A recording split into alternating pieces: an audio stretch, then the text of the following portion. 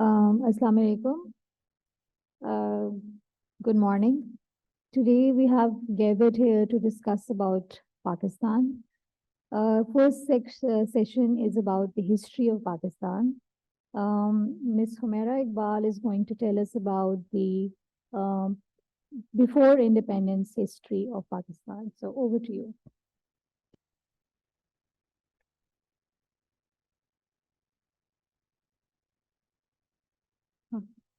Assalamu alaikum, everyone. So I will be briefly touching upon the Pakistan's journey of faith, fear, and ferociousness. As Pakistan celebrates its 76th Independence Day on the 14th of August, it reminds us all about the long struggle that the Muslims of subcontinent took upon themselves to sacrifice their lives and dreams to make one dream possible, which was a free homeland for the Muslims of India. The British declared partition of India into two dominions on 14th Pakistan and 15th India in 1947, which ended the 300 years of colonial rule of Indian subcontinent. Muslims of British India fought for their freedom under the leadership of Muhammad Ali Jinnah, a barrister and a politician who led the freedom movement under the banner of All India Muslim League. The All India Muslim League's inspiration and Muslim nationalism were derived from various Muslim intellectual thoughts, mainly inspired by the writings of 19th century Muslim scholars like Sir Syed Ahmad Khan and Syed Amir Ali. While shedding light on the independence of Pakistan, it is very important to look at the situation and reasons behind its creation. Also, most importantly, why the Muslim generation of that time, being part of India for centuries, realized it was not their desirable homeland. So, the realization behind the decades of ferocious struggle for an independent nation was based on the Muslim nationalism. The All India Muslim League leadership under Sir Muhammad Iqbal, also known as Allama Iqbal, in 1930 first proposed the demand for a separate Muslim state in India, the two nation theory, which declared that Hindus and Muslims are two different nations who could not live together in one country. The concept was popularly received by the Muslims of India. So, on the basis of this given idea, Jinnah's vision of Pakistan as a state and for the kind of society to be established, and furthermore, what he wanted to achieve can be well understood through his speeches. On the 11th of August 1947, when the first Constituent Assembly elected Jinnah as its first president, he clearly stated that you are free. You are free to go to your temples, you are free to go to your mosque, or to any other places of worship in the state of Pakistan. You may belong to any religion or caste or creed. That has nothing to do with the fundamental principle that we are all citizens and equal citizens of one state. Now, I think we should keep that in front of us as our ideal, and you will find that in course of time, Hindus would cease to be Hindus and Muslims would cease to be Muslims, not in religious sense, because that is the personal faith of each individual, but in the political sense as a citizen of the state. The line of faith, British game of divide and rule. The way British governed India under the policy, or rather historical legacy of divide and rule, before they left India, the British made sure to leave India divided and not a united one. Important aspect of this policy was hasty, unplanned map redrawn, the consequences of which are still affecting us today. The lines of demarcation were drawn on the basis of faith. The task of drawing up the partition lines on the basis of Hindu and Muslim population was assigned to barrister Sir Cyrus Redcliffe, who interestingly had come to India for the first time. Furthermore, he was also assigned with critical other factors while drawing new border lines. Although these additional factors have never been officially defined, but they allegedly included economic and communication resources, particularly the irrigation channels and railway linkages. As a result, within months of partition, both India and Pakistan were entangled in a war over Kashmir. So the factors leading to the creation of Pakistan, partition of British India, has been a result of various political, religious, and social factors. Some of the key factors that led to the creation of Pakistan can be pointed out as Pakistan mainly has been an outcome of communal politics. Hindus and Muslims failed to coexist with each other. and it led to partition of India, although the partition never achieved the desired peace. The decision of British government to declare independence in India was highly influenced by the increasing nationalist movements happening at that time around the world and the Indian Muslims' demand for self-determination. Then growing religious tensions had been a very crucial factor between both the communities. An important episode during the freedom struggle that played an impactful part in pushing forward the demand of separate homeland was the Congress rule from 1937 to 1939. The impacts of those 2 year Congress rule, the Government of India Act 1935 for the first time granted Indians autonomy in provinces. Congress in the elections came out dominant as it swept polls and came out victorious in 6 provinces due to having majority population. In the limited time they had, Congress ministries gave preview of what it would be under their rule for Muslims. Congress took unpopular steps to annoy Muslims, and most important ones were the introduction of Vande Mataram as compulsory practice, which is a nationalist Hindu song, the Varda scheme of Gandhi, which forbade religious education.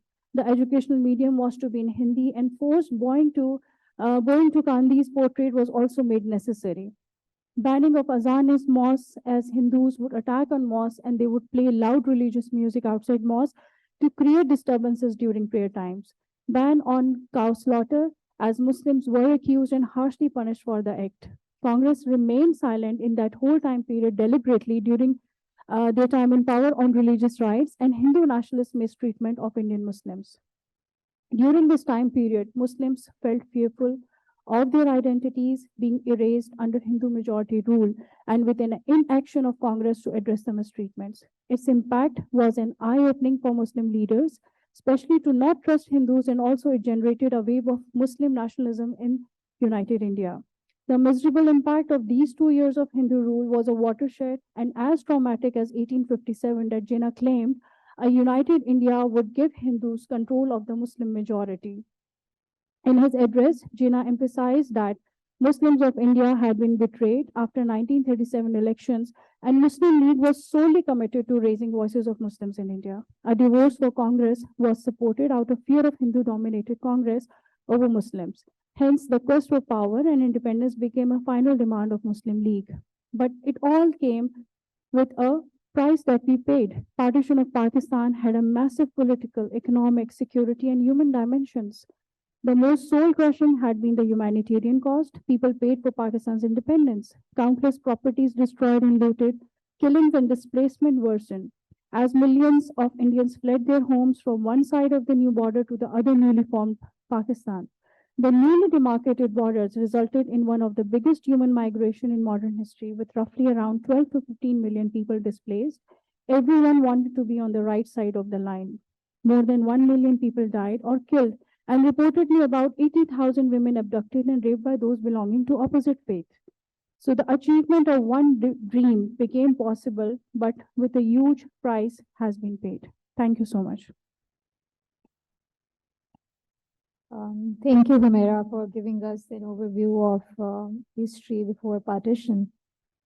I will deliberate upon three aspects of our history after independence that linger on till today. The unabated Kashmir issue, the inability to create unity in diversity, the dominance of military elite in politics of Pakistan. I'll try to bring forth those aspects of our history that are not mentioned in our textbooks, and most of these aspects need further deliberations. First, the Kashmir issue. The partition plan that called for geographical congruity and communal composition was completely negated and politics prevailed. The state of Gurdaspur was supposed to be awarded to Pakistan owing to its geography and communal composition, but it was given to India. Gurdaspur had the key to Jammu and Kashmir. According to Lord Birdwood, a British Army officer, Nehru persuaded Mountbatten to leave Gurdaspur link in the hands of India. The nascent state of Pakistan was unable to protect Kashmir owing to limited military resources. When Pakistan was created, it had a war on Kashmir, a daunting task of administration, financial and defense issues, along with many other challenges. And unfortunately, Quaid-e-Azam was sick and he died on 11 September 1948. He hardly lived for 13 months after creation of Pakistan. He died during the war of Kashmir. After untimely demise of Quaid-e-Azam, Khwaja Nizamuddin, a Bengali Nawab, became Governor General of Pakistan, and Liaquat Ali Khan was also already a prime minister. At this critical juncture, when Pakistan had so many problems, the state of Pakistan suffered first coup attempt. On March 9, 1951, an attempted coup to overthrow the government of Liaquat Ali Khan was foiled by the government. Those who were arrested included 11 army officers and Urdu poet, very famous, Faiz Ahmed Faiz. This Rawalpindi conspiracy is an understudied subject. Reasons of this illegal actions are still unknown. However, there's one historian who talked about it, Ishtiyaq Ahmed. He writes that Major General Akbar Khan, the mastermind of coup, was displeased by Pakistan's acceptance of ceasefire in the Kashmir War of 1948. And he used to criticize the government for that. But what were the real motives? How it was planned needs investigation. Another historian, Hassan Zahir, narrated a very interesting event about Major General Akbar Khan. I'll narrate it to you. He said that on 14th of August 1947, at a reception ceremony of Mountbatten, hosted by Quaid-e-Azam, a group of armed services officers were also invited. At the reception, Akbar Khan said to Quaid-e-Azam, "Sir, we are very pleased at independence and emergence of Pakistan, but our hopes of a new system have not been realized. We still have same colonial structure. We should bring our change in line with the genius of our own people." He continued in the same strain. Qaid gave Akbar Khan a withering look, and he, in his usual style, pointing his finger on him, snubbed him. "Look here, you're a soldier. You don't have any authority to criticize the government. You should focus on your own profession." It is the first incident that illustrates the mindset of this army. It is ironic to note that in India, the constitution was promulgated in 1950. An independent election commission was made in India. But in Pakistan, there was coup.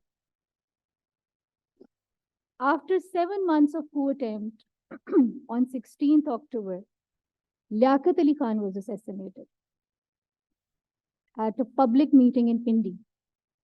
Syed Akbar, an Afghan national, killed Liaquat Ali Khan. He was sitting in the front row. Who gave him that position? And why the police officer ordered the killing of the murderer, and why he was not arrested? All these questions have remained unanswered. Let me also tell you that in the same Liaquat Bagh, Benazir Bhutto was assassinated, and her crime scene was also washed away. Now let's fast forward. From 1951 to 58, we had 7 prime ministers and one constitution of 1956, which was also abrogated in 1958. And when you closely look into details, you come to know that General Ayub Khan, along with Iskandar Mirza, first Governor General and then President, maneuvered right from the beginning for bringing in the governments and toppling down the governments. In 1958, we had our first martial law.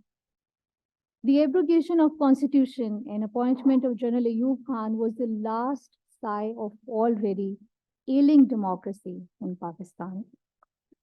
Ayub Khan is also highly talked about in our textbooks. Those who celebrate Ayub Khan's era need to ask themselves, what did he give to the country? Did he establish rule of law? Did he give us a people-centric constitution? Did he work to establish democratic principles? The answer is no. Ayub Khan, after assuming power, introduced a system of basic democracies in 1960s, and then he gave a constitution of 1962, which purely resulted in Ayubocracy rather than democracy. Habib Jalib, a very famous poet, he expressed his displeasure for the constitution and he wrote some verses which are very famous. ऐसे दस्तूर को सुबह बेनूर को मैं नहीं मानता, मैं नहीं जानता. Eventually, Ayub Khan elected himself as the president. Zulfikar Ali Bhutto later called these basic democracies as basic fascism. We also hear this word in recent history also. Till that time, the problem of handling a heterogeneous society was going out of hands.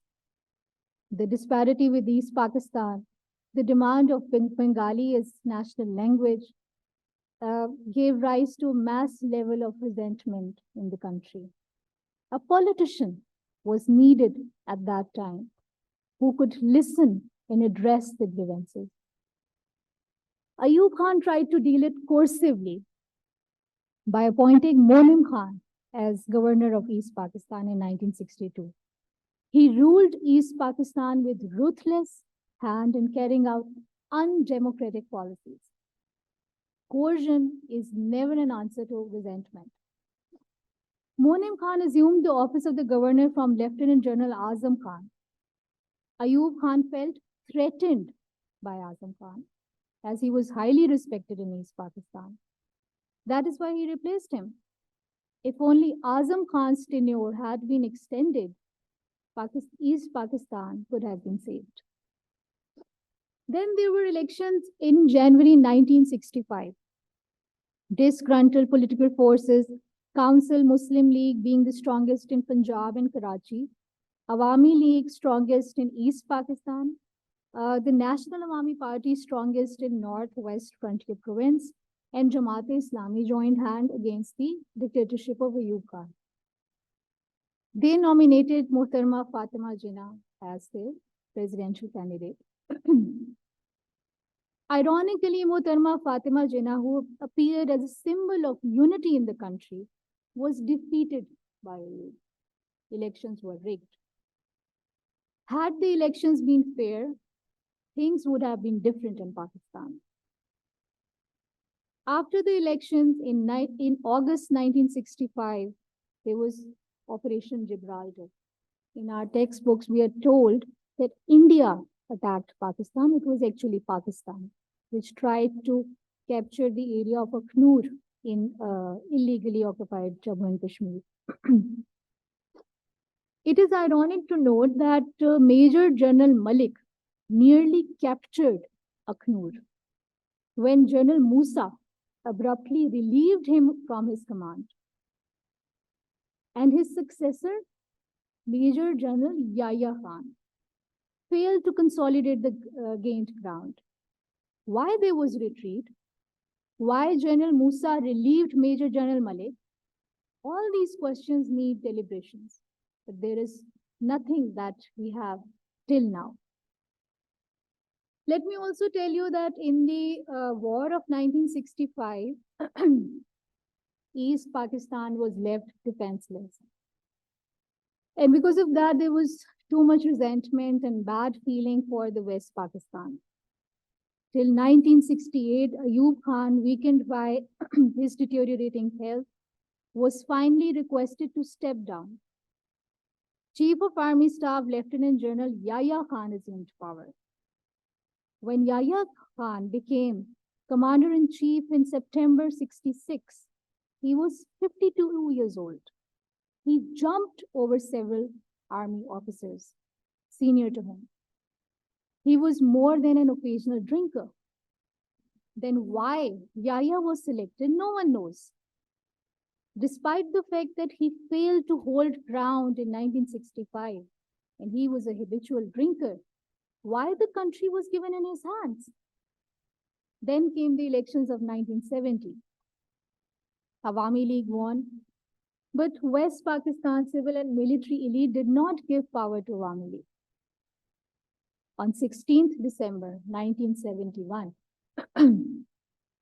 when the ruler of Pakistan, General Muhammad Yahya Khan, was having a party at his Peshawar residence, Pakistan got dismembered. After dismemberment of Pakistan, Yahya Khan turned the government over to Bhutto on December 20th, 1971. Bhutto's government was also toppled down by General Zia. Benazir used to call him bandmaster. He was so docile. But he toppled down the government of Bhutto. Then Benazir rose from the ashes to avenge the hanging of her father. Nawaz Sharif was launched against her. In 1990s, we saw a Tom and Jerry show of democracy. And in 1999, there was again coup. The rest is known. Looks like we're repeating history. Again and again, when we are going to learn from it, no one knows. So I've tried to raise certain questions from our history which need further deliberation. We need to have an introspective approach. And this is end from me, and I'll be happy to take further questions. Thank you. Mr. Rawanwin, Assalamu alaikum and good morning. I'm sorry I was a bit late. I just got held up with some other commitments. Thank you, Humaira and Mariam, for laying out some of the bare facts about Pakistan. You see, I belong to a generation which actually saw a lot of these things happening in my own lifetime. As a young toddler, I saw the glorious era of Pakistan where there was rapid industrialization. PIA was flying the international skies. We had the era of the 5-year plans. And Pakistan was a country where people would come to learn, to get trained. But then things went on the decline post 65 when we went into this war with India. As a 10-year-old, I saw the dismemberment of Pakistan.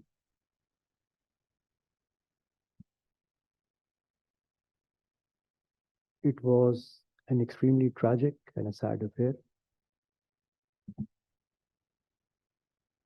And probably the only time at that point in our history where army did not want to go out of the cantonments into the cities because of the element of disgust and shame. You read about the figure of 90,000 plus Pakistani army which surrendered. That's the Indian version.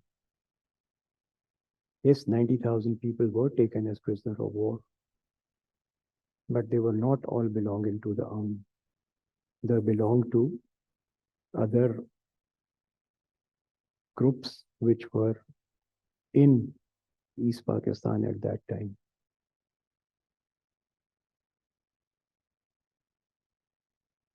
Mariam spoke about the era of Ziaul Haq, the fall and demise or decline of Zulfikar Ali Bhutto.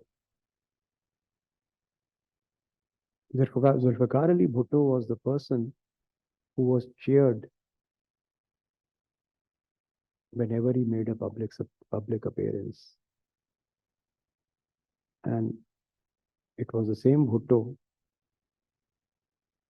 who was called all the bad names you can think of in Pakistan And when the Pakistan National Alliance launched a movement against him, the Pakistan army in Lahore refused to fire on the protesters. I would ask all of you to go on the internet and look at two speeches of Zulfikar Ali Bhutto. One when he was speaking at Lahore, in which he used the word, and I quote from him, "Suar ke bache jahannam mein jaye." That was the term he used for the people of East Pakistan. It's available on the internet, you can see it. He's wearing a black shalwar kameez with his cufflinks and his arms folded up to here. And I still remember his speech, which was probably the last speech which he made as Prime Minister, when he, again I quote, "Main nahi mazboot, ye kursi bahut mazboot hai." So these are etched in my memory. I was working at the Foreign Ministry the day General Musharraf took over. There were lots of trucks with which this Constitution Avenue was blocked by the regime of Nawaz Sharif. But all it took was 6 or 7 vehicles of the 111 Brigade to clear the Constitution Avenue and basically take over the Prime Minister's house. I don't need to go into the recent history of Pakistan. You are well aware of it. But I just wanted to tell you what I saw happen in Pakistan. I have very clear memories. In fact, I was one of the duty officers on the funeral of the then President Ziaul Haq.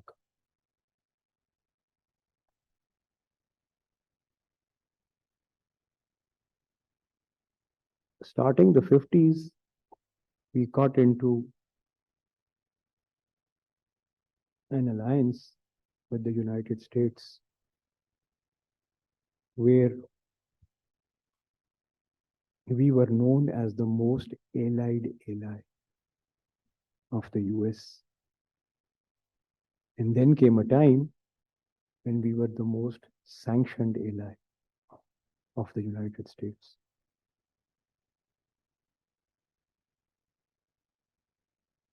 We voluntarily got into the war in Afghanistan after the mighty Soviet Union took over. We paid a price.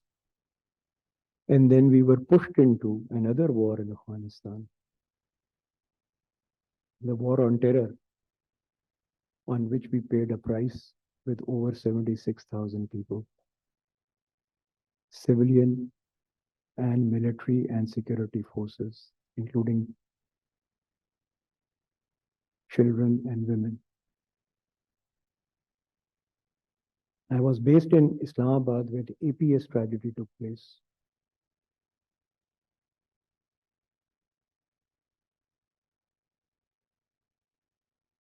And the National Action Plan came out, which for reasons best known, parts of it were implemented, parts of which were never implemented. I have seen with my own eyes, and that happened to me personally in 1985, when a young lady by the name of Bushra Zaidi was run over by a bus in Karachi and Royals insured. And at that time, a young civil services officer, was placed with the army for 3 months. And we went to implement the curfew in Urangi town.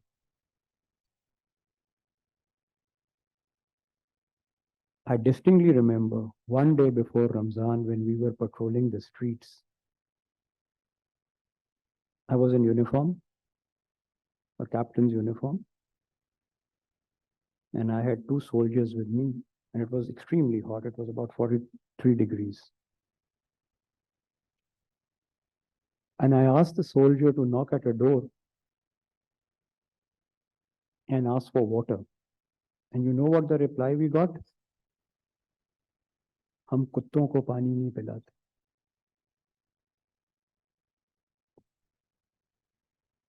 So a country which was made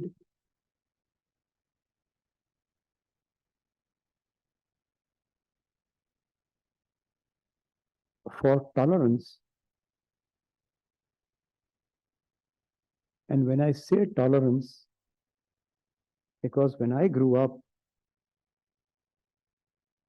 we never did know, obviously from the name, if there was a name like Alexander or Ashley, you could know that the guy is a Christian. But we ate in the same plates.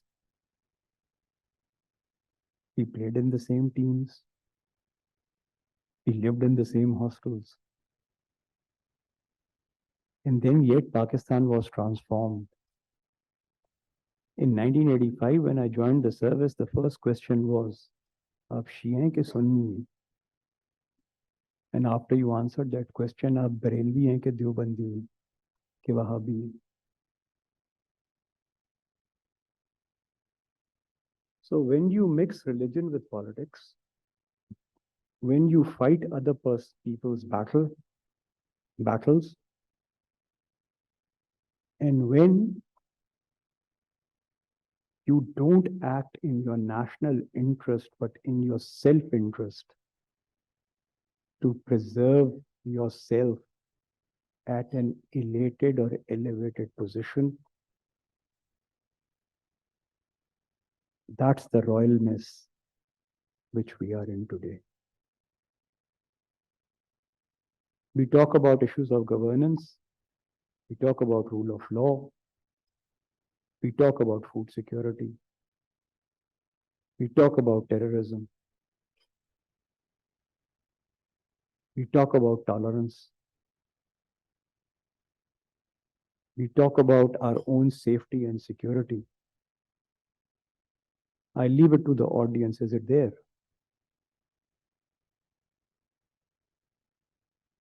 When I was growing up, my house did not have a boundary wall.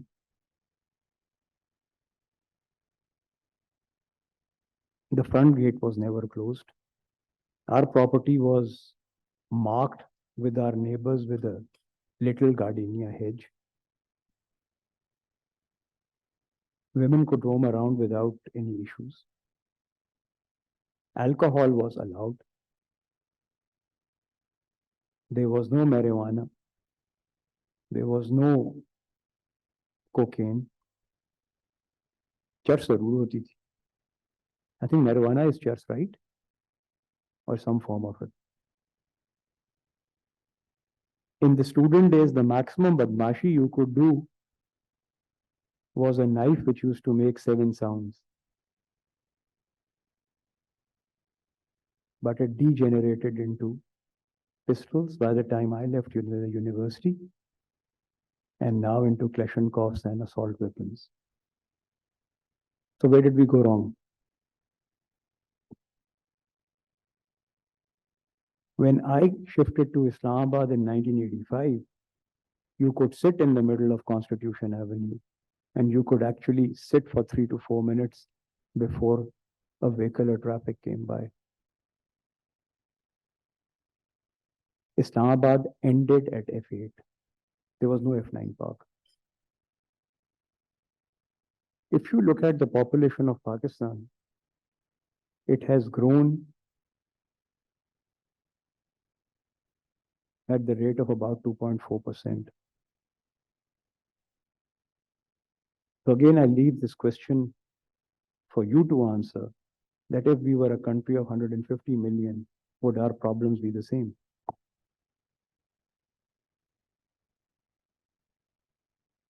But things which have gone out of society are the tolerance and the values. And when I say the values, till the 70s, if you were a person who used to take bribes, you were a social outcast. But today, it doesn't matter how you make your money. As long as you have a house which is palatial and fancy cars, you are respected in this society. There was a time when there was a rule of law. But you can see that in Pakistan today, jiski lathi uski bhens.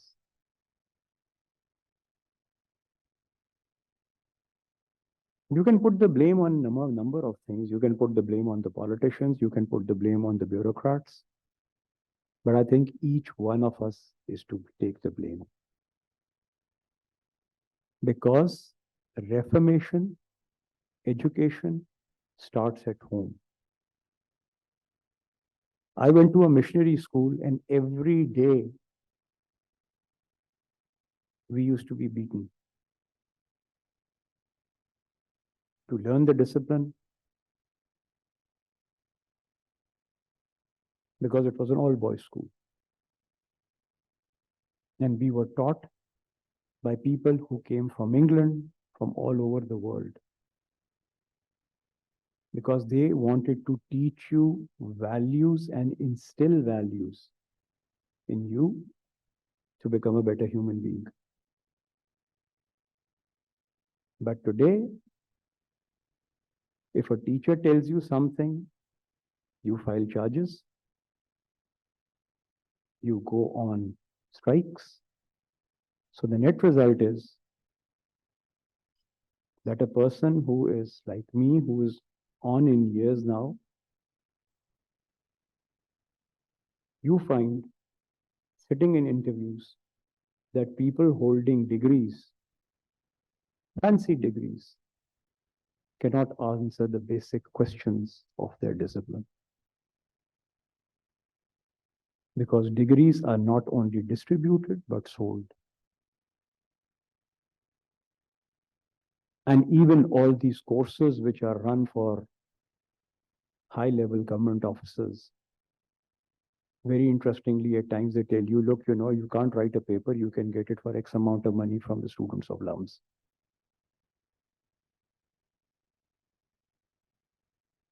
So after putting our country in such a stage where we are, if we then complain that we are not respected internationally, we don't have anybody else to blame. In the 50s and the 60s, you could actually travel to the UK on a Pakistani passport, no visa. Now to get an appointment for a visa, you have to wait for a year.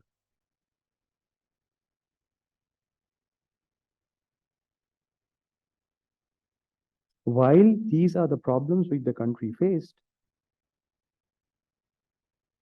we have also progressed. We are a nuclear power. We are a country which has a tremendous potential in terms of its human capital.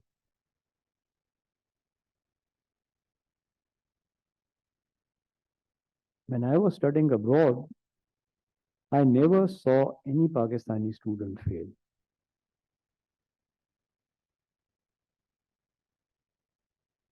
People went abroad, got educated, some came back to Pakistan.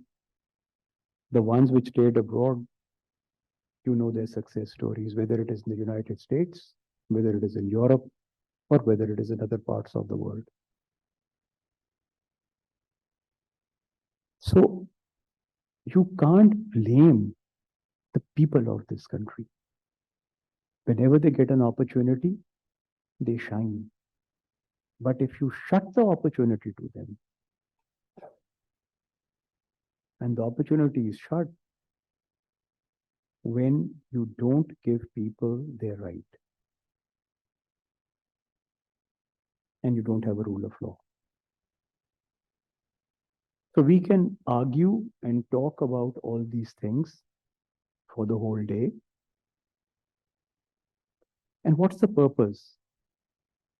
The purpose is not to criticize a regime. The purpose is not to criticize a particular class. The purpose is not to criticize a uniform. Because I think if we can learn one thing, which is called constructive criticism, you learn from your mistakes. And that is what we are here for. We go over in the realm of foreign policy, in the realm of our economics, domestic, climate, and let's see where we went wrong. It's not a blame game. We're not putting the blame on anyone. In a way, we are all to blame. But the basic thing is that let's reflect. And maybe when we reflect, in that we can find some solutions. Thank you very much for your patient listening. Go to you, Mariam. Now we have 6 discussants. There is Wasif, who is going to talk about historical background of Pakistan. Wasif, you are going to talk about 1857 till 1906 for formation of Muslim League. Over to you. From 1857 to 1947, created a history whose example cannot be found in the world. How Muslims changed the map of the world in mere 90 years. Who were the Muslim leaders who played their nuclear role in this immortal story? So Sayyid Ahmad Khan's effort to wake Muslims up, the creation of the Muslim League, accession and decline of Hindu-Muslim unity, Iqbal's unique and precious dream, and Muhammad Ali's journey from Jinnah to Qaid-e-Azam.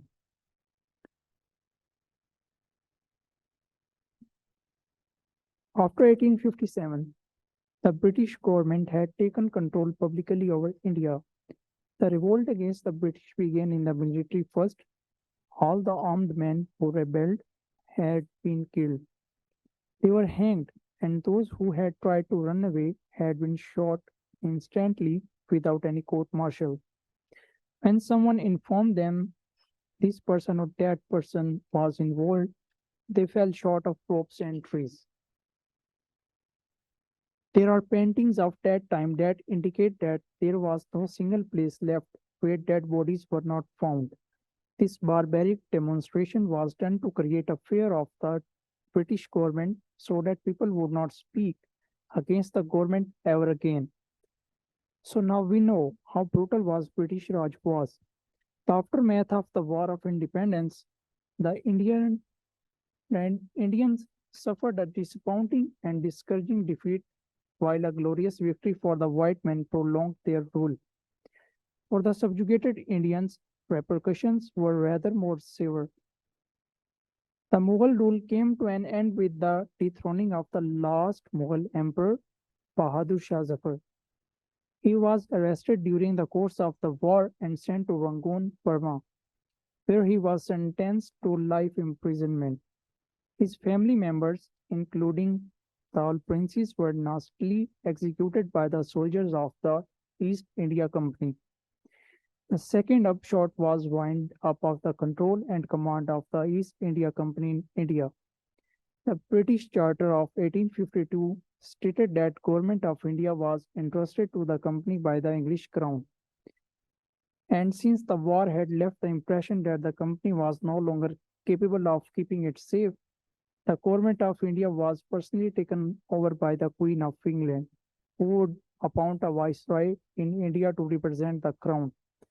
The board of directors and the board of control of company were dissolved and instead a council of 15 members was appointed as Secretary of State for India as its head.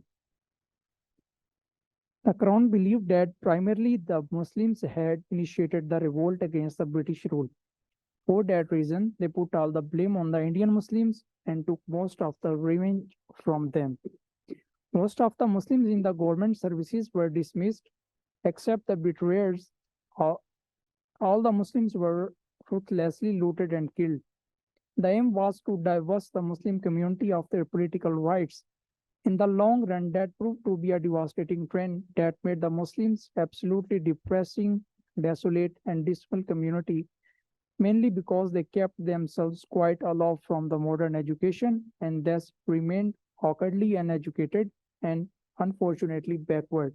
You have 1 minute left. Okay, ma'am. So Sayyid Ahmad Khan felt that he has to do something for his fellow Muslims. If Sir Sayyid Khan had not worked for all that he had done, then there would have been no Pakistan today. A British A.O. Hume founded the Congress in 1885. When he created the party, Sir Sayyid Ahmad Khan told Muslims to not join the party, that Indian National Congress is not trying to solve the problems of all the subcontinent. And then Sir Sayyid Ahmad Khan told Muslims to completely devote themselves toward gaining education instead of participating in politics. He spread the message in every nook and corner of India that Muslims should make educational institutions and gain an education so that they can develop. A layman is always curious that all Indian Congress had been established in 85, but then why did Sir Sayyid stop Muslims for participating in politics? Sir Sayyid didn't want Muslims to come into politics because he wanted them to learn the rule of game. Thank you. Thank you, Wasif. Now I will invite this team to talk about the era of 1906 to 1940, the Lahore Resolution. Over to you.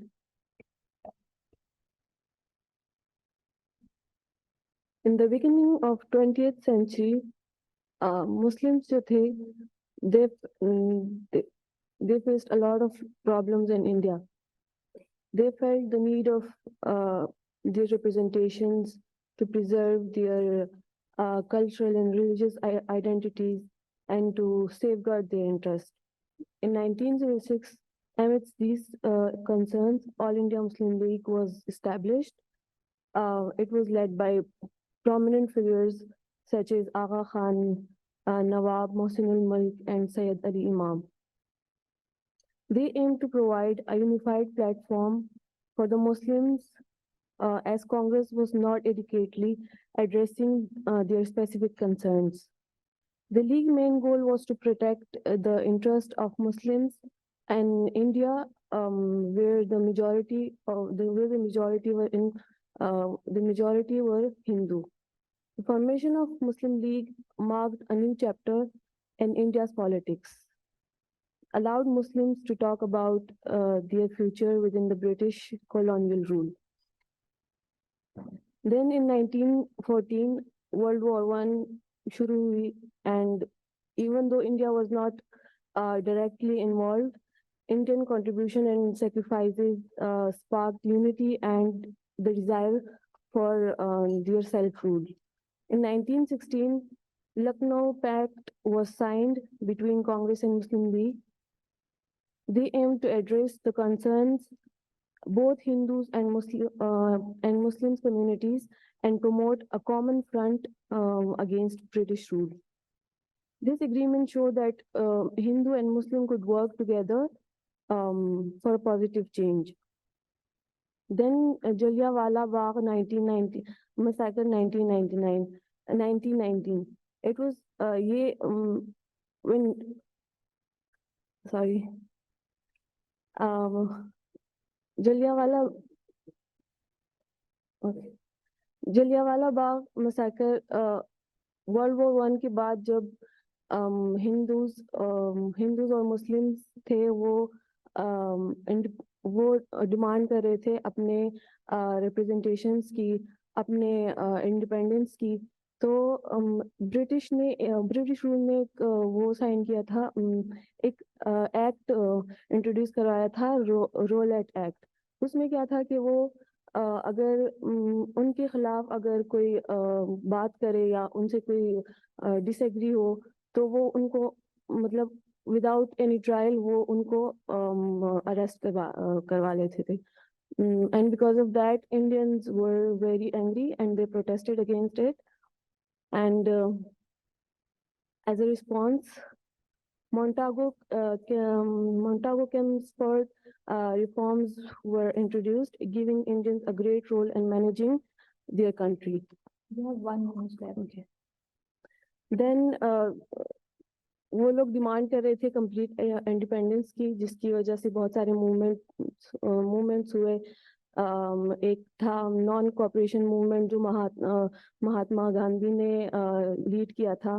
दूसरा था Lahore session और तीसरा था salt march and disobedience movement in 1935। ये सारे movements हुए थे complete independence के हवाले से। देन 1940 में लाहौर रिजोल्यूशन हुआ था जो जवेरिया डिस्कस करेगी। This period of 1906 to 1940, this was the period of struggle, unity and resilience. Reflecting on these events, we honor sacrifices and sacrifices made and collaboration formed. Their journey paved the way for India's emergence as an independent nation, a story of remarkable courage and vision. Thank you. Bismillahirrahmanirrahim. Assalamu alaikum everyone. This is Javedia from International Islamic University. I am affiliated with the program Internal Affairs of India at IRS as an intern. The topic which I am going to present or I am going to discuss is pre-partition history from 1940 to 1947. I will be discussing some main events in that era. The first event in that era was Lahore Resolution, or we can say Pakistan Resolution. It was presented on 23rd March and was passed on 23rd March. For the first time, Pakistan was demanded formally on that day. Basic points were the demand for the creation of independent states for Muslims, protection of Muslim rights, political autonomy for Muslims, unity and cooperation for Muslims in pursuing their political goals, and pursuit of all the objectives through peaceful and constitutional methods. The next event which occurred was World War II, which is very prominent as we all know. It occurred from 1939 to 1945. World War II diverted resources, attention, and priorities of British government away from British India and created a window of opportunity for political movements to gain momentum. Muslim League's demand for a separate state for Muslims gained prominence in that era. The next event is Cripps Mission, which occurred in 1942. It was presented by Sir Stafford Cripps. He was a senior minister in British government at that time. The primary objective of this mission was to secure Indian support for the war effort by offering a plan for post-war constitutional arrangements. This mission failed because it did not talk about full independence.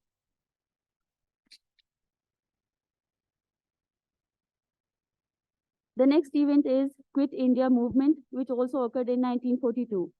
The Quit India movement started by the Indian National Congress, but it was a positive point for Muslim League, called for an end to British rule. While the movement was largely non-violent, it led to significant political upheaval and increased support for the demand for a separate Muslim state. The next event is Direct Action Day, which was in 1946 on 16 August. Muslim League called for a Direct Action Day to press for its demand for Pakistan. The day saw communal violence in Calcutta and other parts of India as well, leading to further tensions between religious communities. The next event is general elections in 1946. The general elections of 1946 saw the Muslim League winning a significant number of seats reserved for Muslims, strengthening its position as the representative of Muslim interests.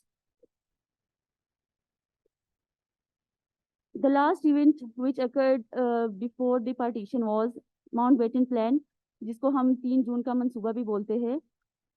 It occurred in 1947 on 3 June. It was presented by Lord Louis Mountbatten.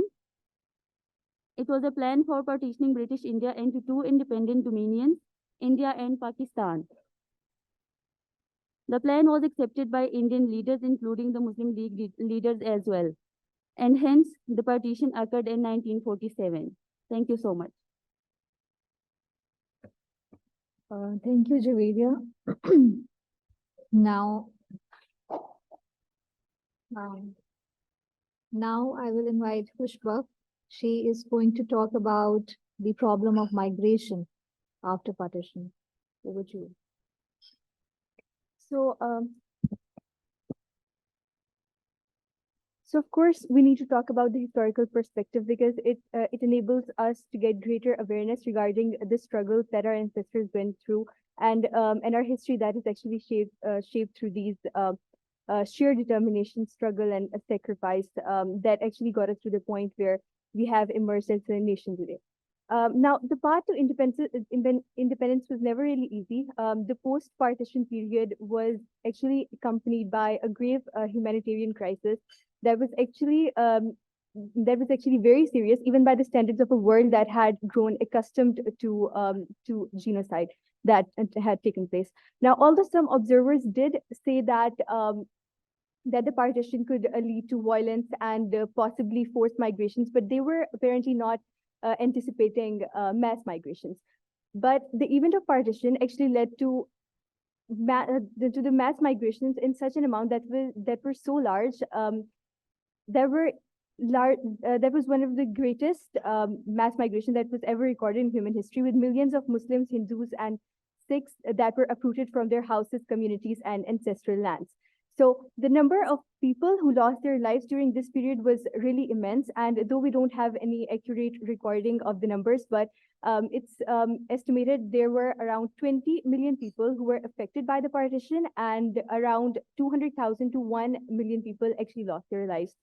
And this often goes underemphasized, but the killings and tortures during these migrations make them one of the worst in South Asian history.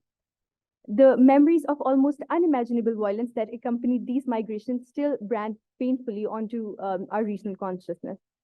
Now, there was this consensus according to 1931 and 1951 population census data.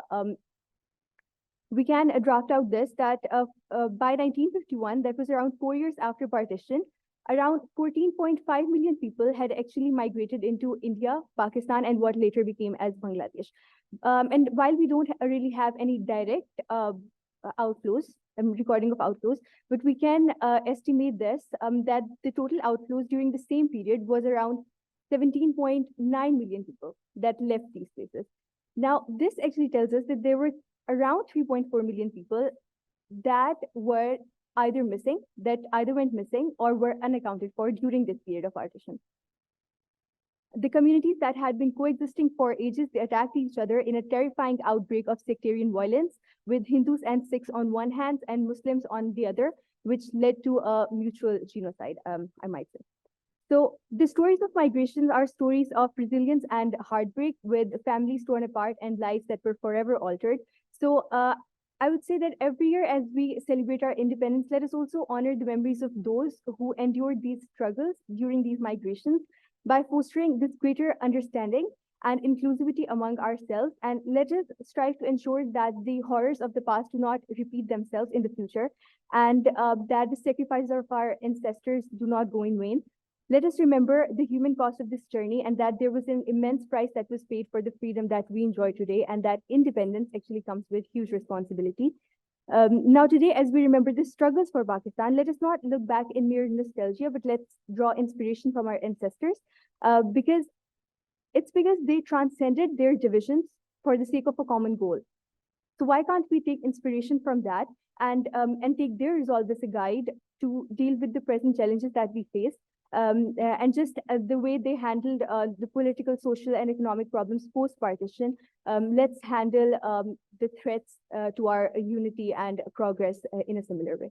Thank you.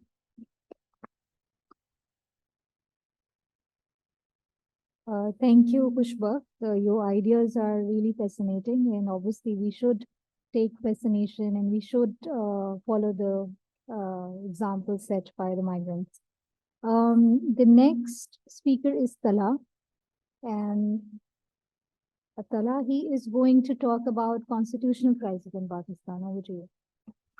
Assalamu alaikum. I'm Talha Afzal from National Defense University. So the topic I'm going to talk about is the constitutional crisis which occurred in Pakistan soon after its independence. As Mariam already mentioned that Pakistan saw the death of its founding father soon after its independence in 1948, and with it we lost the charismatic leadership of Quaid-e-Azam, which led to the very fabric of the Muslim League. It was being torn apart due to the very much जैसे हम उर्दू में कहते हैं इख्तलाफात थे बहुत ज़्यादा, and the very the gaps were starting to deepening. So these gaps were based on very important issues like the issues of language, the consensus between the eastern and the western parts of the country, the whether to go for the Westminster's parliamentary democracy or the presidential form of government, and the confusion on the relation between the Islam and the state, whether to keep the religious state or go for a more secular one. So all these problems led to Pakistan not having not a constitution for 9 long years. And for during the first 11 years after the independence, Pakistan had 7 prime ministers, 2 governor generals, and 2 presidents changed. And after 9 years, we had our first constitution, which was based on the Westminster's the parliamentary democratic model. But although it solved a lot of problems like the language, etc., both Bengali and Urdu were declared as the national languages, but still there were a lot of problems. And one of the biggest and the most notorious problems out of all these problems was one clause in that article, it's called the 58(2)(b), which gave the president ultimate power to appoint and throw away any kind of government, any prime minister at any given time. So the president Sikandar Mirza used his power to, appoint and fire the prime ministers whenever he wanted, until the Constitution of 1956 failed totally, and we went into the first martial law of the country in 1958. In 1962, another experiment was done, and this time we radically shifted away from the Westminster's parliamentary democracy to the more presidential form of government. This time, this experiment kept on going for 8-9 years until it ended disastrously into the tragic incident of 1971. And in 1973, we adopted yet another constitution, which was a near carbon copy of 1956 constitution. But with this time, this constitution did not have that 58(2)(b), which meant that the presidents did not have the power to appoint or fire the prime ministers. It went on for a few years until the government of Zulfikar Ali Bhutto, which opted this constitution for the first time, was thrown away, and Pakistan went into another martial law of 1977 or 79. I don't remember the date exactly, which was led by General Ziaul Haq. Now as we say in Urdu, आंख मचोली जो पाकिस्तान की जो constitutional amendments की जो आंख मचोली है, वो सारी की सारी इस एक अमेंडमेंट के इस एक 58(2)(b) के आसपास वहां से आगे घूमती है. In 1985, the 8th amendment was done in the constitution, in which once again the 58(2)(b) was restored, which gave the president power to appoint and throw away the prime ministers once again. And we saw one technocrat and 3 democratically elected governments between 1985 and 1997 being changed by the president. The 4 prime ministers, the Junejo, the Benazir, and the Nawaz Sharif, being fired by the their own presidents. In 1997, the Nawaz Sharif won the election and came to power with 2/3 majority, and then he used that majority to abrogate this 58(2)(b) once again in the 13th Amendment in Constitution. But it did not last long, as we saw yet another of the military coups in Pakistan. And in 2003, General Musharraf once again did 17th Amendment into Constitution, and the 58(2)(b) was once again restored, ironically. So the president once again now had the powers to play with the governments. So The era of General Pervez Musharraf ended in 2008. The elections were held, and the People's Party came into power. And after coming into power, the Pakistan People's Party did one of the biggest amendments in the constitution in the history of Pakistan so far. This is called the 18th Amendment. And one of the amendments, important amendments in this 18th Amendment was the abrogation of 58(2)(b once again. It was once again thrown out of sure.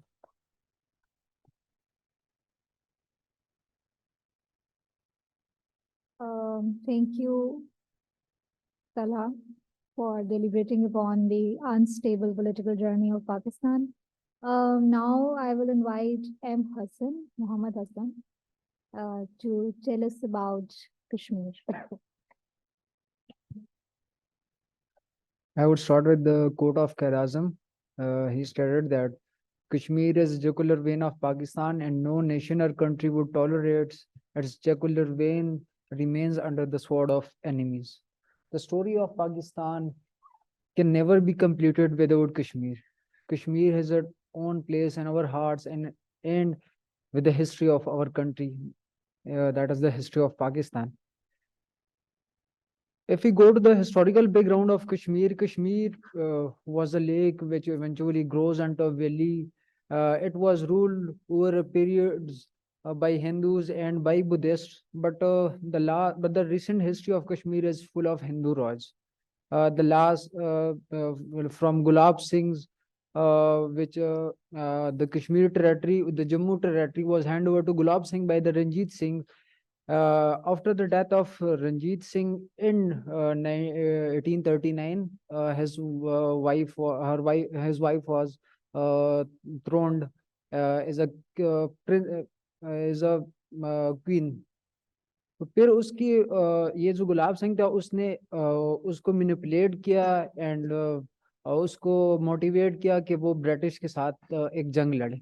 तो British के साथ जब उन्होंने जंग लड़ा, वो उस britisher से वो जंग हार गए, और उसके बदले the cost of war was that they hand over the place the land from Sutlej river to Indus river, जिसमें से फिर जो गुलाब सिंह ने उसका साथ नहीं दिया. उसने साथ दिया ब्रिटिशर का, and the Britisher gifted them the land from Ravi to Chenab which is called Kashmir. तो इस तरह उसकी कश्मीर पे जो 84 माइल स्क्वायर की अराउंड ज़मीन है उस पर उसकी हुकूमत आई. तो पॉलिटिकल अवेकनेस ऑफ कश्मीर, कश्मीर में पॉलिटिकल अवेयरनेस का भाई वो कश्मीर में 1932 के बाद आई. 1932 में कश्मीर में दो मुसलमान लीडर्स सामने आए, जिसमें एक था हमारे पास गुलाम अब्बास और दूसरा था हमारे पास था शेख अब्दुल्ला. क़ायद आज़म ने जब कश्मीर को विजिट किया, उन्होंने 1932 में कलेक्टिवली एक कॉन्फ्रेंस बनाई जिसे उन्होंने नाम दिया Muslim conference, and then it was converted into the national conference. Quaid Azam ने जब कश्मीर को विजिट किया तो उन्होंने उनको वार्न किया कि stay united with each other and don't get into the trap of Nehru is he was Kashmiri to.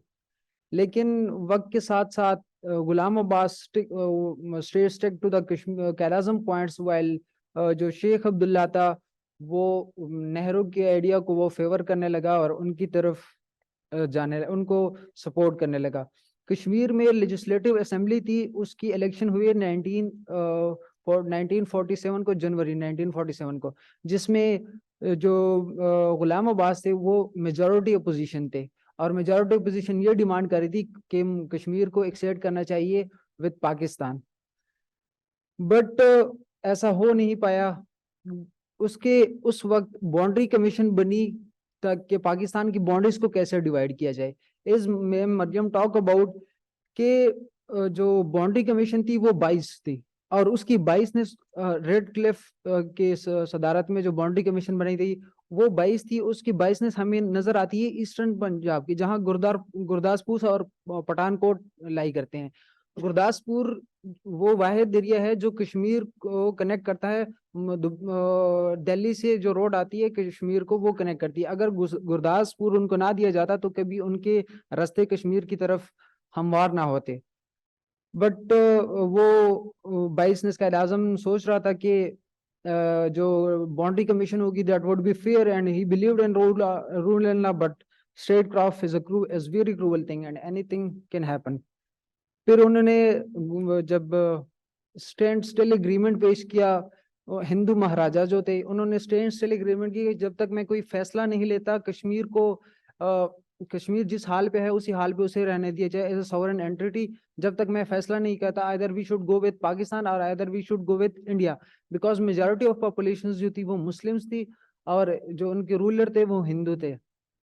तो रूलर चाह रहा था कि वो इंडिया के साथ चला जाए but it was not possible due to because of the majority of population. तो उन्होंने स्टैंड स्टिल एग्रीमेंट पेश किया और स्टैंड स्टिल एग्रीमेंट में स्टिल एग्रीमेंट पे पाकिस्तान ने 15 अगस्त को साइन किया और इंडिया ने उसको इनकार कर दिया। और इसकी वजह से फिर क्लेशेस पैदा हो शुरू हो गए और उस क्लेशेस की वजह से पाकिस्तानी कबाइल को इंटरफेयर करना पड़ा कि वो उसमें फिर जंग जुड़ी और that was. Thank you, Hassan. Thank you for telling us the history of Kashmir.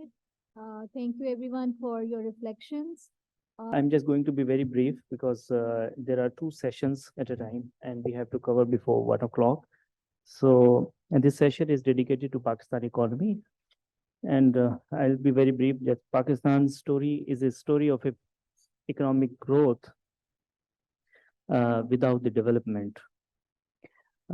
In the first decade after the independence, 1947 to 58, the economy of Pakistan grew on average 3.1%. During 1960s, the growth rate more than doubled to reach the 6.5%.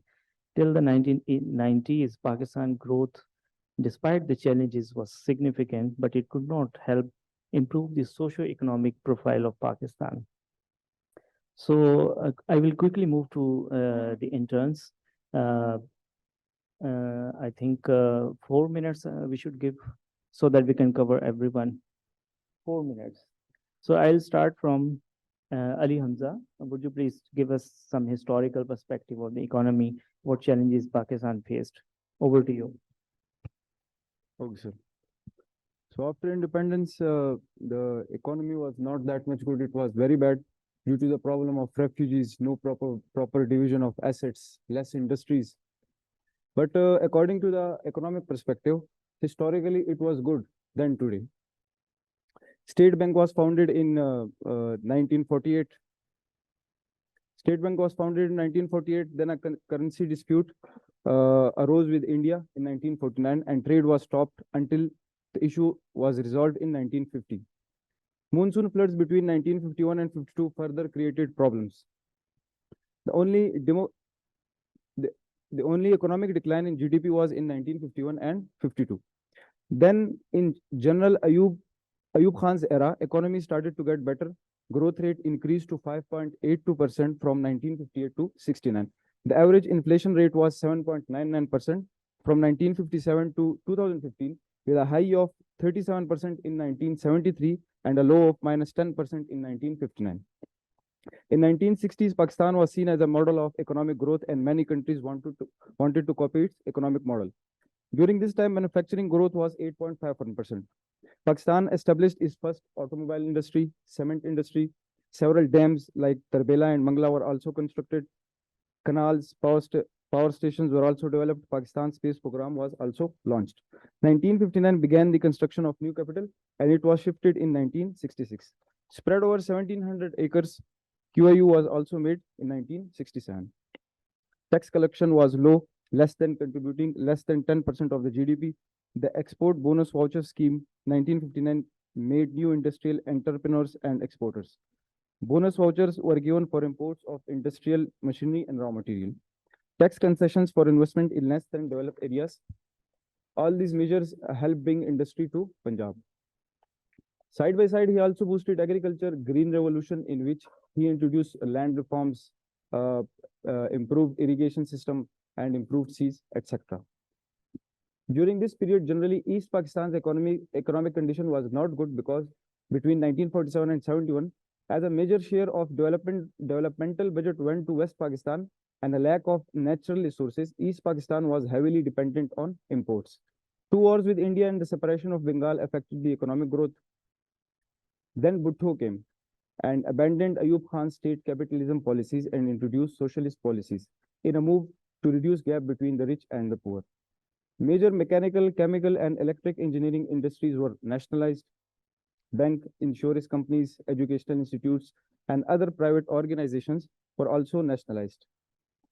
Most nationalized units were in loss because the decisions were not market-based, and economic growth slowed in the wake of nationalization, falling from 6.8% to 4.8% in the 1970s.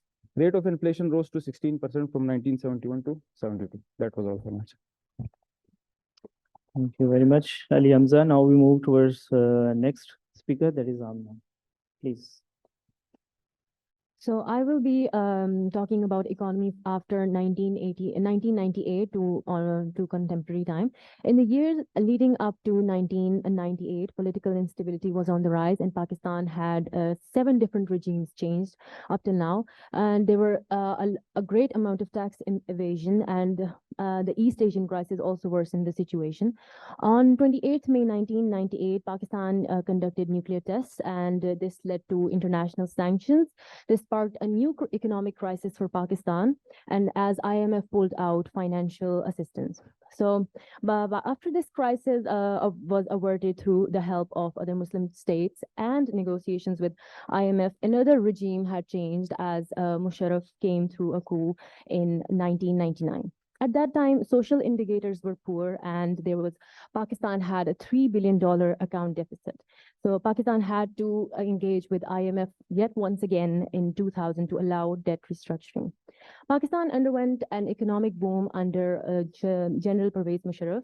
GDP growth rate averaged around 6.3 annually, and per capita income increase. And there was Pakistan had a really good economy under him. A historic high 23% of investment to GDP ratio was also recorded. The economy grew while the country was seen strategically important by the US after the events of 9/11. There is a notion that the economic boom was the result of foreign aid that came as a result of supporting war and terror, which is true despite the deserved criticism.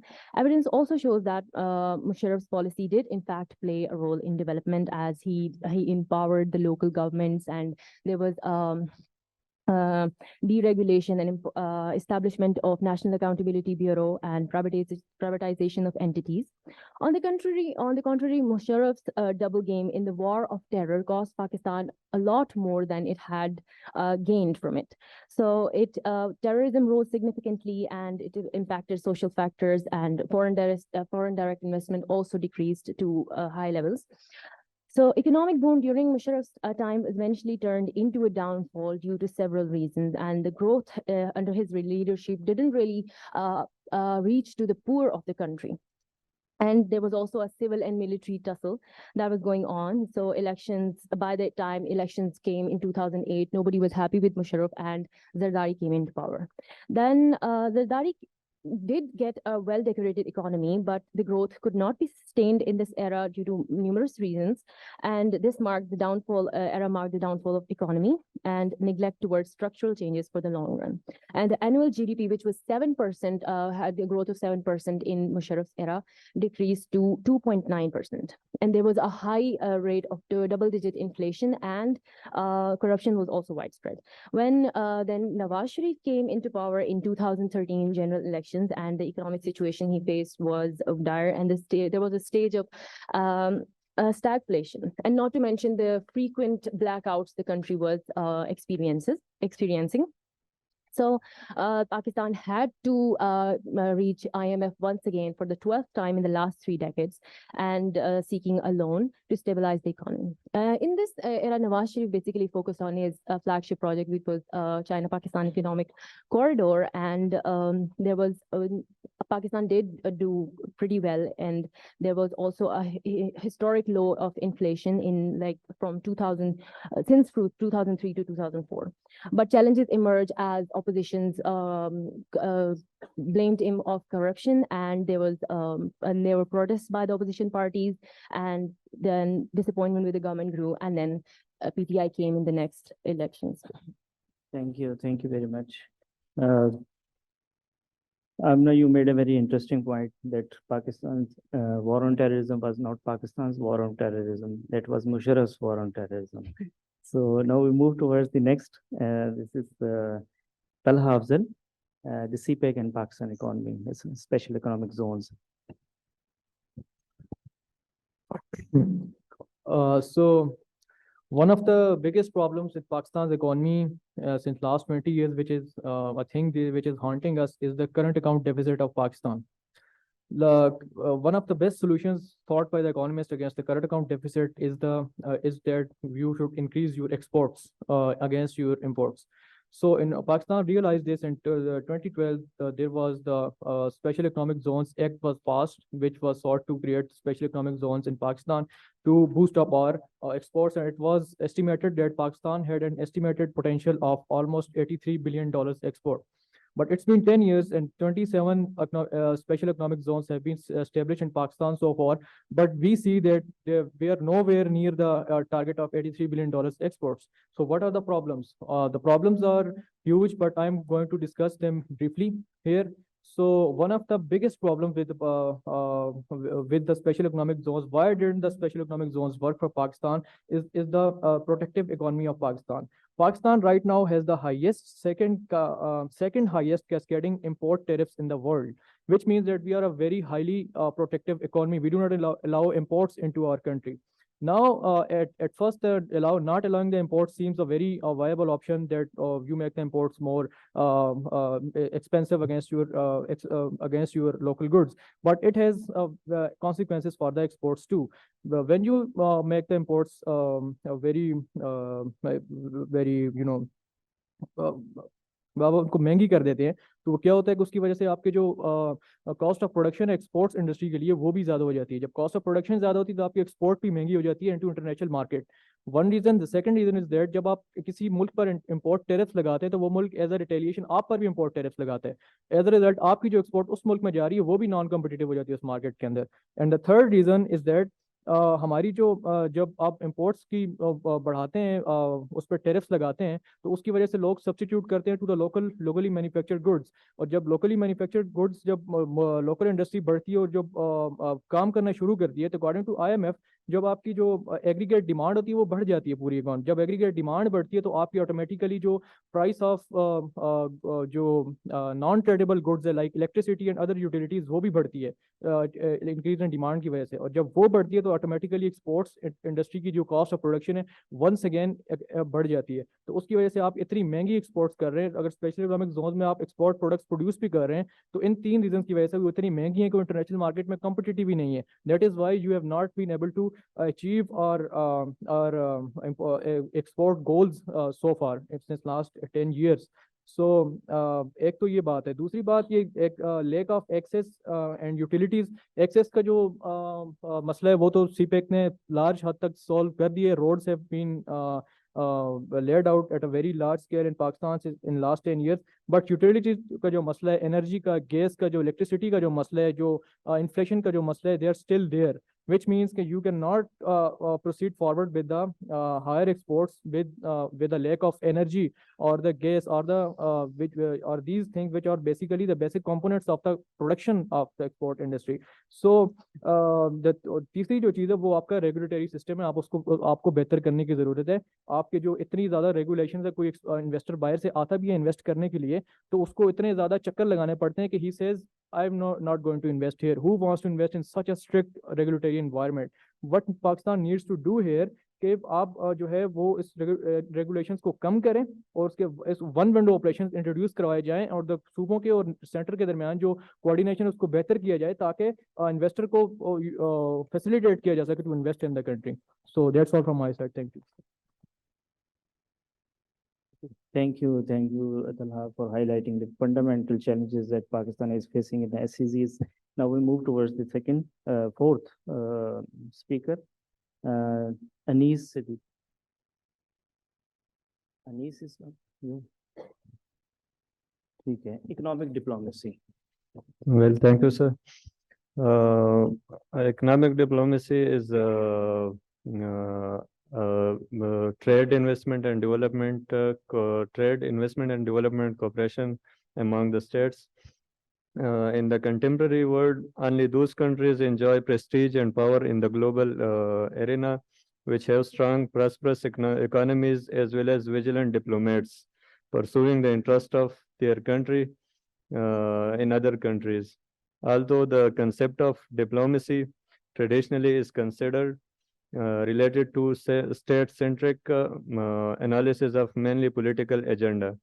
A new domain of diplomacy, economic diplomacy, has started gaining ground in recent years. It is field hitherto unknown or more rightly unexplored in Pakistan. As they say, beggars can't be choosers. The countries with fragile economy cannot pursue independent foreign policy. The emergence of economic diplomacy is a key component of today's foreign policy. The need for Pakistan to focus on and promote economic diplomacy for bilateral relations and economic growth. I will quote Dr. Muid Yusuf, Special Advisor to Prime Minister, the ex-Prime Minister Imran Khan on security, national security. He said that we should shift our focus from military bases to economic basis, that we will in future we should not provide military bases to the other countries. Instead, we will provide economic basis for them to invest in our countries and to boost in our economy. He further said that economic security, connectivity, regional peace and developmental partnerships are basis for Pakistan economy.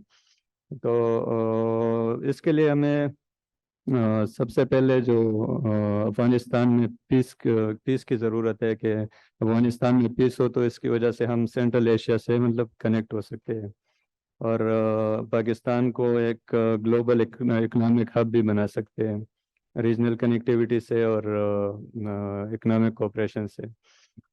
Pakistan हमेशा से मतलब जब हम इसका historical वो background देखें तो cold war में अलायंसेस की वजह से यूएस अलायंस की वजह से ना बहुत सारे चीज़ों में पाकिस्तान इकोनॉमी के लिहाज से ना पीछे रह गया है। तो अब पाकिस्तान को चाहिए कि वो चाहे चाइना की तरफ अपनी फॉरेन पॉलिसी हो या यूएस की तरफ हो, इतनी मतलब एक न्यूट्रल पॉलिसी होनी चाहिए, बल्कि पूरी वर्ल्ड की तरफ उनकी फॉरेन पॉलिसी न्यूट्रल होनी चाहिए और इकोनॉमिक डिप्लोमेसी पे काम करना चाहिए। तो उसके लिए जो रिकमेंडेशंस हैं मैं सिर्फ उस पे आऊँगा। जिस तरह इमरान खान मलेशिया में एक समिट हो रहा था, उसको अटेंड करने के लिए नहीं गया सऊदी अरेबिया के कहने पर, और फिर रशिया गया तो उसके जो कॉन्सिक्वेंसेस थे वो हमने देखे। लेकिन इसके लिए हमें चाहिए कि हम एक specialised training for diplomats in economic diplomacy वो करें और डिप्लोमेट्स को हम ट्रेन करें कि वो जाके दूसरे कंट्री में ना पाकिस्तान के इकोनॉमिक डिप्लोमेसी को स्ट्रेंथन करें और पाकिस्तान के इकोनॉमिक इंटरेस्ट को परसू करें।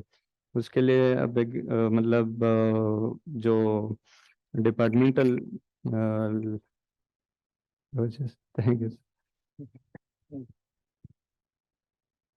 Thank you very much. This is Farah Sadia Salimi. My fellow discussants have discussed and talked about the economic evolution over the history, and they'll be talking about the current economic challenges too. I would like to add some points regarding the root causes of these economic challenges that Pakistan is facing. Even though Pakistan's economic crisis is in 2022 and 2023 is a recurring factor in the country's political unrest, it has a history of ignoring the nation's true issues, which include poor governance, broken judicial system, outdated laws, complicated tax system, lack of transparency, ineffective bureaucracy, improper use of our human, natural, and water resources. There is lack of efficient local government and the consistent flaws in the policies in the execution by the government departments. Since there has been serious governance and economic issues for years, the cost of goods, food, petrol, and other necessities has increased and inflation has reached at its highest, which is not bearable for the common man. And we are indeed witnessing the worst condition these days. The thing is, our political leadership is well aware of these conditions and they know how to solve all this, but they are not willing to resolve these issues because they don't want to make compromises over their personal interests. Thank you. Thank you. Now we move toward, would you like to? आप हैं speaker इसमें? नहीं. Now we move toward the last speaker. Ayat, would you please apprise us about the contemporary challenges and the way forward? Yes, so I'll be speaking about the contemporary issues. Pakistan is experiencing a severe economic crisis, which started early last year due to its inability to meet its external debt obligations. In February 2023, foreign exchange reserves held by the State Bank of Pakistan dipped to 2.9 billion from a peak of 20.1 billion in August 2021. Rising import bills and stagnant exports led to fast depletion of foreign exchange reserves, which put additional pressure on the currency that dramatically devalued by 80% from August 2021. There are several factors responsible for the recent balance of payment crisis. Firstly, the Russian-Ukraine war has increased global oil and food commodity prices. Pakistan, a net importer of oil and food items, has to spend an extra amount to buy these commodities. Secondly, the world economy, particularly the US and Europe, slowed down in 2022, impacting Pakistan's exports to those countries. Thirdly, the policies adopted by the former finance minister Ishaq Dar had disastrous economic impacts. His strategy to manage the USD to rupee exchange resulted in 3 different exchange rates, discouraging inward remittances through official channels, which further pressured Pakistan's foreign exchange reserves. To reduce the import bill, he placed a blanket ban on imports. Since Pakistan's industry is dependent on many imported raw items, the import ban severely disrupted industrial activities in Pakistan, which caused widespread unemployment and decreased poverty in Pakistan. The delay in signing the IMF bailout program also stopped the inflow of other loans to Pakistan. All these factors have pushed Pakistan to the brink of default until the signing of the IMF agreement in June 2023. Pakistan's economy has encountered many boom and bust phases in the past. The country faced a balance of payment crisis whenever the economy grew above 4% due to structural problems. Some of them I will list below. The first is the low tax to GDP ratio. It has one of the lowest tax to GDP ratios in the world that hovers around 9 to 11%. This is due to the imbalance and skewed taxing system. Pakistan has failed to bring in agriculture and service sectors under the tax net. Therefore, despite their significant contribution to the GDP, the amount of tax collected from these sectors is negligible. Second is high debt. Since Pakistan was unable to generate its own resources, therefore, in order to meet its expenditure, successive governments have resorted to heavy borrowing from domestic and foreign sources. Thirdly, loss-making state-owned enterprises. According to the World Bank report, Pakistan's state-owned enterprises are the worst performing in Asia. In 2018, it was forecasted that the SOEs have caused a loss of nearly 690 billion rupees. The amount is expected to increase manifold, but serious efforts have yet to be made either to restructure these entities or to privatize them. These SOEs are a heavy burden on Pakistan's economy. Fourth, the lack of industrialization. Pakistan faces a severe challenge of increasing its exports, which have decreased by 12.71% year on year to $27.5 billion in 2023 from $31.78 billion in the preceding fiscal year. According to a news article, Pakistan has fallen behind its South Asian neighbors regarding manufacturing value added per capita.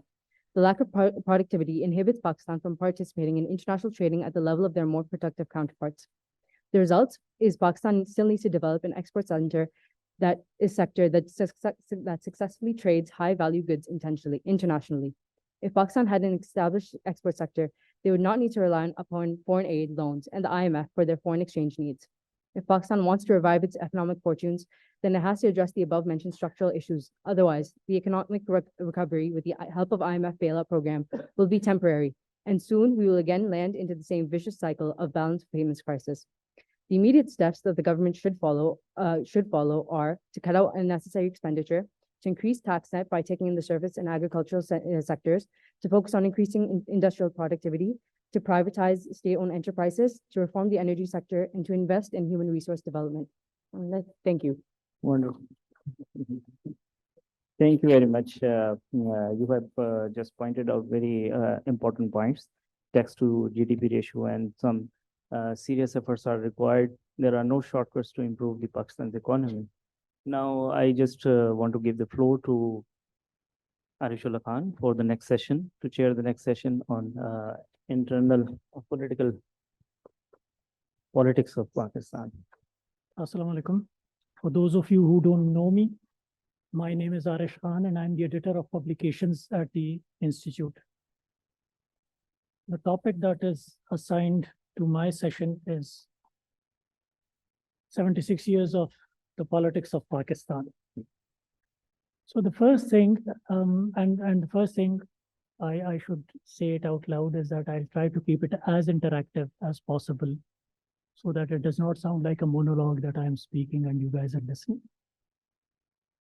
So when we talk about politics, I've seen that there is confusion about what it means.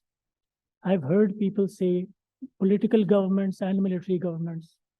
I've heard people say when there is an India-Pakistan cricket match that keep politics and sports separate from each other. These are both misleading assertions.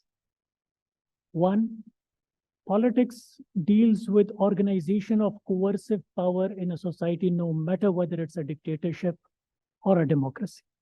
So जब हम कहते हैं सियासी हुकूमतें और फौजी हुकूमतें, तो हमारा असल में मतलब होता है जमहूरी हुकूमतें और फौजी हुकूमतें, क्योंकि फौजी हुकूमत भी एक सियासी हुकूमत. Politics deals with the use and organization of coercive power in the society. And when we say that we should keep politics and sports separate from each other in an India-Pakistan cricket match, so how can we keep it separate when both nations are playing under the national flags? If we were to keep the politics separate, then there would be clubs playing against each other like an IPL and PSL. So those are the first two things that I thought I should clarify at the outset. Now, Pakistan's political system and how it has evolved over the years, I thought I should talk about it. And instead of laying out a chronology of events of what has happened from 1947 up until now, I thought I would talk about three basic components of how politics has evolved in Pakistan over the years. The first element that has defined the politics of this country is the name of the country itself. Kya naam hai Pakistan? Islamic Jamhuriya Pakistan. It is an Islamic republic.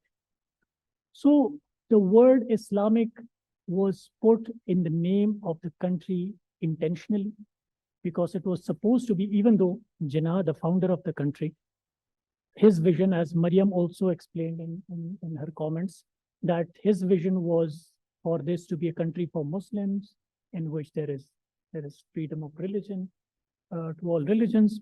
But once the word Islamic was inserted into the name of the country, the role of clergy in politics and the role of Islamists in politics came in with it by default. It was something that the country could not avoid. 1949 Objectives Resolution के अगर आप पहले दो points देख लें, that makes it abundantly obvious. Then all three constitutions, we had three constitutions in 76 years, that is another, tragedy. But in all three constitutions of 1956, 62, and 62 is significant in the sense that Ayub Khan did try to take out Islamic from the name of the country. He could not succeed. He even tried to jail Islamist leaders like Maulana Maududi. He did jail him earlier in his tenure. But when the war broke out with India in 1965, he had to rely on him to give sermons on the radio to, extol people on jihad. So the word Islamic in the name of the country presupposed or predetermined the role of Islamists and the role of clergy in the political affairs of the country. But Ziaul Haq's time put all this process on steroids. Like, it was the jihad was going on in Afghanistan, and, all his personal inclination was also about Islam, and he promulgated many Islamic laws, and his term is therefore also characterized by Islamization process in the country, which in effect was Deobandization, because all of the laws and that he promulgated were against the Shia fiqh, and some of them, were contradictory with the Barelvi, the school of thought as well. And I would dare to say that all this process of Islamization and the role of Islam in the politics of the country has even led to outcomes beyond our borders. What you see in Afghanistan in 2021, 2023, like 2 years. This is a product of what has been happening in Pakistan over the years, especially when this process got on steroids in the 1980s. So this is a culmination of it beyond our borders. So this was the first element of the politics of the country that I wanted to highlight, that the name is Islamic Republic. So हम मुतालिया पाकिस्तान की किताब में अक्सर पढ़ा करते थे कि पाकिस्तान का निज़ाम, शायद आप लोग पढ़ते हैं ना, अभी भी मुतालिया पाकिस्तान है ना, वफाकी और पार्लिमानी तर्ज का है। वफाकी की तरफ मैं बाद में आऊंगा। पार्लिमानी का क्या मतलब है? What does parliamentary system mean? In a nutshell, what does it? I'll tell you. That all the ministers, including the Prime Minister, are members of the Parliament. This is, in a nutshell, what it means, parliamentary system. But we've had a lot of, back and forth with this system, parliamentary system as well, And some light has been shed on this fact in the previous sessions as well, that when Pakistan was created,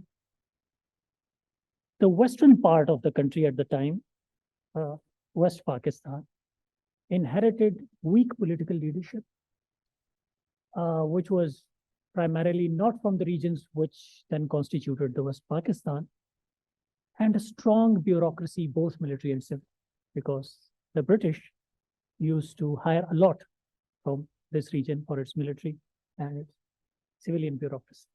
And that became the tragedy of this country, that the political leadership of West Pakistan was not strong, and the military and the civil bureaucracy was. So what this entailed was that it resulted in delayed constitution making. Some light has already been shed on this. And since the political leadership of East Pakistan was strong, so the civil and military bureaucracy of West Pakistan tried to come in the way of the parliamentary leadership, or the leadership of the Constituent Assembly at the time, which was dominated by East Pakistanis. And in 1954, even the Constituent Assembly was dissolved, and there's a famous Tamizuddin Khan case in which the judge, Justice Munir, ruled in favor of the dissolution of the Constituent Assembly, and which then became a precedent, and it used to be followed later on, and it is referred to in Pakistan's political history as the doctrine of necessity. So the doctrine of necessity became part of the political landscape of the country. And then in 1958, even the reconstituted Constituent Assembly, in which parity was brought about between East and West Pakistan, was also dismissed. And a martial law was imposed, which has been talked about in one of the previous sessions. That martial law was brought about by Iskandar Mirza, and he was overthrown by the army chief at the time, the chief martial law administrator, Ayub Khan, and then it lasted until 1969. He once again gave power to another military dictator who lasted until the end of 1971 after losing East Pakistan. And, a lot of, as the president also spoke about, 90,000 Pakistanis, not all military, but becoming prisoners in Bangladesh, in India. So we've had these several rounds of dictatorships in the country. Later on, we had one from 1977 to 1988, which I talked about, Islamization, in which jihad and Islamization was put on steroids.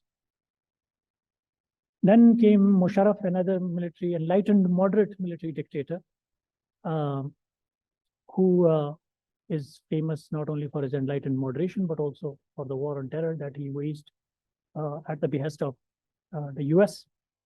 So all in all, even though our Mutaliya Pakistan books say that we are a Wafaqi and Parliamani system, we've had 35 years of military dictatorship.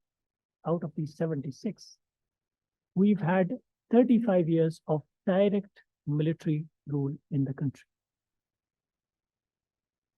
Now, we've had some successes as well. Like we had two constitutions, 1956 and 1962, in quick succession, one after the other. But the 1973 constitution has survived, so we can congratulate ourselves that at least the 1973 constitution has survived. Eighth Amendment was talked about, Article 58 2B. I think Talha mentioned it. But once again, democracy somehow prevailed, and it wasn't, as he said, 18th Amendment, it was the 13th Amendment. The 13th Amendment did away with the changes that were brought about by the 8th Amendment, and we had some semblance of parliamentary supremacy once again. Mutaliya Pakistan ki taraf hum thode aa gaye. So some progress has been made, and if you look at the recent political history of the country, the transitions of power from one civilian government, whether it's as perfect or not, as perfect to our liking or not, but the transitions from one political government to another political government have been democratic and peaceful. 2008, 2013, 2018, and now hopefully 2023 or 2024, we never know. But the power is transitioning from one civilian government to another civilian government. So some positive developments have been taking place. So I will also, now the third, वफाकी और पार्लिमानी का मैंने कहा कि हमारी मुतालिया पाकिस्तान की किताब में लिखा होता है वफाकी और पार्लिमानी का तो जिक्र हो गया. व्हाट डज वफाकी मीन? वफाकी निज़ाम क्या होता है? व्हाट इज द वफाकी निज़ाम? Federal system. Yes. No, that's what she said. There is a division of power between the central government and the provincial governments. But even in that, we've been slightly lacking. Federalism has not been practiced, and I'll come to that, like why you're perceiving it the way you're perceiving it. Because once again, as I said in the beginning, that when Pakistan was created, the political leadership of West Pakistan was weak. So they did not allow democracy, parliamentary democracy, and federalism to thrive, because West or East Pakistan at the time was more populous than West Pakistan. So if federalism was to prevail and if democracy was to prevail, then the bureaucracy, both civil and military, which was primarily from West Pakistan, would find it difficult to prevail over them. And that is why, if you look at the constitutions of 1956, as I think Talha or someone mentioned, that 1956 and 1962 constitutions, both were very, very centralized constitutions. Even they tried to create parity between the eastern and western wing of the country, even though the eastern wing was more populous than the western. And the situation was created such that the seats of both the east wing and the west wing in the country would be the same, even though the east wing was more populous. Well, that became the undoing of the country at the time. We lost half the country, more population than West Pakistan. and it became an independent country because of these centralistic tendencies of a federal, so-called federal state. So that kind of became the undoing of it. Like you were trying to centralize power, but in the end you lost more than half of your country. But still, we didn't learn in 1973 Constitution. Does anyone know about legislative lists? So in most of the constitutions, you have three kinds of lists. You have the legislative list, which is the central legislative list, on which the central government can make laws. Then you have the provincial legislative lists or the state legislative lists, on which the provincial governments or the state governments, whatever they are called in those countries, can legislate. And then you have a third list of residual subjects which might not be in any of these lists. But in Pakistan's constitutions, all three of them, we had a federal list and we had a concurrent list. We didn't even have a provincial list. So what did the concurrent list mean? That if there would be a law made by a provincial government, it can be overruled by the central government or by making another law. Or if that provincial law was found to be repugnant to any law made by the central government, that law would be null and void, and the central law would prevail. That situation kind of ran contrary to a true federal mechanism. So Wafaki Parliament in Islamic Jamhuriyat of Pakistan. And somehow our policymakers realized in 2010, and an amendment was made to the constitution, in which the concurrent list was all of a sudden abolished, and it was turned into a provincial legislative list.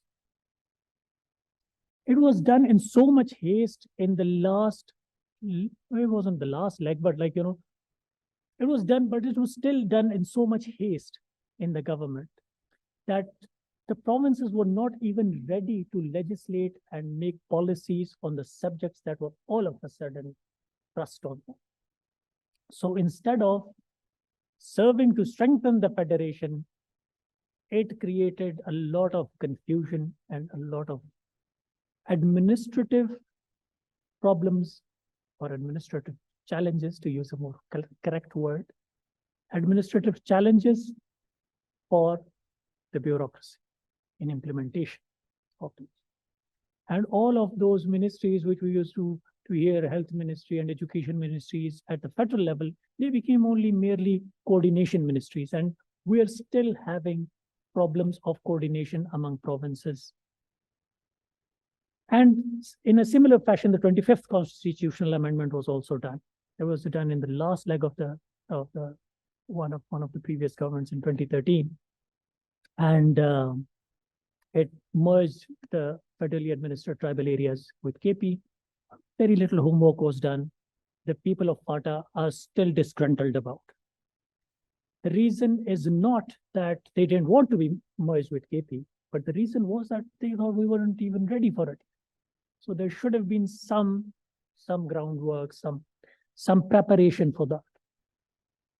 My personal opinion is, and this is something that has been lacking in all the constitutions of Pakistan. Has any of you heard about the upper house and the lower house of the parliament? Can anyone explain what is the upper house, what is the lower house?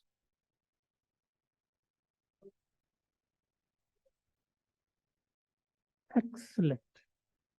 Lower house is the National Assembly, which is based on the population of each province. So Punjab has the lion's share because it has the lion's share of the population too. But in Senate, there is equal representation of all the federating units, which in Pakistan's case are 4. But the Senate in Pakistan is quite powerless. I think a better service could have been done to the federation if the Senate was made more powerful. It could have been done right now. The senators are elected indirectly by the provincial assemblies of the respective provinces. It could have been done by making the senators directly elected. One. Two, it could have been done right now that the system is that if a law is passed by the National Assembly, Senate cannot reject it. Senate can only send it back thrice to the National Assembly. But even then, if it is passed in a joint session in which the National Assembly has greater numbers, it still passes. Finance bill, budget, cannot be initiated in the Senate. So maybe if the Senate, which was the representative body of the federating units of the country, if that was empowered, maybe that would have served the federation well. But still, we can say that the 18th Amendment to the Constitution is a breath of fresh air. At least there was some realization that, you know, federalism needs to thrive in the country. How many minutes have I spoken? 2-3 more. Let's see. So these were the three main elements of the politics of the country. I didn't want to just give you a chronology of, like, you know, what's been going on in the country. I thought I should just shed some light on three defining characteristics of Pakistan's politics. And I would strongly recommend to all of you to read Francis Fukuyama's The Origins of Political Order, in which he talks about how the evolution of the institutions of state, by which he means bureaucracy, and the state institutions, law enforcement, all kinds of, you know, the bureaucratic institutions. Rule of law, by which he means, he does not mean that the state governs through law, but the state is also accountable to law. So the law runs supreme.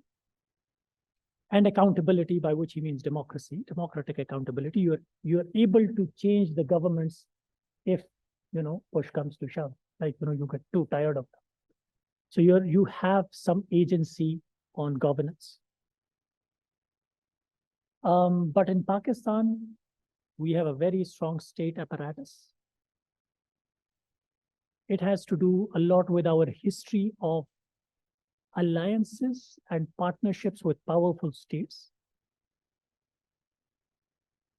but our weak rule of law. Because if constitutions can be abrogated just like that in a jiffy with a stroke of a pen, you have a very weak rule of law. And if you do not know if a government is going to survive 5 years, and if there is going to be a continuum in which I will be able to exercise my power to hold the government accountable, then these two legs of our system are weak. Only the state is strong. And that is what Francis Fukuyama argues, that for better development or the development of the political order of any country, it is essential that all these three pillars go hand in hand and develop together with each other. With this, I'll stop and I'll have my team give their comments. What we've done, Imran Saab, is that I've encouraged them to keep it informal and to speak their minds. I've asked them to take notes. They can disagree with me, they can question whatever I've said, but to speak casually and informally. So first, in my team, there are 4 ladies and 1 gentleman. So I'll have the gentleman in the last. Ladies should have the first say. So Starish, let us begin with you. I think I would agree with most of the points that you said, but I wanted to add that Parliament, we were talking about the parliamentary system, and the Parliament should be a platform to, you know, settle disputes, but as we see, like the condition is like quite hopeless when we watch the news, and I think there's a need of there's an absence of credible uh, conflict resolution mechanism, and I think that should be the point that you mentioned, that there is a lack of coordination between the provinces. So I think there should be the conflict resolution mechanism should be regulated so that it can be, resolved. So I wanted to add that. But this brings us to another important question, because Parliament is not supposed to be a dispute resolution institution. It's supposed to be the judiciary. You have three, or some people say four, pillars of the government, of the state machinery. There is the executive, there is the legislature, and there is a judiciary. So the judiciary, which is supposed to play the role of a mediator between institutions, between the government and the people, and Yaris Kumar, between the government and the people, and between the people themselves. So as I mentioned, the Tamizuddin case, it was the beginning of the creation of the doctrine of necessity. And if the judiciary had been playing its role neutrally, impartially, maybe we might not have had such a situation. But yeah, thanks for pointing it out. I think there is a interprovincial coordination ministry, something like that, that deals with these things. That does not deal with disputes. Disputes are to be settled by the courts. Okay, so now let's hear from Nayab.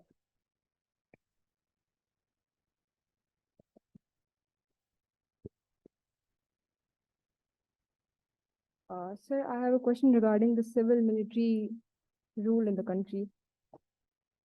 So like you said, and I agree that Pakistan has seen 35 years of military rule in Pakistan, and now that power is being transferred from one civilian government to another, and according to you, that is a positive development. But as we all know, there's still a very strong military backing for the elected governments, and democracy has almost never prevailed in the country. So we all know that Pakistan and India, we have inherited strong bureaucratic institutions and the element of strong military from the colonial India, right?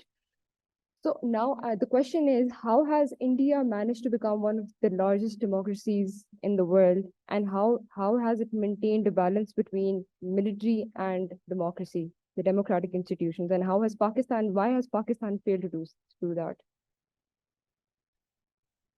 Let me first address the India part of your question. As I said, the political leadership in East Pakistan was strong, and the political leadership in India was very strong. When the Constituent Assembly of Pakistan was constituted, some of the members of our Constituent Assembly migrated to India. So political leadership in India was very strong. That's one element of it. The other is that the political leadership of India that played a role in the independence movement survived much longer than the political leadership of Pakistan, like Muhammad Ali Jinnah, Liaquat Ali Khan, did not survive very long. So that became another issue for us. When we say that there is still some role of non-democratic institutions in the democratic process of the country, and things are not as rosy even today as one would like, I would say in response that at least we've come to a point in which those non-democratic institutions or forces also realize that they have to present a semblance of a democratic system to the world, to the people of the country, and to themselves. That they're not at the forefront and leading from the front. So it might not appear much, but it's still some progress, and so much like if your constituent assembly is dismissed by a stroke of a pen in 1954, like, you know,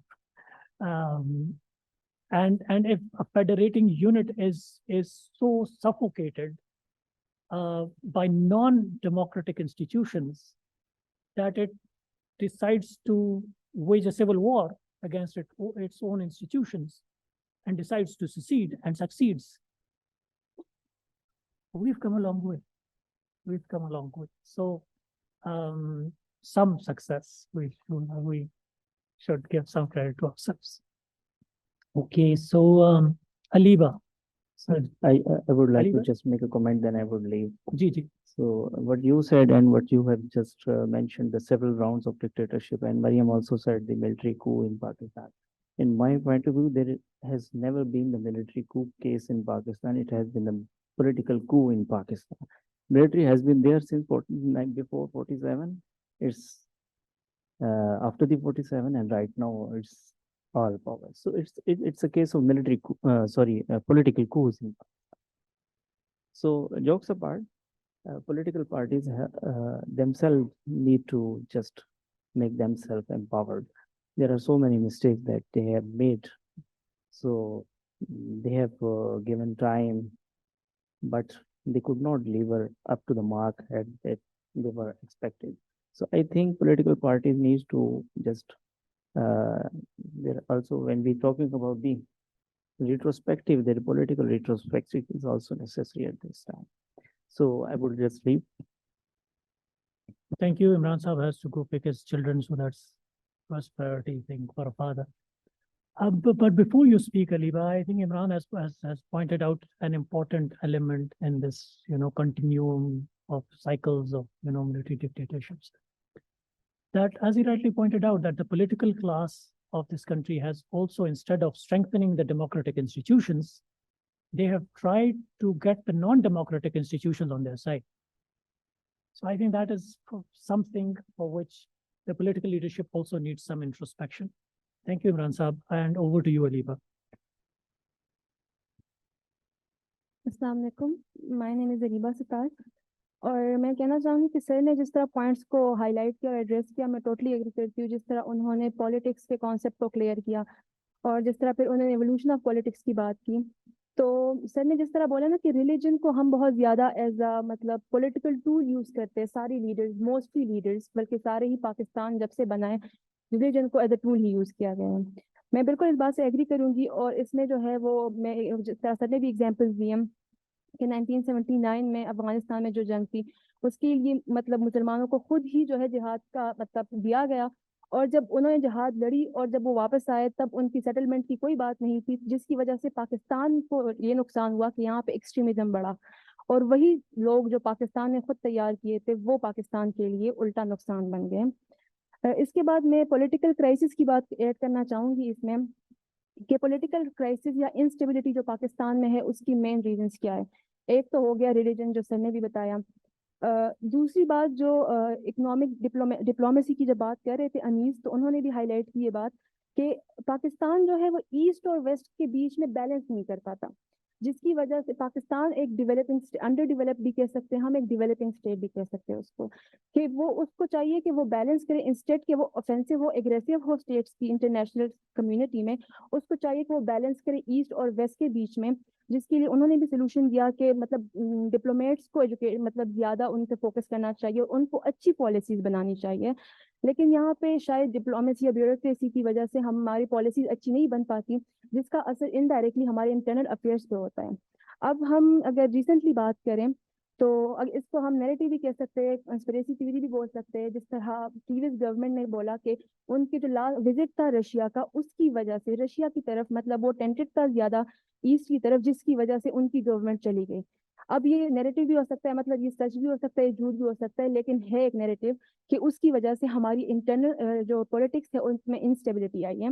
इस तरह मदीहा लोधी ने भी Pakistan beyond crisis जो उन्होंने book लिखी है उसमें उन्होंने बोला है कि यूएस में 1997 की बात करती है वो कि यूएस में जो है बाकायदा हमारे पाकिस्तान के एक इंस्टीट्यूट के हेड थे, उनको और एक पॉलिटिकल पार्टी की हेड थी, उनको बाकायदा बुलाया गया है वहां पे, और वहां पे डिसाइड हुआ था कि कौन जो है प्रेसिडेंट बनेगा और कौन जो है प्राइम मिनिस्टर बनेगा।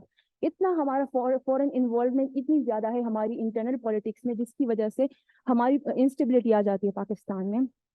इसके लिए मैं एक सोल्यूशन मतलब देना चाहूंगी, सोल्यूशन या फिर मतलब एक जो जी रिकमेंडेशन देना चाहूंगी कि ये होता क्यों असल में इस वजह से होता है क्योंकि सारे जो हमारे लीडर्स होते हैं, जो डिवीजन हुई है, अब अपोजिशन का काम होता है पाकिस्तान में, जो मतलब डिवीजन हुई होता है, एक होता है अपोजिशन होती है, एक होती है गवर्नमेंट होती है। अब अपोजिशन का काम ये है कि अगर गवर्नमेंट कोई ऐसी पॉलिसी बना रहा है जो कि पाकिस्तान की स्टेट मतलब पाकिस्तान के नेशनल इंटरेस्ट को नहीं सर्व कर रहा, तो वो उसको अपोज करेंगे।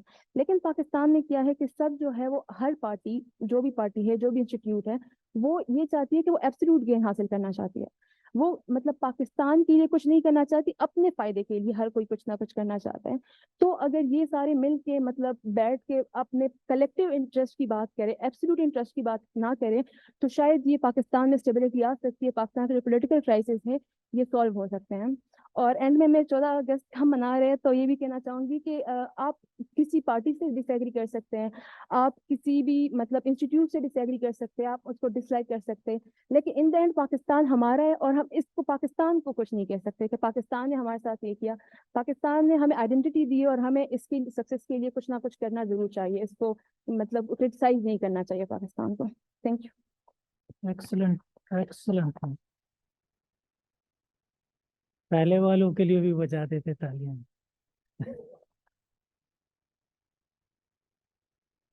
No, but really excellent points about consensual politics in the country, in which the political class gets together and instead of trying to outclass and outsmart all the other political parties and gain all the power for themselves, they should you know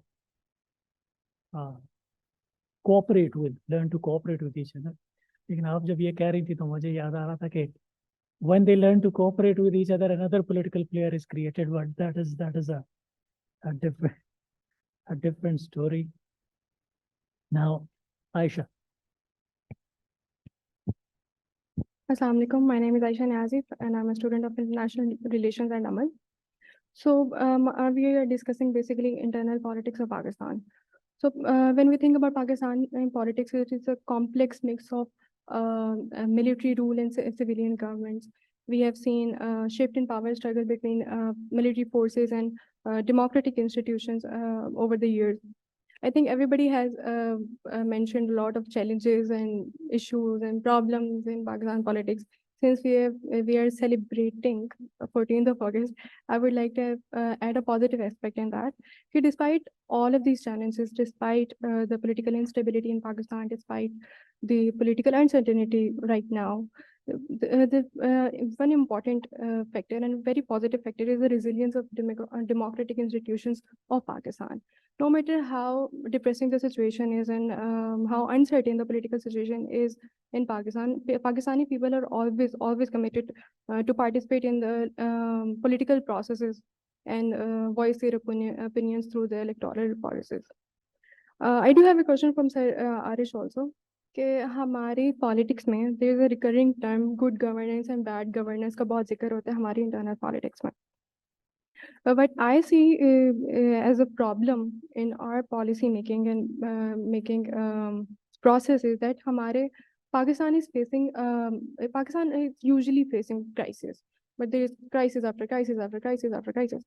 So naturally हमारी जो policy making process है वो बड़ा fight और flight mode में होता है. हम मतलब शॉर्ट टर्म ओरिएंटेड होते हैं इन अ सेंस के बस क्राइसिस को मैनेज करना है और हमारी पॉलिसीज फिर ये जो crisis basically it hinders the long-term planning of policies. So what changes can be made in Pakistani policy making process keeping in view the current situation, the crisis wali situation, to ensure the long-term planning and long-term policy or oriented goals? Let me answer your question about how we can achieve this sort of stability, which can thrust our economic development. And I think one phrase, rule of law. What we lack in Pakistan is rule of law. Rule of law का उर्दू तर्जुमा करते हैं कानून की बालादस्ती. कानून की बालादस्ती, पासदारी is something else. कानून की बालादस्ती, कानून की बालादस्ती से मुराद ये है कि all entities, legal entities, are equal before the law. So the state, आपने देखा होगा केस अगर किसी ने लड़ा है सरकार के खिलाफ, so that is called state versus so and so. So the state is a legal entity in the eyes of the judiciary, in the eyes of the law. So the state is also subservient to the law, technically, if you talk about rule of law. लेकिन यहाँ पर क्या होता है? If there is rule of law, all laws of the country emanate from the constitution of the country. And here, the state gets up one fine morning and abrogates the constitution. And nobody is held accountable for that. Nobody has been held accountable for that until now. And I'm not sure when the day would come that somebody would be held accountable for doing such an act. So if nobody is held accountable for the abrogation of the constitution, there is no rule of law in the country. No matter how much you try to make the citizens abide by the law through the use of stick. If the law would be uniformly applicable on all the citizens of the country, everybody would be a law-abiding citizen by default. जब भी ये जो इंसाफ का element है ना, this is even there in the primates, not only humans. I saw a documentary, Faraz Sahab तवज्जो चाहिए. I saw a documentary in which there was a biologist, and she gave some goodies to one primate. It was an ape of some sort, and then there was another window in which she gave to the other one too, and both of them were happy. And then she didn't give to any of them, and both of them were still happy. But when she decided to give it to one of them and didn't give it to the other broke all hell loose, and he screamed like hell. So this sense of, justice, it's not only there in humans, it's there in primates as well. So for justice to prevail, there has to be rule of law. For rule of law to prevail, there has to be supremacy of the Constitution and the sanctity of the Constitution. Only that can bring about some political stability. And as you said, long-term policy, and all that can stem from that. But the basic element is rule of law, and for rule of law, you need to have supremacy and sanctity of the Constitution to be upheld.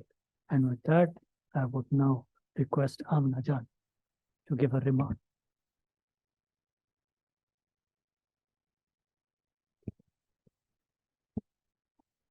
Bismillahirrahmanirrahim. Thank you, sir, for your insightful views about internal politics. Much of it is clear to me, but I have to add something, and I have to ask one question. When we talk about politics, the politics scene involves the debates on issues like economy, security, governance, and foreign relations. Our country experienced military rule in past, but recent focus of our country is strengthening the democratic institution, as being Pakistan is a democratic country. Pakistan democratic institution faced new threat in last spring, which was the no confidence motion. Keeping in view the ongoing political turmoil, desperate political situation, and uncertainty for election. Sir, as you mentioned, that country saw peaceful political transitions after 2013 and 2018 elections, but still it prepared for anticipated election in 2023 and faces but it still faced a fragile economy along with deepening domestic polarization. Side by side floods in 2022, billions of damage was caused, which strained the health sectors and agriculture. Pakistan troubling weakness in governance and economic stability is one of the major causes, but in current scenario, if we see the political instability in our country is one of the major focus. I think the politics will consume much of Pakistan attention in 2023 as it did in 2022. So I would say that what are your viewpoints about the vote of no confidence motion against the ex-prime minister with respect of blatant deviation from the constitution? Thank you, sir.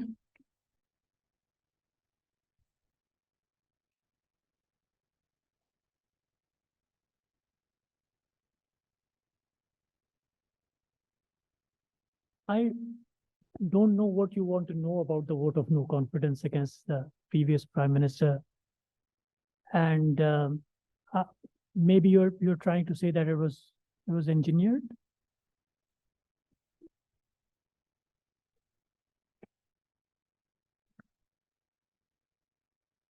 Sir, like according to constitution, election shall be carried after 90 days, but it was deviated. So what are your viewpoints about that, the deviation from the constitution? Well, doctrine of necessity was created in 1954. There is always one justification or the other for the judiciary or the executive, whoever wants to accomplish certain political things. So, you know, I don't know about the legalities of how that has been brought about, but political exigency, doctrine of necessity, you could not hold elections because of this reason or the other reason, or economy, security, whatever. There is a justification found for any such action. But when we talk about polarization in the society, and yes, that is worrisome. That has been worrisome. ये PTI वालों को अभी पता चला है कि polarization. But polarization has been there in this society since I don't remember when. And it was only exacerbated during Zia's time. Religious polarization, sectarian polarization. Now we have this political polarization about, political, what we saw on 14th of August this year.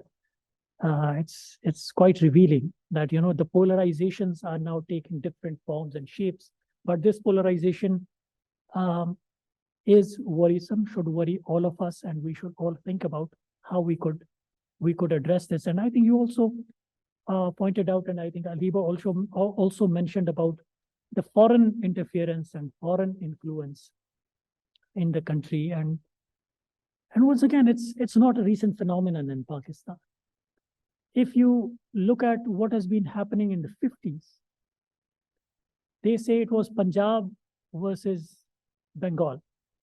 No, Iskandar Mirza or Ayub Khan were not Punjabis. But both of them followed a certain foreign policy which suited certain foreign powers. And the other group tried to pursue a foreign policy that did not suit those certain powers. So, and when you look at the history of military dictatorships and the need of strategic alliances with Pakistan by major powers, those are also somehow coinciding miraculously with each other. So I think that is also a factor that all of us need to think about, that, how much of a foreign influence do we have in our internal political system. And with that, Ataur Rahman Sahab has been waiting for a long time for the ladies to finish, and now I'll request him to give his remarks. Thank you, sir. My name is Ataur Rahman, and from Naman University, I am affiliated with the Afghan program. most of the topics covered by Sir Arish and my colleagues, and I would like to add some causes of political crisis, as my colleague said. The political crisis के जो Pakistan political crisis के जो dimension है वो multi dimensional है. Like political dimension है, एक legal and constitutional debate है, security है, foreign policy पे है, जिस तरह my colleague अली बसत्तार ने बात की उस पे. तो मेरा जो पॉलिटिकल क्राइसिस में बात करना चाहूँगा वो एक रेट्रोस्पेक्टिव अगर हम देखें कि जो जितनी भी गवर्नमेंट आई है, if I am not wrong, कि 13 to 14 सिविल गवर्नमेंट आई है पाकिस्तान में, वो जितनी भी है उसकी जो पार्लियामेंट्री मेजॉरिटी वो एब्सोल्यूट मेजॉरिटी में नहीं आए हैं, वो डिवाइडेड रूल में आए हैं, डिवाइडेड पावर में आई हैं. और ये जो डिवाइडेड पावर है वो उसका एक ये काज है कि जितनी भी पार्टी एब्सोल्यूट मेजॉरिटी उसने हासिल नहीं की, वो फिर उसका जो लोअर हाउस में उसका पावर डिवाइडेड हो जाता है. कुछ सम आर रिलीजियस पार्टीज होती हैं, सम आर नेशनलिस्ट पार्टी होती हैं, जो डिवाइड पावर, तो उसकी जो इफिशिएंसी होती है गवर्नमेंट की या पार्लियामेंट की, उस पर एक क्वेश्चन मार्क आ जाता है उसकी इफिशिएंसी. और ये जो होते हैं ना सारे, ये एक इस्टेब्लिशमेंट की तरफ से एक उसका एक रोल होता है ताकि वो एक डिवाइड एंड रूल वाला वो पॉलिसी अपनाते हैं, जिस तरह ब्रिटिश का था डिवाइड एंड रूल पॉलिसी, तो वो भी ये अपनाते हैं ताकि वो उसमें इंटरफेयर करें. इसका अगर मैं उसको करूँगा कि इसका किस तरह इसको अवॉइड कर सकते हैं, इसके जो ये डिवाइड एंड रूल है और ये जो मेजॉरिटी में नहीं आते, तो ये तो जाहिर बात है कि जिस तरह इस्टेब्लिशमेंट का रोल है हमारे पॉलिटिक्स में, तो ये डिवाइड एंड रूल आएंगे, ये उसका जो पावर है वो डिवाइडेड होगा. जिस तरह वो कोalition बनाएंगे अगर गवर्नमेंट में आने चाहते हैं, जिस तरह प्रीवियस गवर्नमेंट इमरान खान की वो कोalition के थ्रू आई थी, 1997 की बात करें वो कोalition में आई थी, तो ये आगे भी आएंगे, फ्यूचर में भी यही एक्सपेक्टेड है. तो अगर इसको हम अवॉइड करें तो जिस तरह लिबा सत्तार ने बात की कि ये सारे होते हैं ना जीरो सम गेम में होते हैं, ये एब्सोल्यूट गेम में होते हैं. तो एब्सोल्यूट गेम में ये नहीं हो सकता. ये अब जब हम कलेक्टिव एक्शन में आएंगे, वो अगर बैक डोर पे वो एस्टेब्लिशमेंट के साथ नहीं मिलेंगे, क्योंकि ये सारे बैक डोर पे एस्टेब्लिशमेंट के साथ वो एब्सोल्यूट गेम में होते हैं और गवर्नमेंट में आने के लिए कोशिश कर रहे होते हैं. तो जब एक कलेक्टिव एक्शन में आएंगे तो ये मतलब डिवाइड एंड रूल वाली पॉलिसी नहीं होगी, और ये एफिशिएंसी जो उनकी होगी वो एक इम्प्रूव हो जाएगी. देखिए तो रहमान साहब, बात तो आपकी बिल्कुल ठीक है, उससे तो कोई इख्तिलाफ नहीं है कि अगर ये पार्लियामेंट अपनी सुप्रीमेसी को असर्ट करेगी वन वे और the other, whether it's through a larger mandate, maybe through a two-third mandate, maybe through the political, consensual political process in which all the political parties decide to, chart a joint future, collective future for themselves. But the way I see the politics of this country today, unfortunately, I don't see it happening anytime soon, unfortunately. For that to change, there will have to be some realization in the non-democratic institutions of the country of the fact that too much use of stick is not serving not only the interests of the country, but also their own. So there will have to be some leaders in those institutions who would have that realization that this excessive use of stick, excessive use of manipulation is costing them their prestige, the honor of the institutions, and the collective progress of whole of the country. So there will have to be that realization within the non-democratic institutions as well. And I would now call them not non-democratic, but I will say meritocratic institutions, in which you do not rise through the ranks because you're popular, but you rise through the ranks because you deserve it. You have merit for promotion.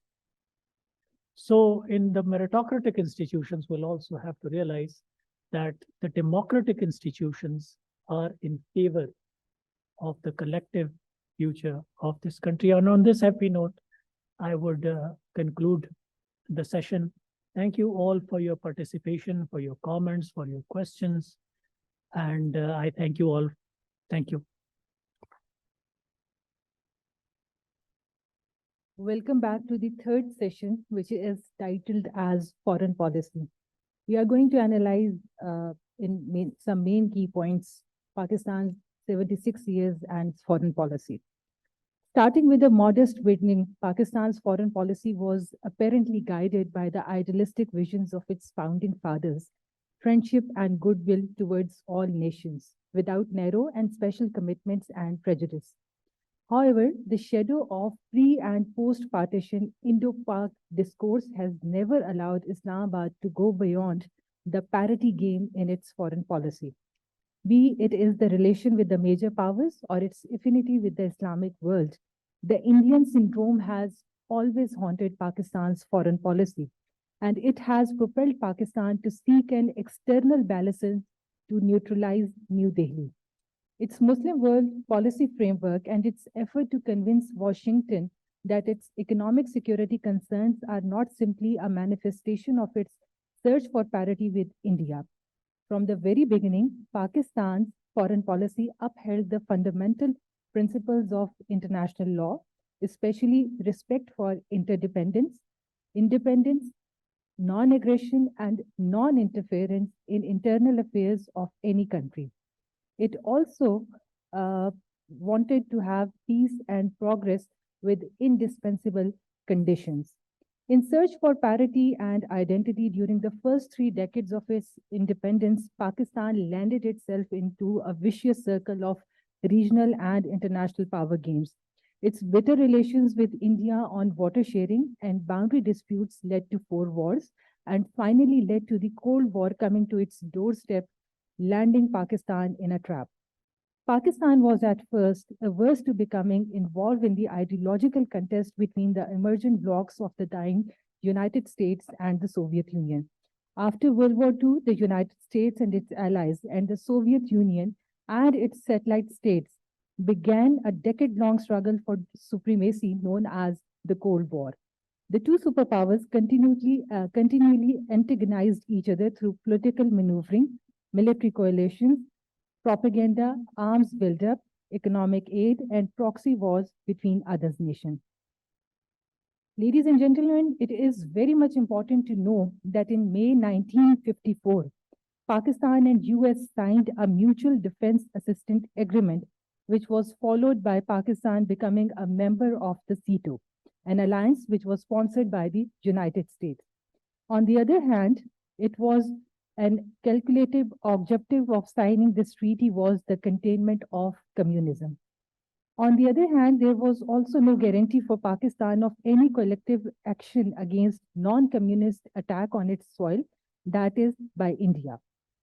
Pakistan was left with no other viable option, started moving itself from a position of qualified neutrality to one of unqualified alliance with the West. In 1955, Pakistan joined the Baghdad Pact, later which became the CENTO.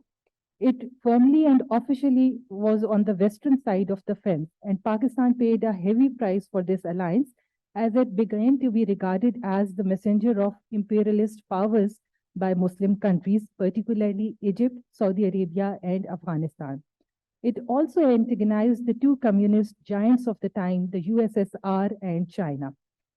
It is important to know that Pakistan neither tied the apron strings of the Anglo-American bloc, nor was it camp follower of the communist bloc. But in 1962, Sino-Indian War and Cuban Missile Crisis in 1992 impacted Pakistan's foreign policy for bloc politics.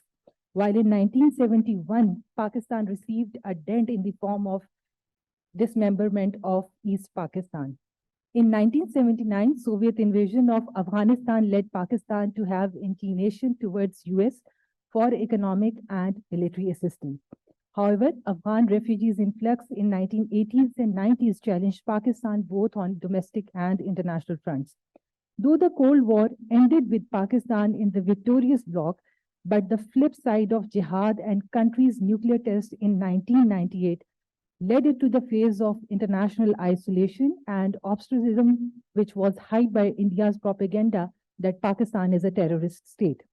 The 9/11 incident entirely changed the global politics, and it brought Pakistan's importance again to the forefront.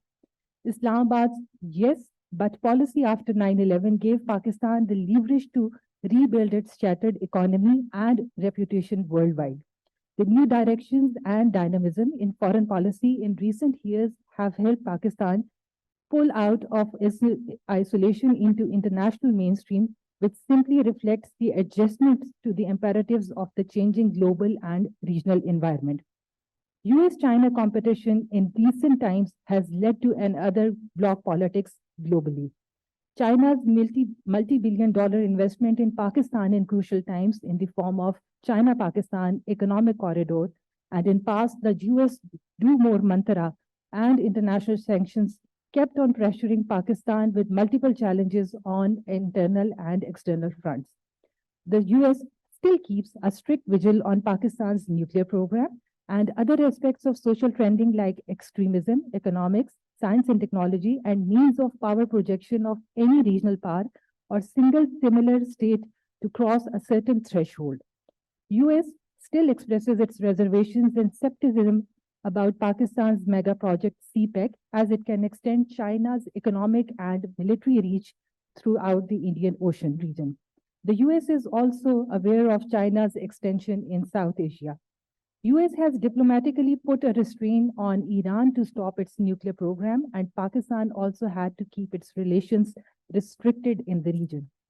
Fall of Kabul, abrogation of Article 370 and 35A in Indian illegally occupied Jammu and Kashmir, recent Saudi-Iran rapprochement, and the announcement of Indo-Pacific strategy by US, and the formation of recent maritime alliances, regional alliances like Quad, AUKUS, and I2U2, both regionally and globally, are going to be the future determinants of Pakistan's foreign policy.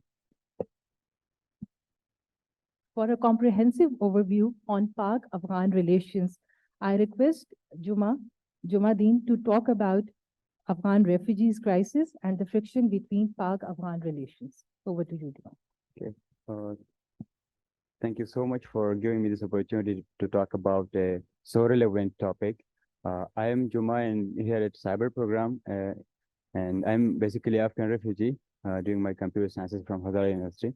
I have an organization that is focused on Afghan refugees to empower their lives by giving them up-to-date information.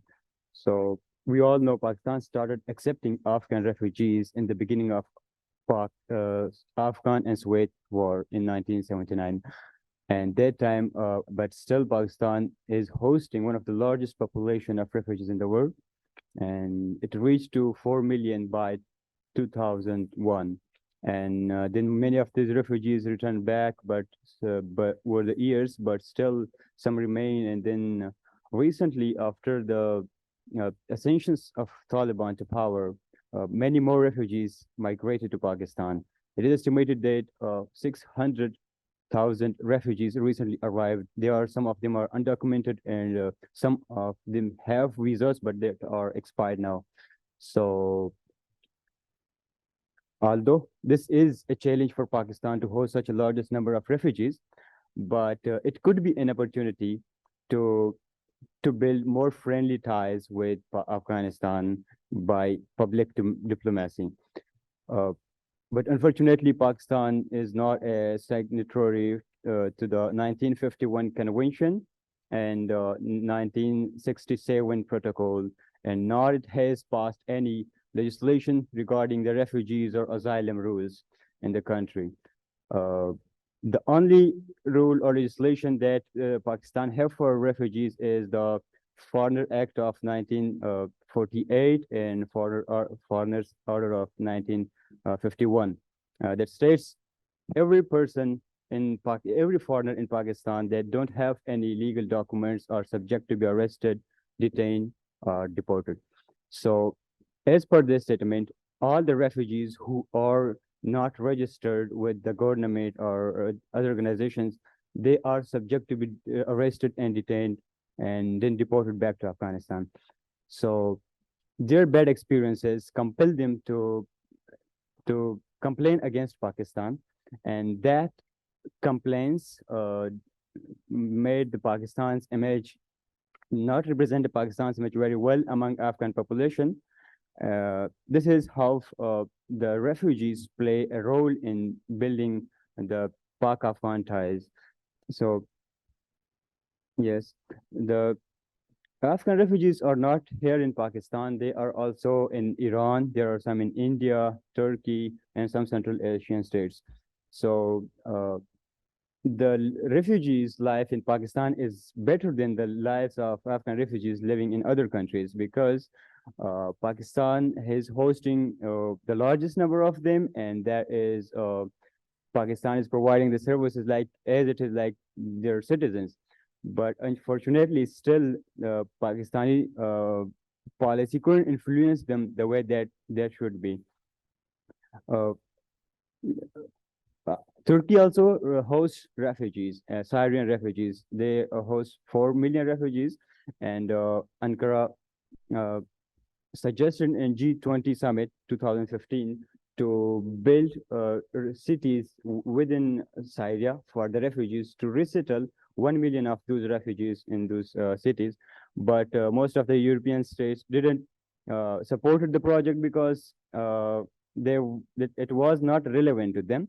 But later on, Turkey pressurized, opened the borders for refugees to cross into Europe so that they can pressurize the European Union. And now this project is supported by financial groups and building the refugee houses for refugees within Syria to resettle them back. A part of it, I'll say Pakistan can use soft power to build more friendly ties. It has its power, but unfortunately, was recently seeing a drama that is called Kabuli Palau, and that is not representing very well the Afghan culture. Again, it plays a role in relationships. I will conclude this by pointing through many important points that why the Pakistani foreign policy is a failure when it comes to Afghanistan.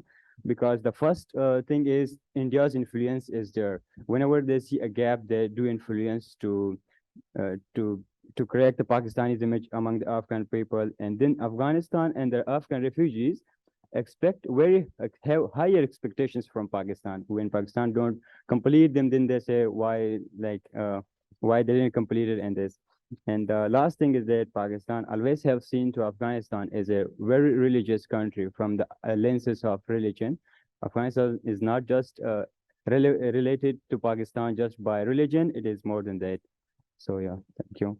Thank you, Juma, for highlighting some important points, being an Afghan refugee and the causes of friction between Pakistan and Afghanistan. And another important point which is always raised is the Durand line when it comes to Pak-Afghan relations. I request Javeria to talk about Durand line as a bone of contention between Pakistan and Afghanistan. Bismillahirrahmanirrahim. Assalamu alaikum, everyone. I introduced myself earlier. I'm Javeria, and I'm affiliated with Internal Affairs of India program here. The topic which I'm going to discuss is Durand line, a friction in Pak-Afghan relations. Pakistan and Afghanistan are immediate neighbors, having approximately 2,640 kilometer border, which is known as Durand line.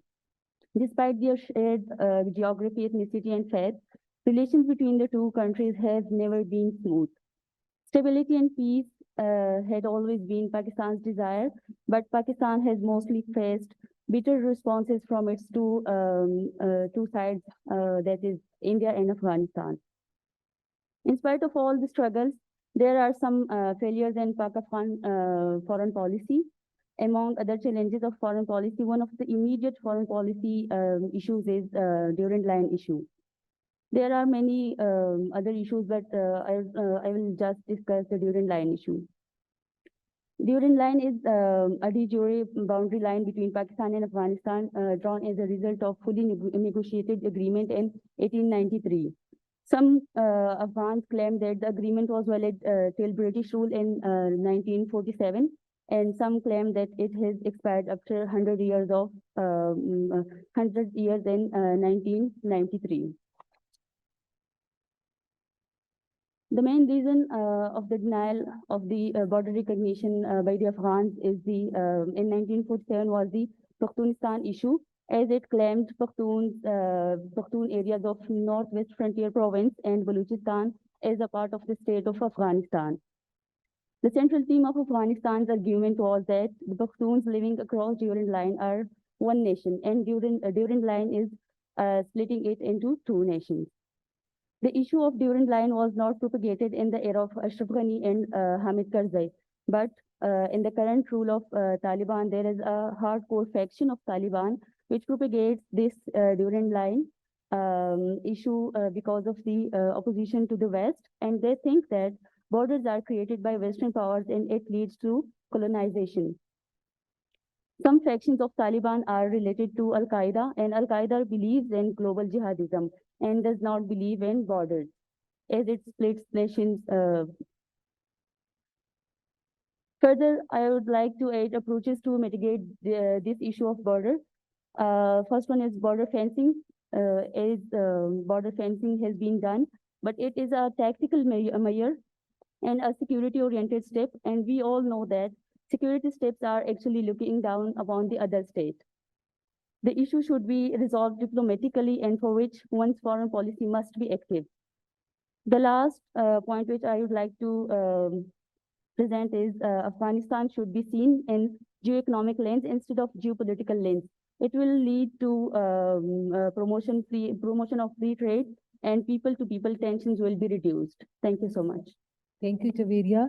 Later, Faraz will also analyze Pak-Afghan relations.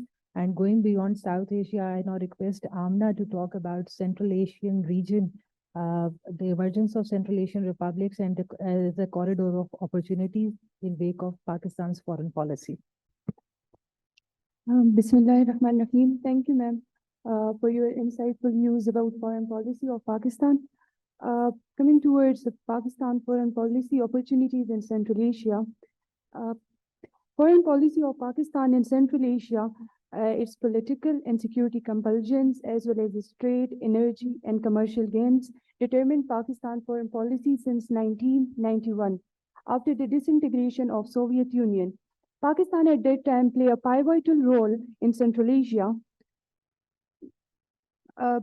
As Pakistan is located in a peculiar position in South Asia, at the junction of South, Central, and West Asia, therefore, Pakistan geographical proximity or geographical attributes of a state bring both some opportunities to avail and risk to evade.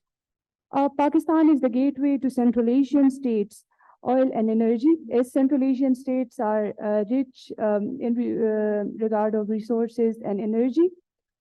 Our nation engagement in Central Asia is not just a strategic move, but a journey that is rooted in our culture, historical, and economic ties. Our foreign policy vision towards Central Asia is driven by regional connectivity, strategic location, energy reservoirs, security, mutual respect, that present a canvas of opportunities in Central Asia. For Pakistan, its geography plays a significant role connecting it with Central Asia. Like Central Asia is a gateway to Pakistan. China-Pakistan economic corridor is the gateway towards the Central Asia. That is one of the biggest opportunity in regard of trade between the Central Asia and Pakistan. The energy-rich countries offer us a chance for Pakistan to address our energy needs. Pakistan envisioned itself as a bridge linking to warm waters of Arabian Sea, transforming the region into a hub of economic activity where goods, ideas, and culture flow freely. There are cultural affinities among, which is also an opportunity, cultural affinities among the Central Asian states and Pakistan, which resulted in a people-people bonds among Central Asia and Pakistan. Another opportunity is regional security. If there is peace in Afghanistan, so of course, if we have like collaborative approach with Central Asian regions, So we can easily counter the challenges like counter-terrorism, crimes. I'll conclude by saying that Pakistan foreign policy is not about pragmatic concentrations. It's about realizing a vision of connected, secure region. Thank you. Thank you, Amna, for highlighting the opportunities and the challenges present in the Central Asian region. I now hand over the floor to Hasnain, who will apprise us about Pakistan's foreign policy towards Asia Pacific region. Assalamu alaikum, everyone. I am here to present should Pakistan inaugurate its policy toward Asia Pacific. So first of all, we need to understand that why Asia Pacific is most important, and that we are here to discuss. So Asia Pacific is the hub of mineral wealth and global commercial investment and maritime traffic. Annually, about 1 lakh commercial vessels traverse this water body. The littoral states of the Indian Ocean region have 35% of the global gas reserves, around 67% of identified global oil reserves, 40% of gold reserves, and 60% of uranium. Additionally, almost 80% of all diamond deposited reserves. The region is important because it is a home to the world's most populous state, China, most populous democracy, India, and the largest Muslim majority state, Indonesia, which includes over half of the world's population. The strategic centrality of the region is manifest in the fact that it contains 7 of the 10 largest standing armies in the world, and 6 countries in the region possess nuclear weapons. While economically, Indo-Pacific contribute 2/3 of the global growth in gross domestic product and account for 60% of global GDP. The region includes the world's largest economies, the US, China, and Japan, and 6 of the world's fastest growing economies, India, Cambodia, Laos, Burma, and Nepal, and the Philippines. And so what is the great power policy toward the Asia Pacific? The US policy is a free and open Indo-Pacific based on the following principle: respect for sovereignty and independence of all nations, peaceful resolution of disputes, and free, fair, and reciprocal trade based on open investment. The Indo-Pacific Strategy Report makes clear that the US will rely on 5 partners in South Asia: India, Sri Lanka, Maldives, Bangladesh, and Nepal. And while the recently formulated White House version remarks India is a net security provider with which the US seeks steadily advance its major defense partnership, this narrativization of the Indo-Pacific strategy presents a major challenge to Pakistan's foreign policy. The challenge relates to the risk of peripheralization. The US not only strategic but also political calculus is both during the Cold War and strategic studies on the war on terror, and Pakistan's alignment with the US was elemental to its economic and security needs. With the US and India closer ties with each other, what should be the nature of Pakistan's strategic priorities and preferences? So Pakistan policy toward Indo-Pacific. Pakistan needs to focus on the grace of international politics and refuse the blacks and whites. Strategies evokes fears, threats, and regards with regards to their rival states, but a prudent foreign policy requires the avoidance of ethnocentric frameworks, seeing one pole of the power as essentially good as opposed to the other. The optimal strategy for Pakistan is an autonomous, interest-based foreign policy which cherishes and supports peace and stability in South Asian region and is focused primarily, if not exclusively, on non-traditional security imperatives. If it sides with the US, it put its traditional friendship and partnership with China risk. It sides with China, it risks alienating the US with its control and domination with international financial institutions whose supports to critical if Pakistan is to take economic its lead. Thank you, Hasnain, for sharing your thoughts and how Indo-Pacific strategy is going to shape the global politics. I now hand over the floor to Waleed, who is going to talk about Pakistan's participation in multilateral alliances like SCO, and what do you think about the other multilateral forums which are present internationally, please. Assalamu alaikum, Waleed Khalid. Thanks for giving me the opportunity to share my words. Thanks for giving me opportunity to share my words on Pakistan's policy pertinent to the multilateral organizations, majorly the SCO. The Shanghai Cooperation Organization is an intergovernmental political, economic, and security organization founded in June 2001 on the basic principles of mutual trust, equality, respect for cultural diversity, and a desire for common development. It is the world's largest regional organization, covering approximately 60% of the area of Eurasia and 40% of the world's population. Since 2005, Pakistan had been an observer state to the Shanghai Cooperation Organization. In 2010, it became the first observer state to apply for the full membership. By the year 2015, the SCO heads of the state agreed in principle to grant full membership to the Pakistan. Later in 2016, a memorandum of obligations was signed. Pakistan's membership of SCO is an important foreign policy milestone in Pakistan's history.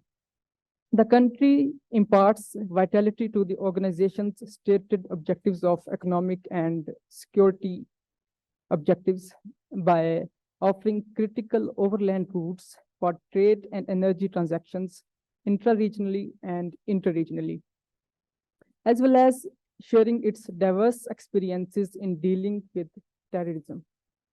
Pakistan's joining of Shanghai Cooperation Organization reflected a shift in its policy from politics to geoeconomics, from a security-oriented partnership to an economic-centric cooperation. The inclusion of Pakistan as a full-fledged member has strengthened its ability to acquire economic benefits due to the growth of trade and the success of Belt and Road Initiative, flagship program of CPEC. In addition, the SCO has offered two vital prospects for Pakistan's foreign policy. It projects positive image of Pakistan around globe, and it also allows Pakistan to debunk anti-CPEC narrative. SCO can also help Pakistan in resolving the ongoing Afghanistan conundrum by engaging regional actors for peace, development, and prosperity.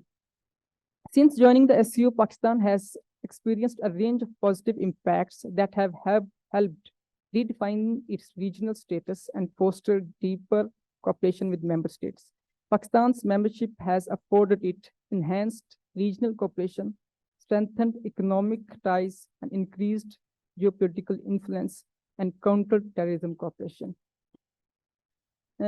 As long as the ongoing struggles of Pakistan with respect to its problems pertinent to the economic imbalance and its resurgence of terrorism in its territory, the multilateral organizations, specifically RATS, Regional Anti-Terrorist Structure under the SCO, it has offered collaborative exercises for countering terrorism, and China, Iran, Pakistan trilateral cooperation against terrorism has also offered Pakistan cooperation for dealing with the violent groups. However, the mismatch between the efforts to resolve these issues as well as the efforts incapability to do to achieve the required objectives is by virtue of the fact that Pakistan has been successful in dealing with the terrorism on kinetic grounds, while its non-kinetic means have not been that successful. The degree to which Pakistan can leverage these regional platforms for its benefits depends upon the country's ability to align its foreign policy objectives with the goals of organization, its active engagement in the regional meetings, its capacity to integrate its economy with broader region through trade, investment, and infrastructure projects, as well as its commitment to effective security cooperation via counterterrorism efforts and intelligence sharing. Thank you so much. Thank you, Waleed, for highlighting how Pakistan can participate and be part of multilateral alliances like SCO. And as I mentioned earlier, that war against terrorism was a driven force behind Pakistan's foreign policy. I want Ali to highlight about Pakistan's counterterrorism efforts and the alliances. Thank you for having me here. A question arises here that has Pakistan benefited from its counter-terrorism alliances? We will have a look at history that Pakistan joined C2 to counter India, but it left in 1973 because there was no support on ongoing conflict against India. Then it joined CENTO as an equalizer against India, but still that was not fruitful, and it left in 1979 because there was no support in 1965 and 71 wars. The nightmare starts after 9/11 when Pak joined the frontline member. When Pak joined the war on terror as a frontline member in 2001. Since then, Pakistan have faced a number of issues like political, security, economic, and environmental. Pak have lost almost $150 billion because of terror attacks, suicide bombings, terrorist organizations, human casualties. Almost 70,000 human casualties have been done till date. Damaged infrastructures, road, standing crops, interruption of trade, rehabilitation of displaced persons. Almost 3 million tribal people have been displaced from their region. Decline in foreign investment, increased employment, increased unemployment, poverty, decreased tourism, military operation in tribal areas. And we have calculated almost a 3% GDP loss annually from the last 2 decades. And the US claiming about that only $20 billion have been given to us by US. According to the Economic Survey of Pakistan 2013 by Ministry of Finance, the direct and indirect cost of war on terror from 2001 to 2014 was $102 billion, far exceeding the average rate of US, that was $1.7 billion annually. 48% of Pakistan's fruit comes from Swat, and from 2007 to 2009, 70% of its fruit was destroyed, resulting us in a cost of $3 million. Pakistan was ranked 122 out of 140 countries for tourism in 2013 by World Economic Forum. So joining a counter-terrorism alliances was a foreign policy necessity, but we didn't produce as we desired. Pakistan have now somewhat learned from its failures and changed its foreign policy because the previous one was pro-West, but now it have joined alliances which is outside West, like China, Pakistan, Iran, a trilateral cooperation, Trioca Plus, Pakistan, China, US, Russia for achieving peace in Afghanistan, ensuring SCO RATs for sharing its experience against terrorism. So Pakistan have changed its foreign policy for countering terrorism, and let's hope it turns out in favor of Pakistan. Thank you. Thank you very much, Ali, for highlighting some institutional alliances like Counter-Terrorism Alliance. Now I hand over the floor to Maria, who will speak about conceptual framework of foreign policy. And do you think Pakistan needs a feminist-driven foreign policy? Over to you, Maria. Thank you, ma'am. Assalamu alaikum, everyone. My question is, do Pakistan need feminist foreign policy, and what are the opportunities and challenges for Pakistan if it's going to implement feminist foreign policy? First, I would like to define what is feminist foreign policy. Feminist foreign policy has 2 components. Number 1 is gender equity, and number 2 is gender agenda. The main goal of feminist foreign policy is to deconstruct the structures that are present within foreign policy decision-making procedures, which is dominated by male-centric structures and discourses. So feminist foreign policy aim is to safeguard the rights of women and marginalized segments of society. There are three R's of feminist foreign policy. Number one, rights, to safeguard the rights of minorities and women. Number two, representation, to give representation to women. And number third is resources, to allocate efficient resources for women. For if we talk about Pakistan, Pakistan is located within region that is authoritarianism in nature. There is a patriarchal influence in the region, and a lot of many issues and problems are present there.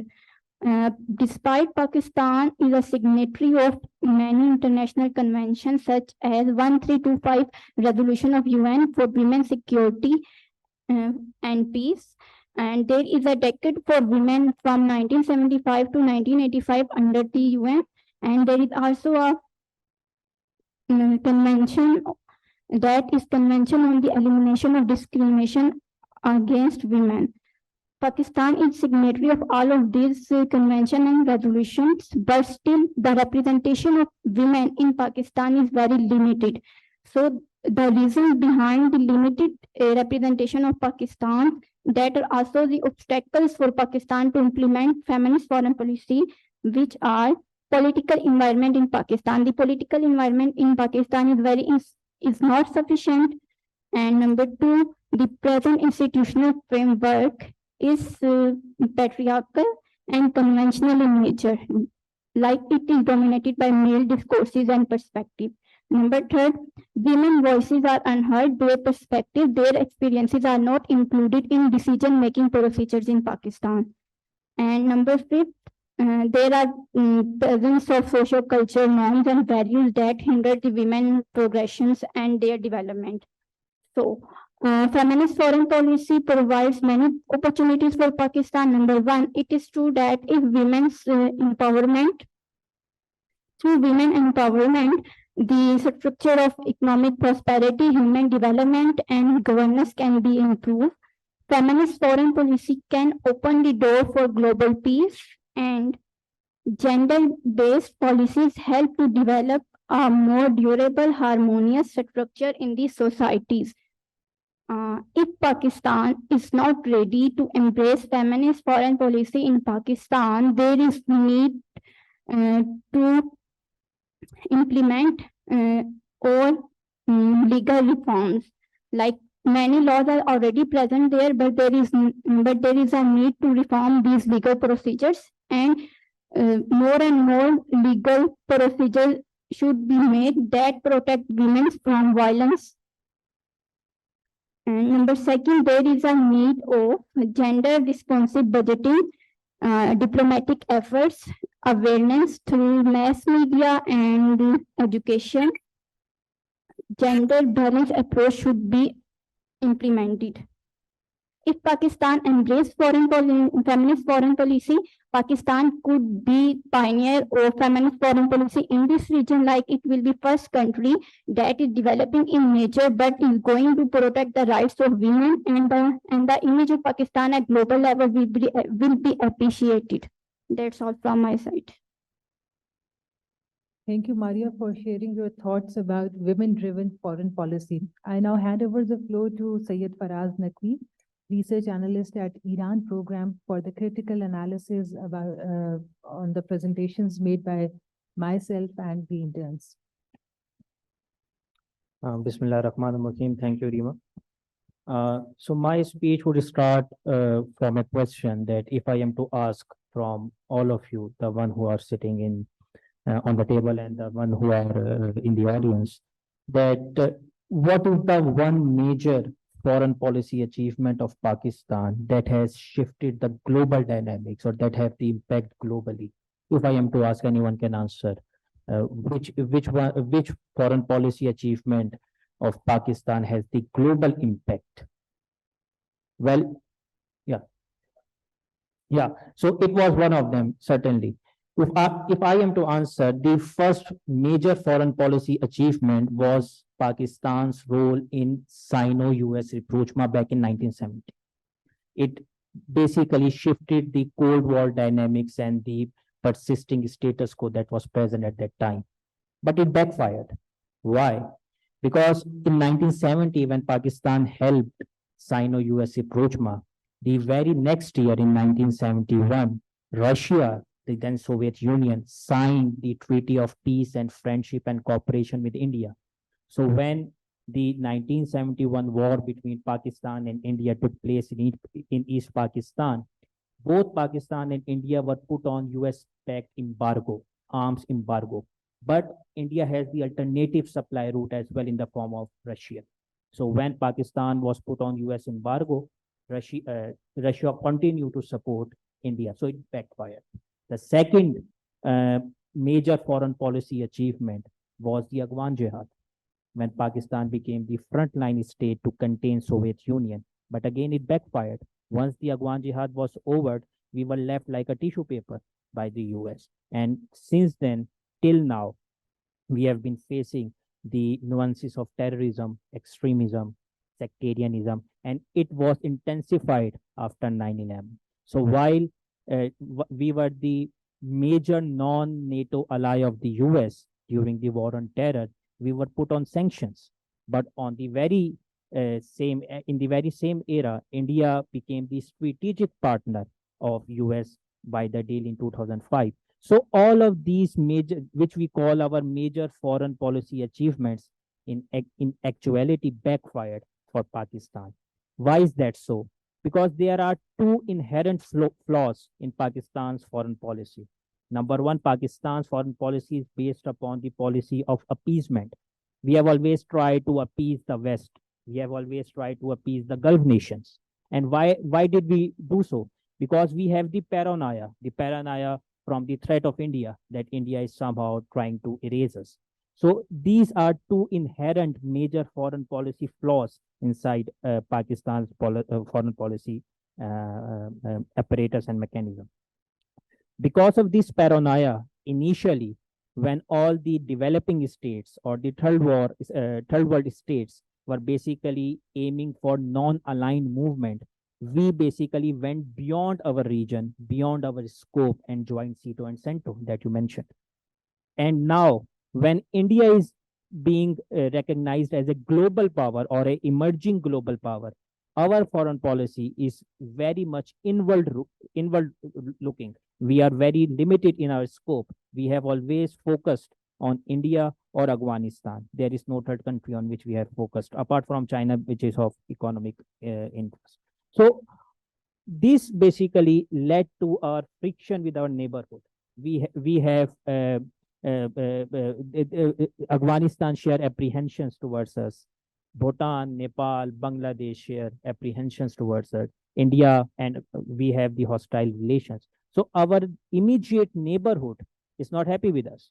So in foreign policy, in international relations, we say that friends and enemies change, but neighbors do not. And we have gone exactly the opposite of that saying. This came to our conclusion that though we have sea blindness, but we also have the regional blindness as well. We are not focused on our native region, that is South Asia. We are more focused on Middle East. We are more focused on other regions. We are more focused on containing the superpowers while we are still struggling with our economic problems. So apart from this security, apart from this paranoia, there is one other reason as well, that why we went beyond our region, and that was in the quest of identity. While we championed the cause of Muslim, Islam, and etc., but still we didn't know that whose Islam should we follow. So first we adopted the native culture of Arab states. Now we are focusing on adapting the native culture of Turkey through the soft power image, through drama serials and all that. So from Arabization, we have shifted towards Turkification. So this is how that our foreign policy has not been that much effective, because we are so much relied upon other states and other powers to give us the direction. So this comes to our second question, that if I am to ask that what is the foreign policy doctrine of Pakistan, What would be the answer? There is none. In India, India championed the concept of strategic autonomy. So while India is now the defense and strategic partner of US, India is also the trade partner of China. The bilateral trade have gone more than $100 billion a year. 50% of India's arms supplies are taken from Russia. So India is basically maximizing its interest from the opposite world powers, that is Russia, China, and the US. If we talk about Iran, the foreign policy doctrine of Iran is based upon pragmatism. So while Iran is basically consolidating its ties with Russia and China, it has also kept open the diplomatic engagement with the West. We have seen that in the form of JCPOA. When we talk about China, and I am giving these examples because these are our neighbors, so we should learn from our neighbors. When we talk about China, China's foreign policy doctrine is based upon economic interdependence. China is building infrastructure in Middle East, in Central Asia, in Asia Pacific, in Africa, and all that. When we talk about Gulf, to whom we affiliate ourselves so much so, that Gulf is now aiming towards their economic diversification. So Gulf has taken the security guarantees from the US, and now they have moving towards economic consolidation with China. So they are focusing on economic diversification. When we talk about Central Asia and Caucasus, these regions are basically aiming for having connectivity. That is their major foreign policy manifesto. What is the foreign policy manifesto of Pakistan? There is none. So all of these continuous, confused state of affairs that we are practicing at our foreign policy level, that is not going to benefit us, whether we join SCO, whether we join ECO, whether we join D8 or any other, unless or until we are more focused on our indigenous region, that is South Asia, and try to mend ties, mitigate issues with our neighboring states like Iran, like Afghanistan, with China. There is no hope that Pakistan's foreign policy would be a success in near future. That is all from my side. Thank you. Thank you very much, Faraz, for your comprehensive yet very crisp analysis of Pakistan's foreign policy.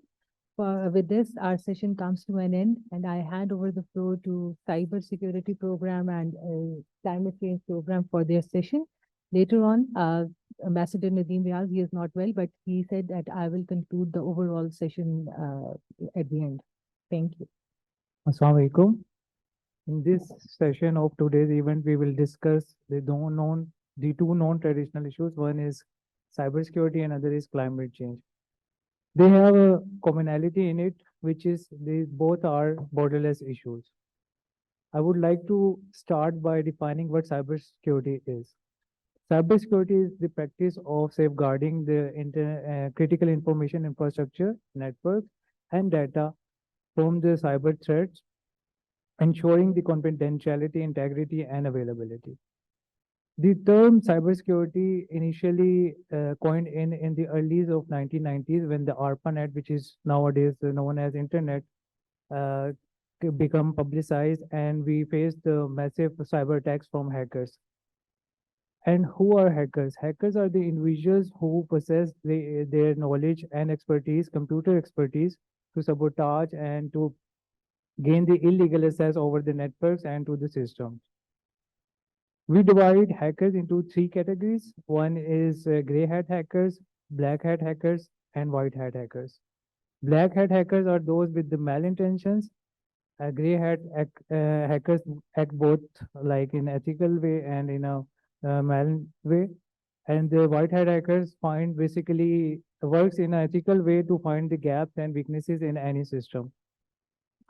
There are many types of cyber attacks. Few of them are ransomware, cross-site scripting, denial of service attack, DNS tunneling, and the very famous phishing one.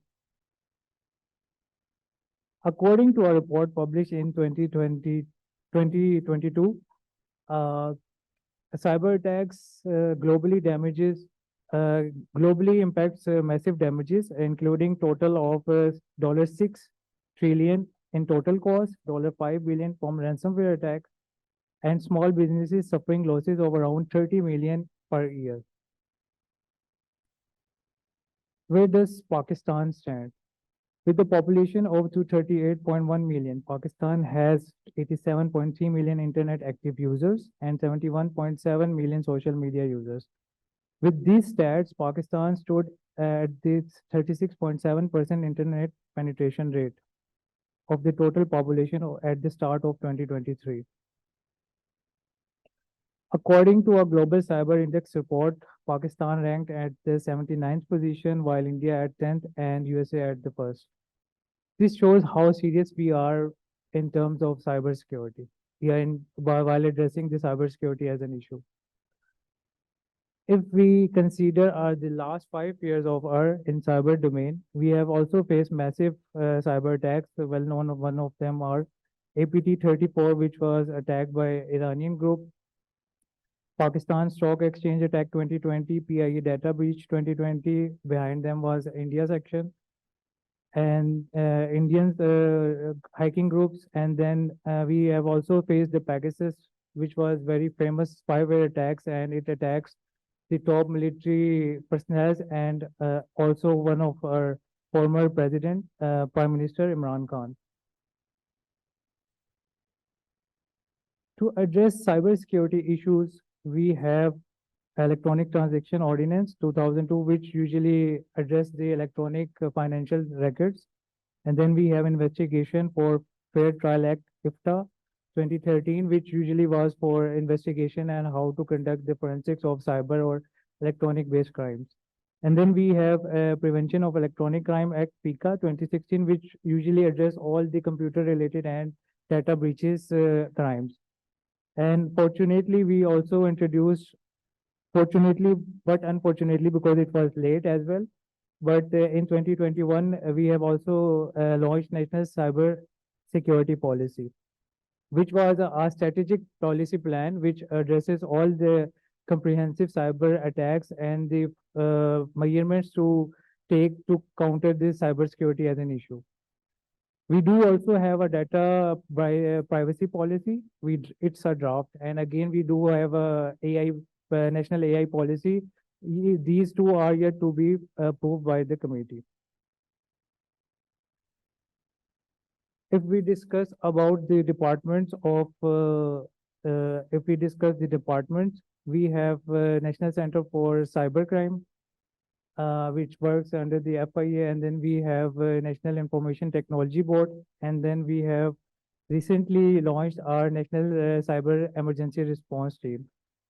Besides these are the facts, but this shows how non-serious we are towards the cybersecurity issues. According to a report published by Pasha in March 2023, they state that alone IT has the capacity to generate over $200 million by the end of 2023. So I think by investing correctly in this domain, we can accelerate Pakistan's economy, and it has the potential to address our economic crisis issues. But for that, we have to invest in our HR capacity building, and we have to have a good policy to address these issues. In an increasingly interconnected states where interconnected states where data is the most expensive thing over the world, we cannot overstate the importance of cybersecurity. As we strive to address these issues posed by vulnerable digital infrastructure, we have also focused on another issue, which is climate change. For climate change, I would like to invite Talha to tell us what climate change is and how it's impacting the world and Pakistan as well. Thank you. Thank you so much, Amar, for the session. Hasif, the other one. Well, be here with me. It's a long day for all of you. So I'm going to start the presentation entitled as the climate change era of consequences. My name is Talha and I am environmentalist. As you can see in the first slide, the child is asking that this is the hottest summer of my life, and the parent is answering it, this is the coolest summer for the rest of your life. And this is what we can face in the coming years. In this presentation, we're going to talk about the era of change. First, we're going to talk about the arc of life. The second is global warming versus climate change and the historic emissions. And the third one is the state of climate and the tipping points around the world. Fifth one is the climate profile of Pakistan and the road to COP28, which is coming in the next year, in this year last. Now, if you look at this slide, this is the arc of life.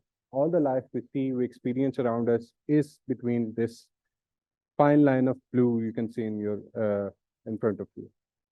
If we travel straight up like 5 kilometers for 5 to 10 minutes, we can cross this line immediately. And this is all the life happens, begin or end in this planet. But what is happening around us? It is due to this global warming, we have a continuous heat around us. For better understanding, I can tell you that. Do you remember the bomb of Japan, Hiroshima and Nagasaki? The bomb the atomic bomb which generates the heat over there.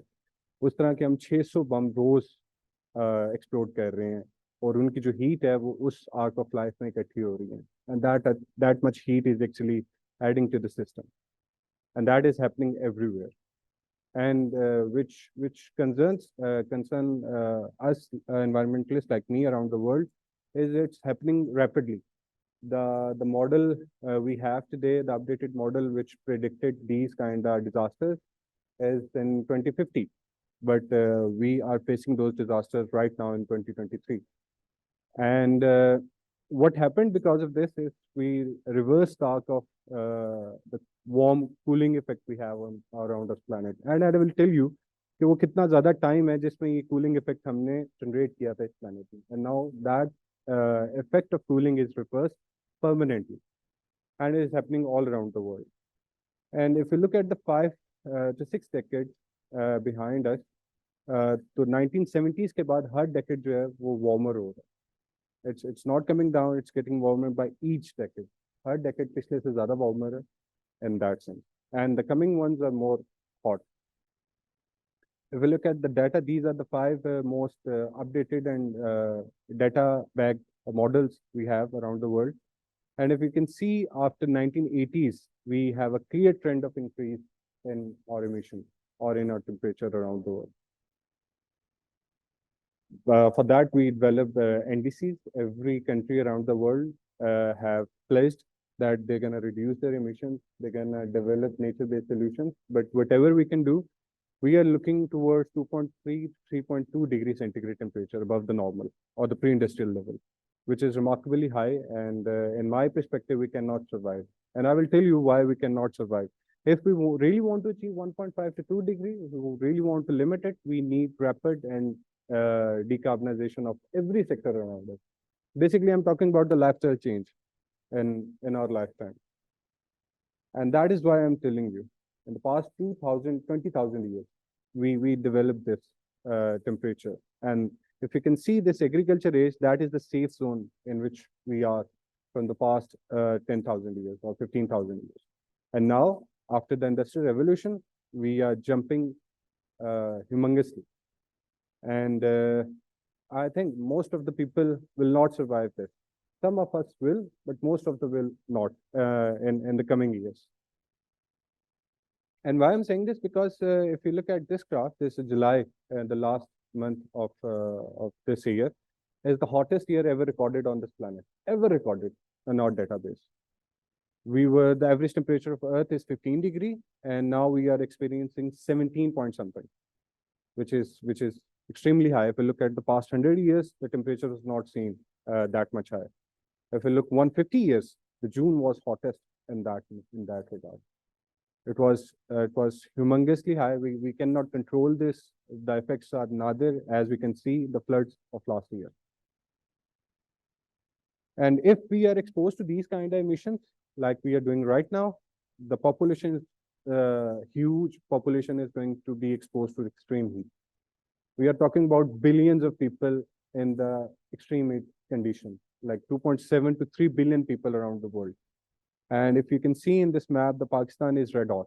We have more than 10 million people to be exposed to these extreme heats. You all know that majority of the population we have in this country is not privileged enough to secure those resources.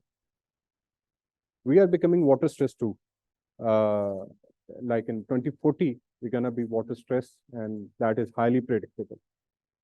The water is the lifeline of Pakistan. We have our water from Indus Basin around 80 to 90%, and that is coming to end after 2040. हमारे पास पानी नहीं होगा ना अनाज उगाने के लिए ना पीने के लिए. The generation which is coming, the next generation which is coming is going to face humongous losses due to this, and the competition is already started. If you have seen around the world, these are the tipping points around the world. These are the main tipping points around the world, and what we have is this Bay of Bengal. I highlighted this for your understanding. Is the monsoon pattern.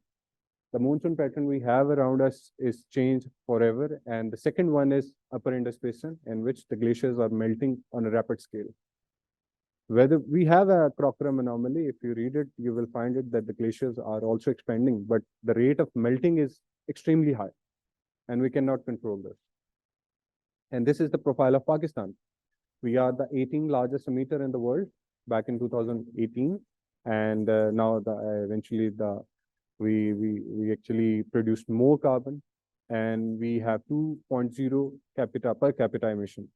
Most of our emissions are coming from the energy sector because we heavily rely on fossil fuels, coal and gas. As you can see, we have the largest share, but we committed in our NDC that we will reduce our emission by 50% by 2030.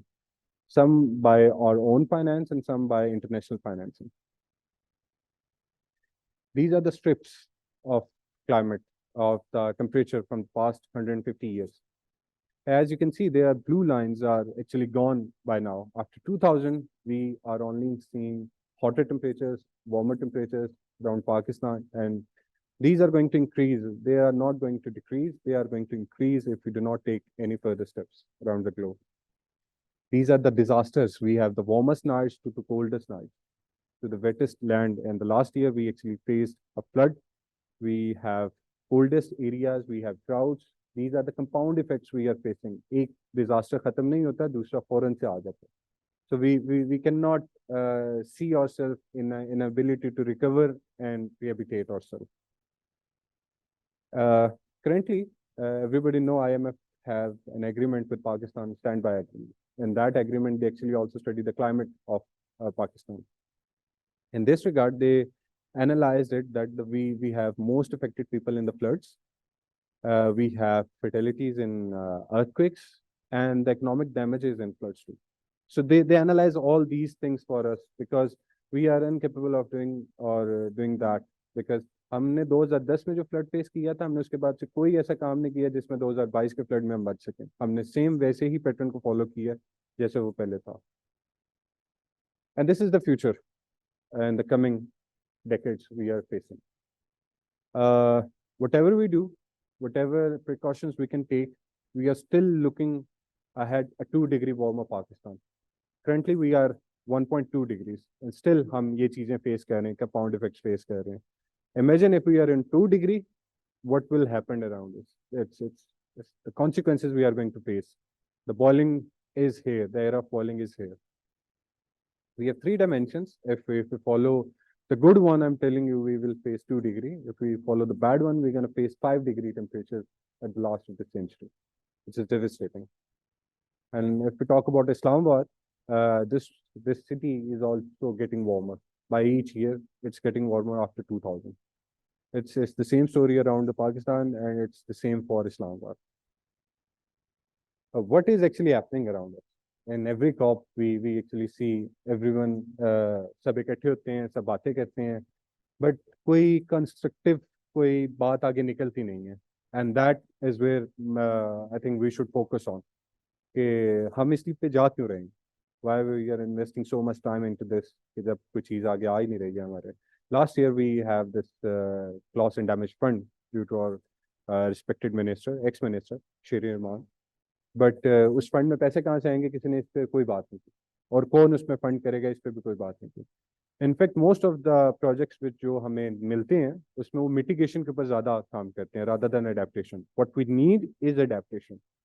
हमें mitigation नहीं करनी. Mitigation उस develop south को करनी है कि जो north को करनी है कि जो इसको प्रोड्यूस कर रहा है, जो एमिशंस को कर रहे हैं. Still with their all the tech they have, they are consuming or producing their energy 80% from the fossil fuel. Still, they are producing it. So this is what for the lighter note on the COP. ये है नतीजा. We planned everything, we tried nothing. हमने हर चीज अपनी planning में रखी हुई है. We actually do nothing on the ground and eventually we will run out of ideas. अब बात जियो इंजीनियरिंग की जा रही है. इंजीनियरिंग एक ऐसा कॉन्सेप्ट है जिसके अंदर आप जो सोलर रेडिएशन है उसकी मैनेजमेंट पे बात करते हैं कि अर्थ के सराउंडिंग में और in the stratosphere which I told you the arc of life, उसके बिल्कुल एंड पे आप कुछ पार्टिकल्स ऐसे छोड़ दें या ऐसे ड्रॉप कर दें सोर्स के थ्रू या कि जो सन की रेडिएशंस को रिफ्लेक्ट बैक कर दें, और जिससे वो ये समझ रहे हैं कि अर्थ का टेम्परेचर वापस कूल डाउन हो सकता है. But it's practically impossible because we are the heat which is actually generating is produced by us, by the fossil fuels we are burning. The fossil industry, they are extracting and they are earning in trillions, I'm telling you. Not in billions, they are earning trillions. So this is the pathway with the real answer to every question is the degrowth. We need to think about it. We need to talk about it, that how we can convince the global north to go for this degrowth model, that they have to stop their emissions, they have to stop their economic pie to grow anymore. Because if you understand the science of it, the material around this globe is getting less. हमारा जो biological material है वो कम हो रहा है. हमारी जो biological economy है वो कम हो रही है, shrink हो रही है. The food we produce is getting smaller. हमारी जो फसलें हैं वो due to these extreme weather events वो खराब हो जाती हैं. We actually faced this in the last year. We have the shortfall of wheat, rice, and every other crop around us. Due to war in Ukraine, we have inflammation around us. And not in Pakistan, overall the globe. आप किसी भी मुल्क की बात करें वहाँ पे ये चीज़ हो रही है. So what we need to do is we need to stop our economic pie, जिसको हम capitalist market कहते हैं, हमें उसको रोकना होगा ताकि हम उसकी better management की तरफ जा सकें. And that is where the graph lies. We need to attain maximum emissions, जो कि अभी तक जो मैक्सिमम जो इंटरनेशनल बात की जाती है वो 2025 तक की जाती है. That we need to gain the maximum emission, हम जितनी भी कर सकते हैं, and afterwards we need to go back to our normal level जिससे हम कम से कम कर सकें. But still, whatever we do, as mentioned before, IPCC recommended this with all the NDCs we have, with all the policies we have, हम उसे सारे को implement करते हैं. Still, we are looking 2.4 to 3.2 degrees. 1.5 is a myth now, or 2 degrees a myth now. So once we actually have the peak, we need to go back and we need to redistribute. हमें managemental issues हैं, हमें production issues नहीं हैं. We have enough food for everyone, we have enough water for everyone, but some of us having a higher quantity of it. Some of us are privileged enough. I think हम जो भी यहाँ पे बैठे हुए हैं हम भी privileged हैं. हमारे पास भी बहुत सारी ऐसी चीजें हैं जो कि सबके पास नहीं हैं. The things we have today. So if we look at the history again, most of the north is actually came back and like in वो पहले हम पे imperialist बन के आए, उन्होंने हम पर colonization की. Then after 1970 they entered as a free market agents, capital investments, ventures. Then they tell us that we have the future for you. They gave us technology, they gave us everything. They gave us markets के जिसमें हम trade कर सकें, जिसमें GDP हमारा increase हुआ. For a fact, I'm going to tell that in 1950, we have a global population of 2.5 billion people and the global economy was 9 trillion. By 2020, we have the population of 7.1 billion and the global economy was $133 trillion. The economic front was extremely high. And how they did it, they managed to extract resources as the raw material. We, the developed world, only export the raw material. We do not generate anything technical, which is, we can say, advancement. And now they are back with the carbon credits. The panda you can see in this picture. The carbon markets we see today are extremely volatile. It's around $500 billion. जो कि अभी उसकी market value है और बहुत ज़्यादा और investments आ रही है। Recently we won a project जिस पे सब खुश थे, $77 मिलियन का हमें मिला है रिचार्ज पाकिस्तान का। इसी तरह हम ग्लोबल स्टॉक टेक में 7 प्रोजेक्ट्स लेके जा रहे हैं जिसमें लिविंग इंडेक्स, ब्लॉक और मल्टीपल हो रहा है। एफॉरेस्टेशन जिसमें बिलियन ट्री सुनामी भी आपको नजर आता है छोटा बहुत। So we need to ask right questions. What is our priority, हमारी अपनी जरूरत क्या, what is actually needed for us, not for the rest of the world, as Faraz rightfully mentioned. हमारी फॉरेन पॉलिसी में हमेशा दूसरों को प्रेस करने की बात की जाती है. We never look down to our own self कि हमें क्या चाहिए. And this is what I'm asking for all of you to think about us कि हमें हमारा localized manner में कैसे हम solutions आंसर कर सकते हैं. And that is what is needed. Because in this COP, the nature has the final negotiation. इसके बाद हमें हमारे पास ना टाइम होगा और ना हमें वक्त मिलेगा because of our compound disasters which we have, which are coming.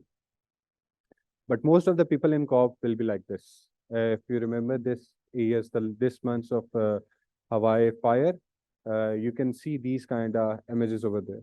लोग गाड़ियों के अंदर जा रहे थे and everything around them is on fire. But people are posting around the Twitter पे सब पोस्ट कर रहे हैं, सब उसकी बातें कर रहे हैं, बट प्रैक्टिकली वो क्या कर रहे हैं, वो उसी कार्बन कंबस्टेबल गाड़ी में बैठे हुए हैं कि जो कि उन फॉसिल फ्यूल्स के ऊपर चल रही है. They are not developing anything. And if we talk about EV cars, they consume 7 times more materials than the combustible normal car we see today. अगर electric vehicles की तरफ भी जाते हैं, तो we going to extract 7 times more material from earth rather than leaving it into the ground. So we need, I'm talking about a lifestyle change. हमें अपना pattern change करना चाहिए, हमें अपना लाइफस्टाइल के ऊपर बात करनी चाहिए कि how we can do this so we can move toward the justice part.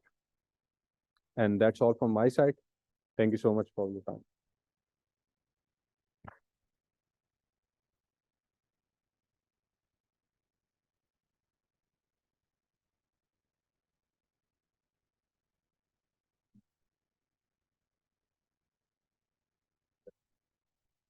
Thank you, Talha, for such a brief presentation. My part would be talking about the climate justice from a very Pakistan's perspective. So when we talk about climate justice, it's precisely defined as looking at climate crisis beyond the environmental crisis and looking at it from a perspective of social crisis and equity crisis that demands the climate action at the heart of the vulnerable communities which are facing the most effects of the climate change. So there are 3 pillars of climate justice that I'll be touching: loss and damage, fair share of emissions, and early warning systems.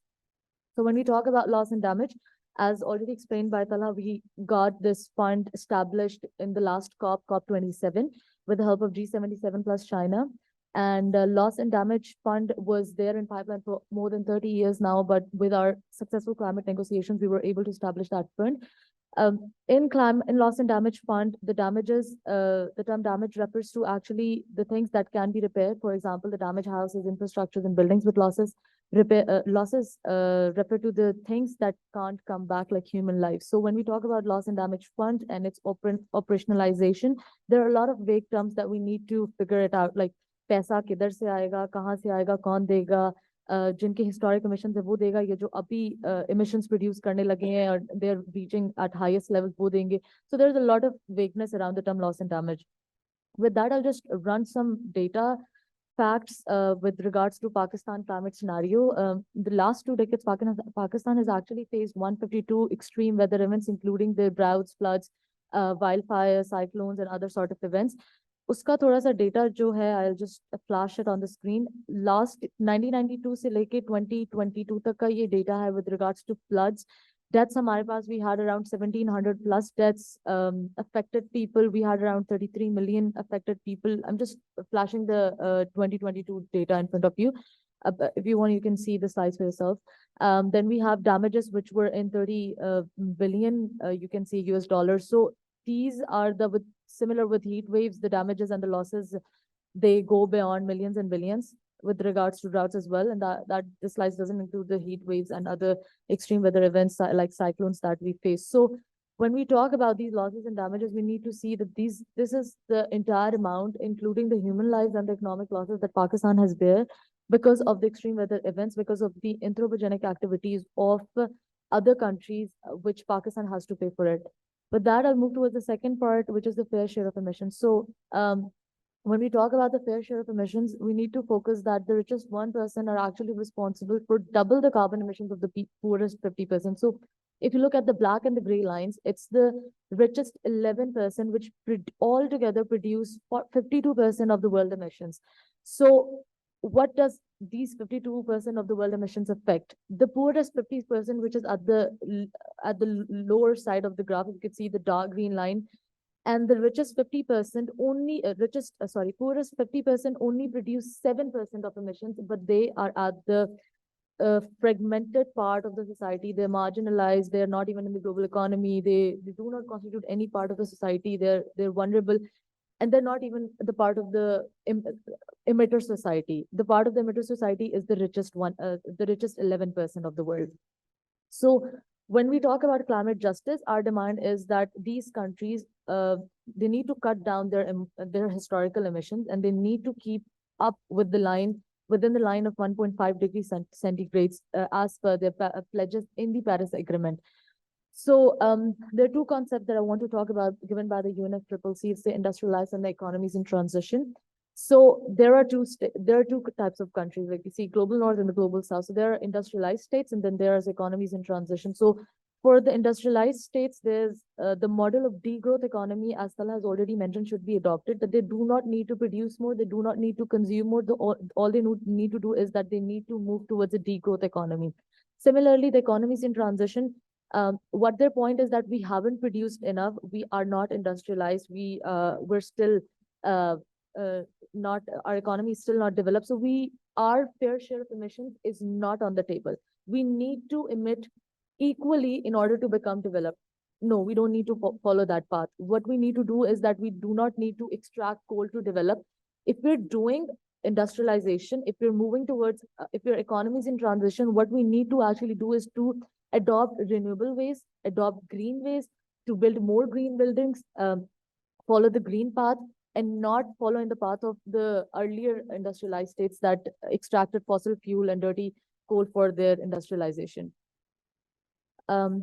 With that, I'll just dovetail a little concept of climate debt and finance. So climate finance is basically the money that comes from both private and public sources for two things, to cut emissions or to adapt resilience, to build resilience. So when we talk about climate debt and climate finance, and we talk about developed nations paying us the money, we're not talking about charity. We're not talking about loans. We're talking about grants. This is the money that they owe us. So they need to pay us. This is the climate reparations. This is their historical emissions that we are actually facing. So what they need to do is they do not need to give us loans and push us again into a debt, because 93% of the vulnerable countries to climate change are the ones which are already debt stressed, already karze mein doobi bhi hai. So we don't need another karza for repairing our climate led conditions. What we need is grants and loans. What we need is grants, not loans. So a little graph, if you can see, कि ये जो US, China, US, Canada, and UK have. So what they have historically produced is not equal to what money they are putting into the climate finance. So ये जो आप red or blue lines देख रहे हैं, so red is basically the shortfall and blue is basically the surplus. So UK, US, Canada, ये सारी countries जो हैं अभी फिलहाल shortfall पे जा रहे हैं. इनकी जितनी historical emissions है और इनका जितना climate finance इन्होंने जितना पैसा डाला है climate finance में, they are not equal. They're at a shortfall. Pakistan को Pakistan has pledged 2021 में कि हमने 50% reduction करनी है अपनी 50% emissions में reduction करनी है, जिसमें से 35% जो है वो external sources से आएगा and 15% जो है वो हमारा internal effort होगा. इसमें if you see तो हमारा जो coal by hydro है वो we need $20 billion for that.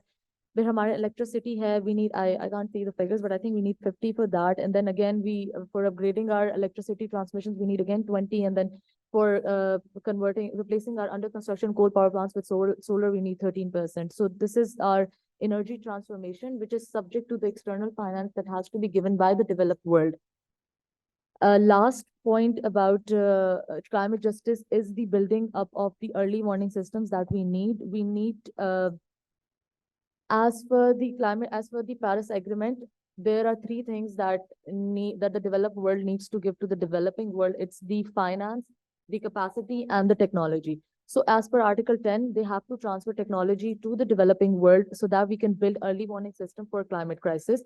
So to shift this conversation towards the cyber part and artificial intelligence, we've tried to establish that early warning systems that is based and fueled by data and loads of data and requires a lot of money for building up. We need artificial intelligence and we need the support of the technology transfer from the developing world so that we can actually reduce our effects by 30%. So with the integration of artificial intelligence into the climate crisis, we can actually avert a part of it. With that being said, I'll just hand over the floor to Usman for his talk on. Thank you so much, ma'am. First of all, I would like to shed some light on the topic of the immense significance and the role and the importance of artificial intelligence for actually mitigating the issues caused by the cybersecurity and, as per Tala said, adaptation for the climate change. As we navigate the complexities of the modern world, AI has emerged as the transformative force that actually holds the potential to reshape every fabric of our society. To explain the artificial intelligence, I would like to say the simulation of human intelligence processed by the machines to learn, reason, and solve complex problems. At its core, AI actually involves creating algorithms that allow computers to process data, recognize patterns, and make decisions. The foundation of AI was actually led in the mid-20th century with the groundbreaking concepts like the neural networks and the Turing tests.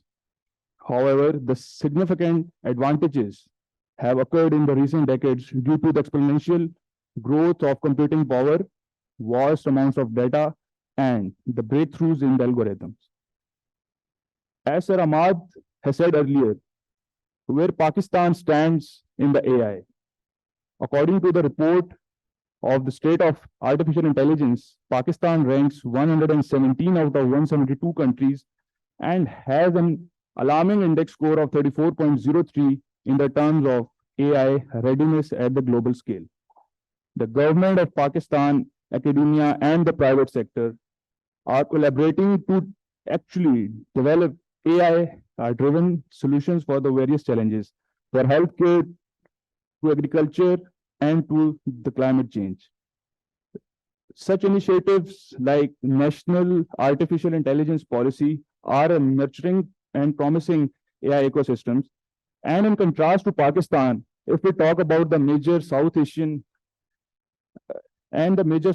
part, India, India with its rich talent pool and robust technological advancements has embraced AI and ranks 32 among 172 countries, and actually it has 17.04 the index score in the terms of AI readiness.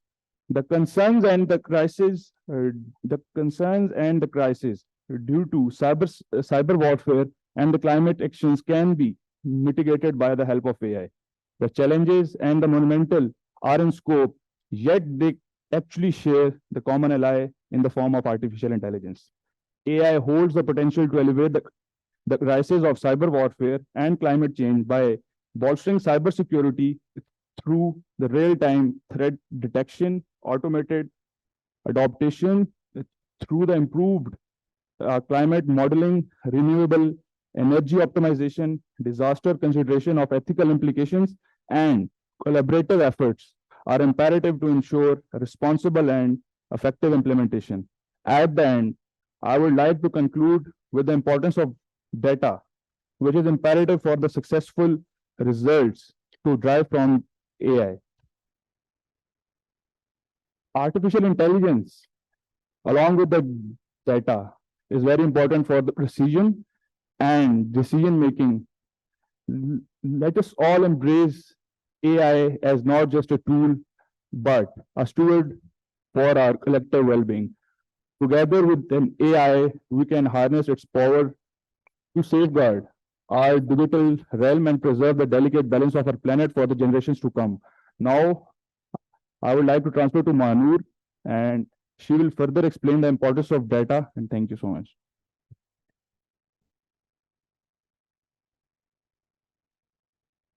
Thank you so much, Usman. Yeah, I do agree with Usman regarding the importance of data. But before discussing the real problem or the importance of data, first we should know what the term actually means, data.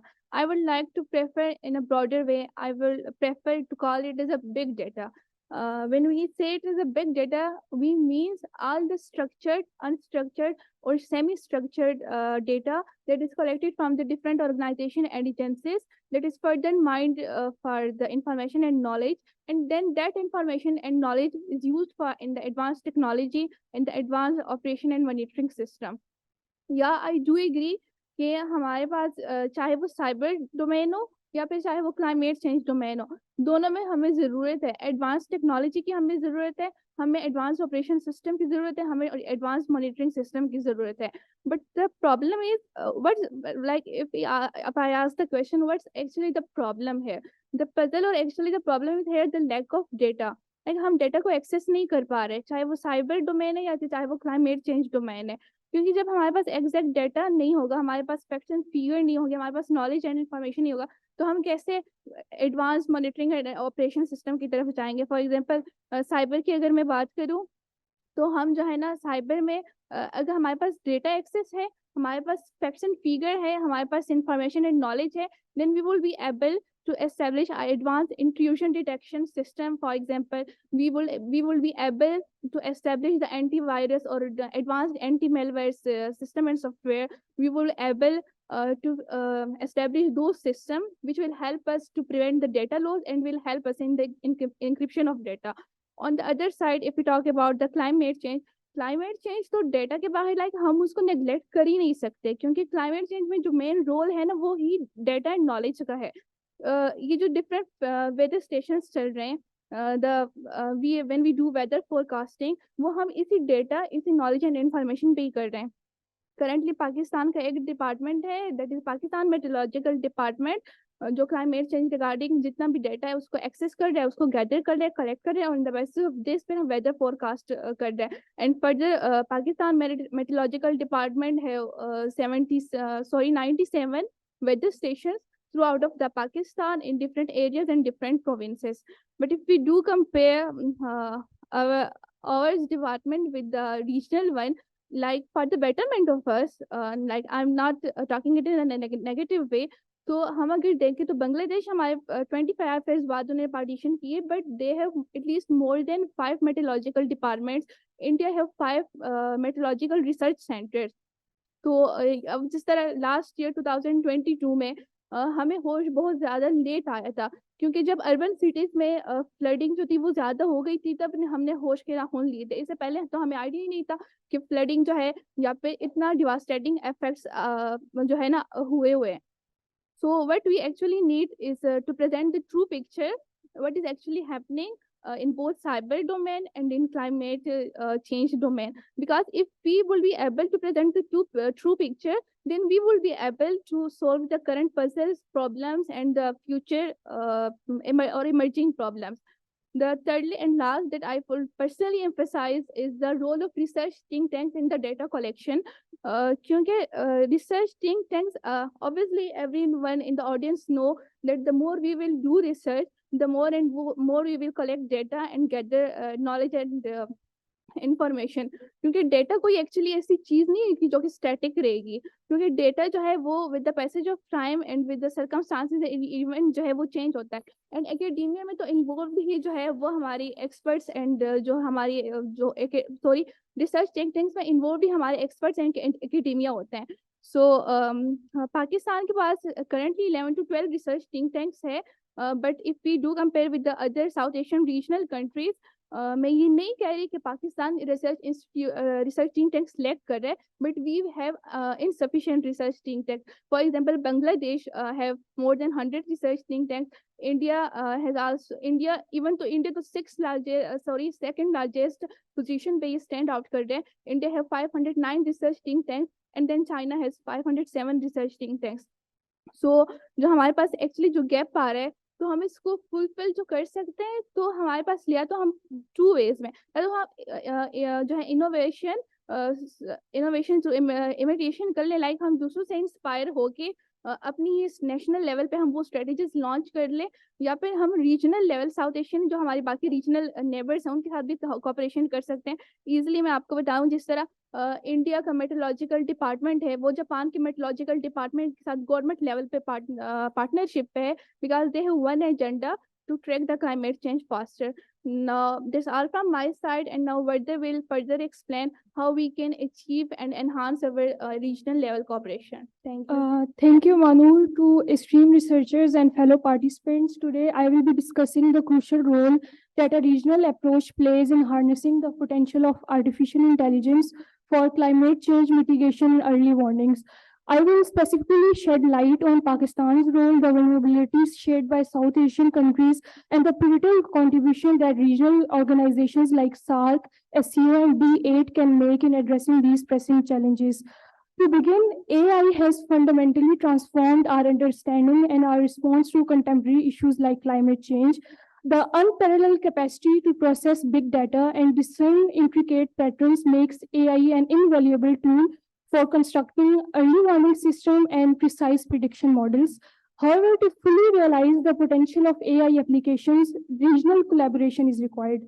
When climate change knows no border, and South Asian countries like Pakistan are especially vulnerable from rising sea levels to extreme weather patterns, the region's issues are manifold. Despite these shared challenges, lack of resources and technological expertise hinder individual countries of South Asia from mounting an effective response. This is where the significance of regional approach becomes evident. By pooling resources and expertise on early warning systems, South Asian countries can significantly enhance their capacity. Collaborative efforts on AI-driven solutions can empower states to make informed decisions that mitigate the impact of climate change. The collaborative spirit can also pave the way for joint research endeavors, capacity building initiatives, technology transfer agreements, and threat intelligence sharing agreements. Moreover, ASEAN countries have been making significant strides in increasing regional cooperation to address non-traditional security issues like cybersecurity and climate change. Despite having various regional development drivers at our disposal, South Asia lacks the institutional structure that ASEAN countries have for sharing threat intelligence and coordinating. Here, regional organizations such as SARC, SCO, and D8 come into play. These platforms offer the potential for South Asian countries to establish expert panels and working groups comprising of technocrats and policymakers from each countries to drive the development of AI-driven solutions. Furthermore, due to its strategic location within South Asia, Pakistan can emerge as a key catalyst for regional collaboration. The country has also faced its fair share of environmental challenges. However, Pakistan's resilience and commitment to climate action are evident through initiatives like Climate Green Pakistan Program and Clean Green Pakistan Movement. Pakistan's active engagement within regional organizations can catalyze joint efforts to pool their technological resources and AI expertise for climate modeling and early warning system. But it is important to note that South Asian countries face various internal weaknesses that hinder effective collaboration. These challenges include lack of culture of transparency, political differences, resource disparities, and inadequate infrastructure.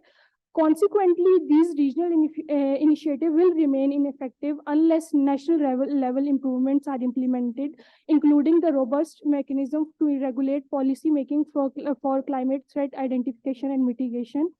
I will conclude by saying that the significance of adopting a regional approach to leverage AI for climate change mitigation and prediction cannot be emphasized enough. Pakistan, with its unique location and steadfast dedication to climate actions, stand as a pivotal player in this endeavor.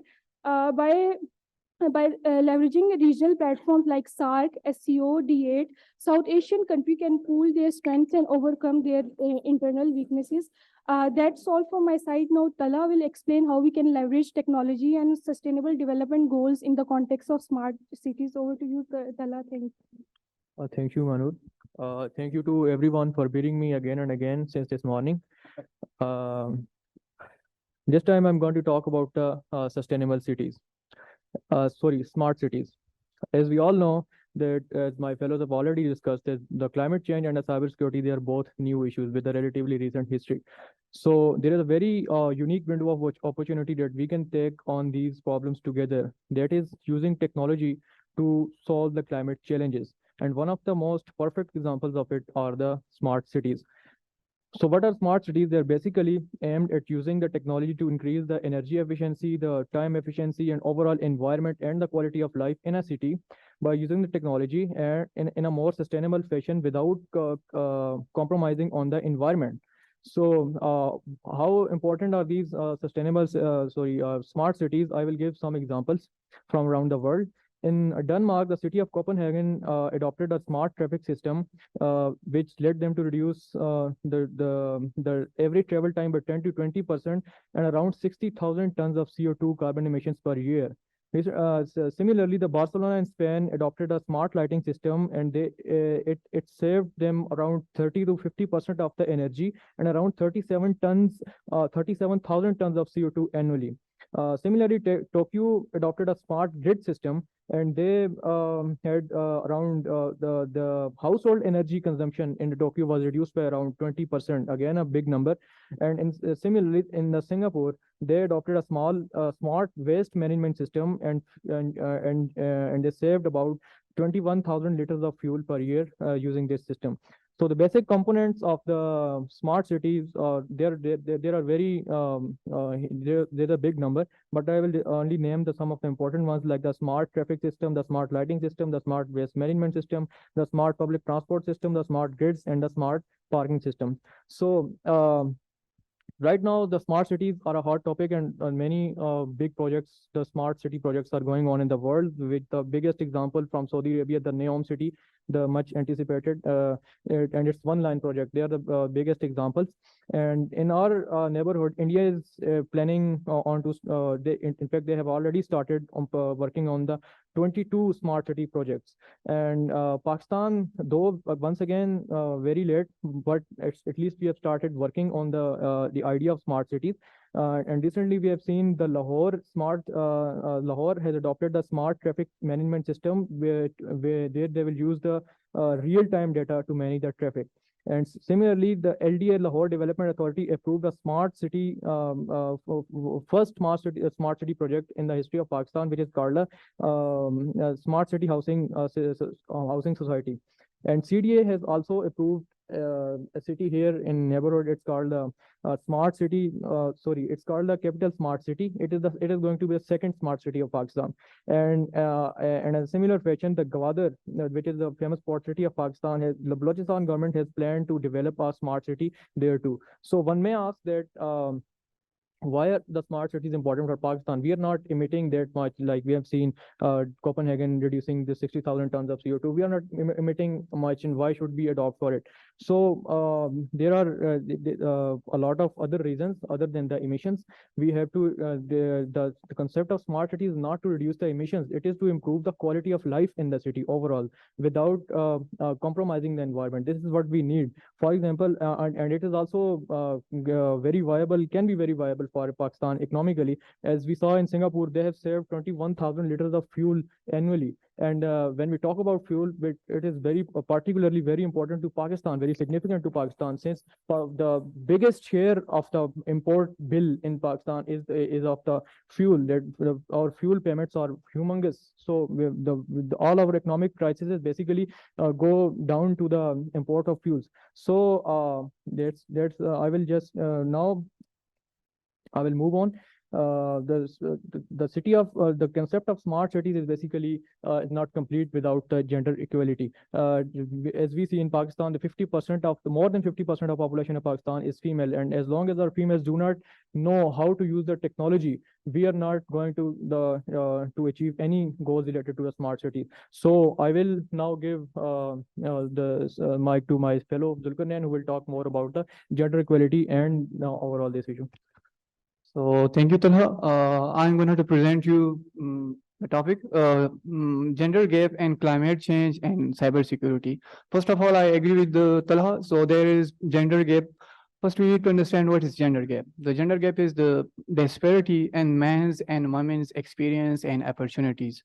So if we look to the both the climate change and the cybersecurity, so the thing is like the gender gap in climate change and cybersecurity is complex and is interconnected in powerful ways. And that seems from various, if I categorize it, first one is social, the second one is the economic, the third one is the culture. Like Pakistani society is a patriarchal society. And there is the first one is there is hegemonic masculinity, where the men are considered like men can do everything, and men are like considered as the active actor of the society, and women are considered as the passive actor of the society, and they can do like everything. I think we should need to change the syllabus of Mardandi. And the second one is the economy, which is challenge to these like the gender gap. So there is inadequate resources, and women have not like they are not able, and they have no rights to these their lands. If we look in the climate change and also in a cyber security, so there is missing up. If we look to the Pakistan National Retirement Contribution, so there are no gender budgeting. So we should need to work on it.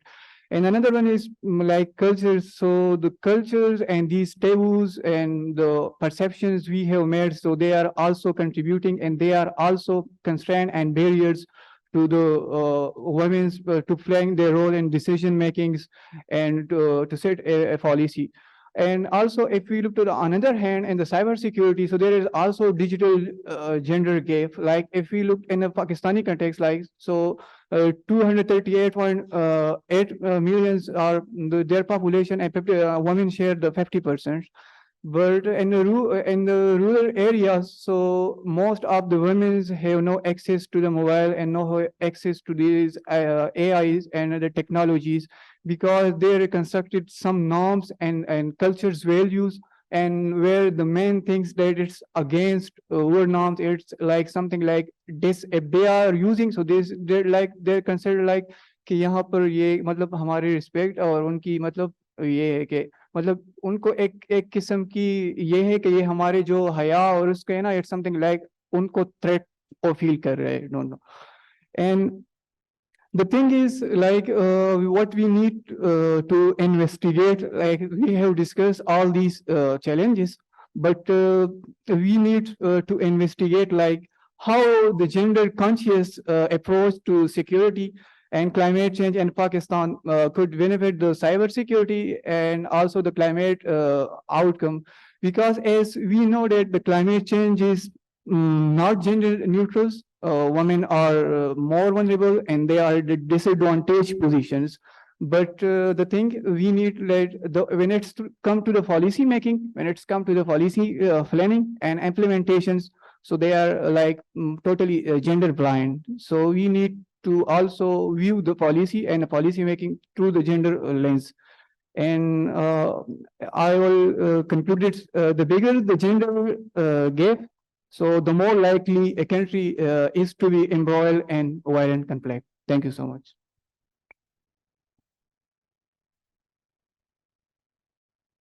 So good afternoon, everyone, and Assalamu alaikum, may peace be upon you all. So we're discussing about the new talk in the town, that is about cyber and climate and the new dynamic transition towards a shift, wherein we see the non-traditional security dilemma and consensus. My honorable guests and fellows, after hearing all the discussion about whatever is happening currently in Pakistan, Let's dive into the facade of policies and reflect what's the stand of Pakistan in it. So I'm not going to go back into the history deeper about 2000s and all, but IT Policing Action Plan was initiated in Pakistan since 2000, since early 2001. And again, just like Sir Ahmad talked about, Pakistan Computer Emergency Response Team in 2004 was initiated, and the years roll on. Coming towards 2014, there was this national action plan that was introduced as a response to terrorism, specifically cyber terrorism. While talking about the cyber terrorism, it was a cyber variant, and it also talked about different critical infrastructures. It was a comprehensive yet not really up to date policy. Coming towards 2016, then there was Pakistan's National Cybersecurity Policy, which was approved, and also the PECA ordinance that Sarah talked about. Simultaneously, Pakistan's Ministry of Information Technology and Telecommunication launched National Artificial Intelligence Strategy that was discussed before as well. And in it, they talked about governance from AI to health and all the AI-driven technologies and how to incorporate them in the system. The story continues to 2021, and when Pakistan introduced national cybersecurity policy, emphasizing research, collaboration, and digital transformation in this era. Then we see 2023, and we see that Computer Emergency Response Team is now ruling in Pakistan. At least the initiative has started. Switching the gears, let's venture into the realm of climate change. The journey begins with 1992 United Nations Framework Convention on Climate Change, wherein Pakistan embarked a journey to national climate change policy in 2012. There was a long way after, and it also in accordance with the National Commission, just like Talha talked about, Talha Zulkarnain and Maria from Foreign Policy, all of them discussed about the gender gap and the women inclusivity, how important it is, what is its essentiality right now. So that thing is now covered in one of the agendas of the SDGs, the Sustainable Development Policies, SDG 13, in which they encourage women to participate in climate change initiatives and to balance a healthy gender gap and gender balance. It is factored in the policy. Coming towards the protocols, there were many protocols. For example, Kyoto Protocol, that was a failure basically. So let's not talk about that. Coming towards Paris Agreement, that was initiated right after as a result of the Kyoto Protocol. Paris Agreement adopted in 2015, and Sir Talha already discussed about it, but I'll just brief about it as it is a landmark international treaty that aims to limit global warming well below 2 degrees Celsius above the pre-industrial level, while pursuing efforts to limit 1.5 degrees Celsius more. And it also have, during it, the UN, the United Nations Framework Convention on Climate Change also talked about NDCs, and NDCs, the nationally determined contributions that were that from a local scale to a global context would emphasize, but focus and help and assist the countries to sustain their roles in the emissions, in the GHS, and all such emission reduction targets. So as we leap forward to 2022, we find Pakistan adopting a national security policy, a comprehensive framework that recognizes the complex interplay between traditional and non-traditional threats on the national strategy. In the realm of climate change, we also talk about the 2021 nationally determined contributions, again, the NDCs and the SDGs, to take urgent action and combat climate change and its impact. The latest one in the market is the National Action Plan of 2023 that talks about the aims to protect communities that are vulnerable to the adverse impacts on climate change, along with the government and other stakeholders. And right now, there's Pakistan's first biannual report on the climate change progress has been submitted to the United Nations, wherein only it was only talked about, it was only discussed about the climate change adaptations, wherein the mitigation was neglected, which was more important than the adaptation. So, concluding it all, dear fellows, the phrase non-traditional issues need non-traditional solutions. Rings true as we navigate these intricate web of policies, agreements, and challenges. The policies we've discussed today are not just merely any ink on the paper. They are the building blocks of secure and sustainable future. So let us harness the power of artificial intelligence to mitigate climate change. Let us bridge the gender gap in tech and climate fields. Let us safeguard data privacy while embracing technology's potential and forge resilient societies. Let us remember that non-traditional challenges require non-traditional solutions. Thank you for hearing me out, everyone. Sir, the stage is yours. Thank you so much, everyone, for your brief remarks and insightful comments. I would now request our three of the observers if they have anything to add. If yes, please make sure, since we're running out of time, you do not exceed 1 minute. Do you have anything to add? Yeah, please go ahead. I will very shortly add the importance of technology with respect to employment, and that is Pakistan is was the fourth largest country when it comes to freelancing. Freelancing means working online remotely from anywhere, and the Pakistani freelancers have received for $400 million in 2021, and there are some problems that the freelancers face, and I will just highlight these problems. The biggest problem is that the payment methods for the freelancers, right? So the government should focus on the payment methods to bring those big payment method companies to Pakistan, so that the freelancers don't goes to illegal payment transaction methods. And the second thing is the incubation culture. The business incubation centers are limited in Pakistan right now, but I would suggest to accelerate the business incubation centers in Pakistan, so that the youth can have more opportunities. I think the youth is not just a labor force, it is more than that if they are guided and provided opportunities. Thank you. Thank you so much. Please, no questions, only comments. Okay, do you have anything to add? Okay, thank you so much, everyone. I would now invite Ambassador Nadeem Riaz, President, Institute of Regional Studies, for his concluding remarks.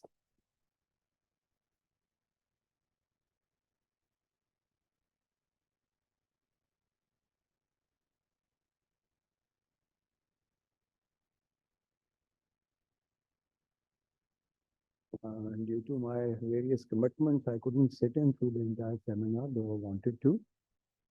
By the show of hands, could you just tell me how many people thought that this was useful?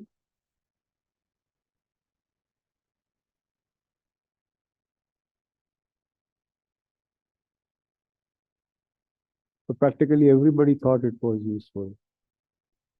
Okay. The basic thing was, I go around, I teach at various places. Why I wanted to do this was, and I discussed it with my team of researchers, because when I go to universities, I find that you people have all the information, which is the current information, which you get from the internet, which you get from the YouTube and all that sort of stuff. But the detailed historical background is missing. Like, I was the other day at the National Islamic University, and there was some confusion regarding who took the Kashmir dispute to the United Nations. So we organized this one-day workshop, you can call it a seminar, you can call it, to acquaint you with Pakistan's history, our traditional challenges, our non-traditional challenges, as well as what the future holds. I was in and out of this particular gathering, and it's very nice that all of you participated, or most of you participated, let's put it like this. And you had a point of view. Now, having a point of view is very important. I'm not saying that your point of view is right or wrong.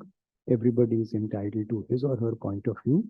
But the main thing is, if you express yourself, that is something which is beneficial for everyone, because each one of us, if presented with the same problem, is going to think different. And it's that because we all come from different backgrounds, we have our different set of issues, our problems. So we are bound to think differently. That's the way the human mind functions. But when there is so much of diversity, now from that diversity, at times you can pick up a lot of information and you can pick up a lot of new ideas. So that was the reason why we wanted to do this particular exercise with you. Have they done the climate gaming?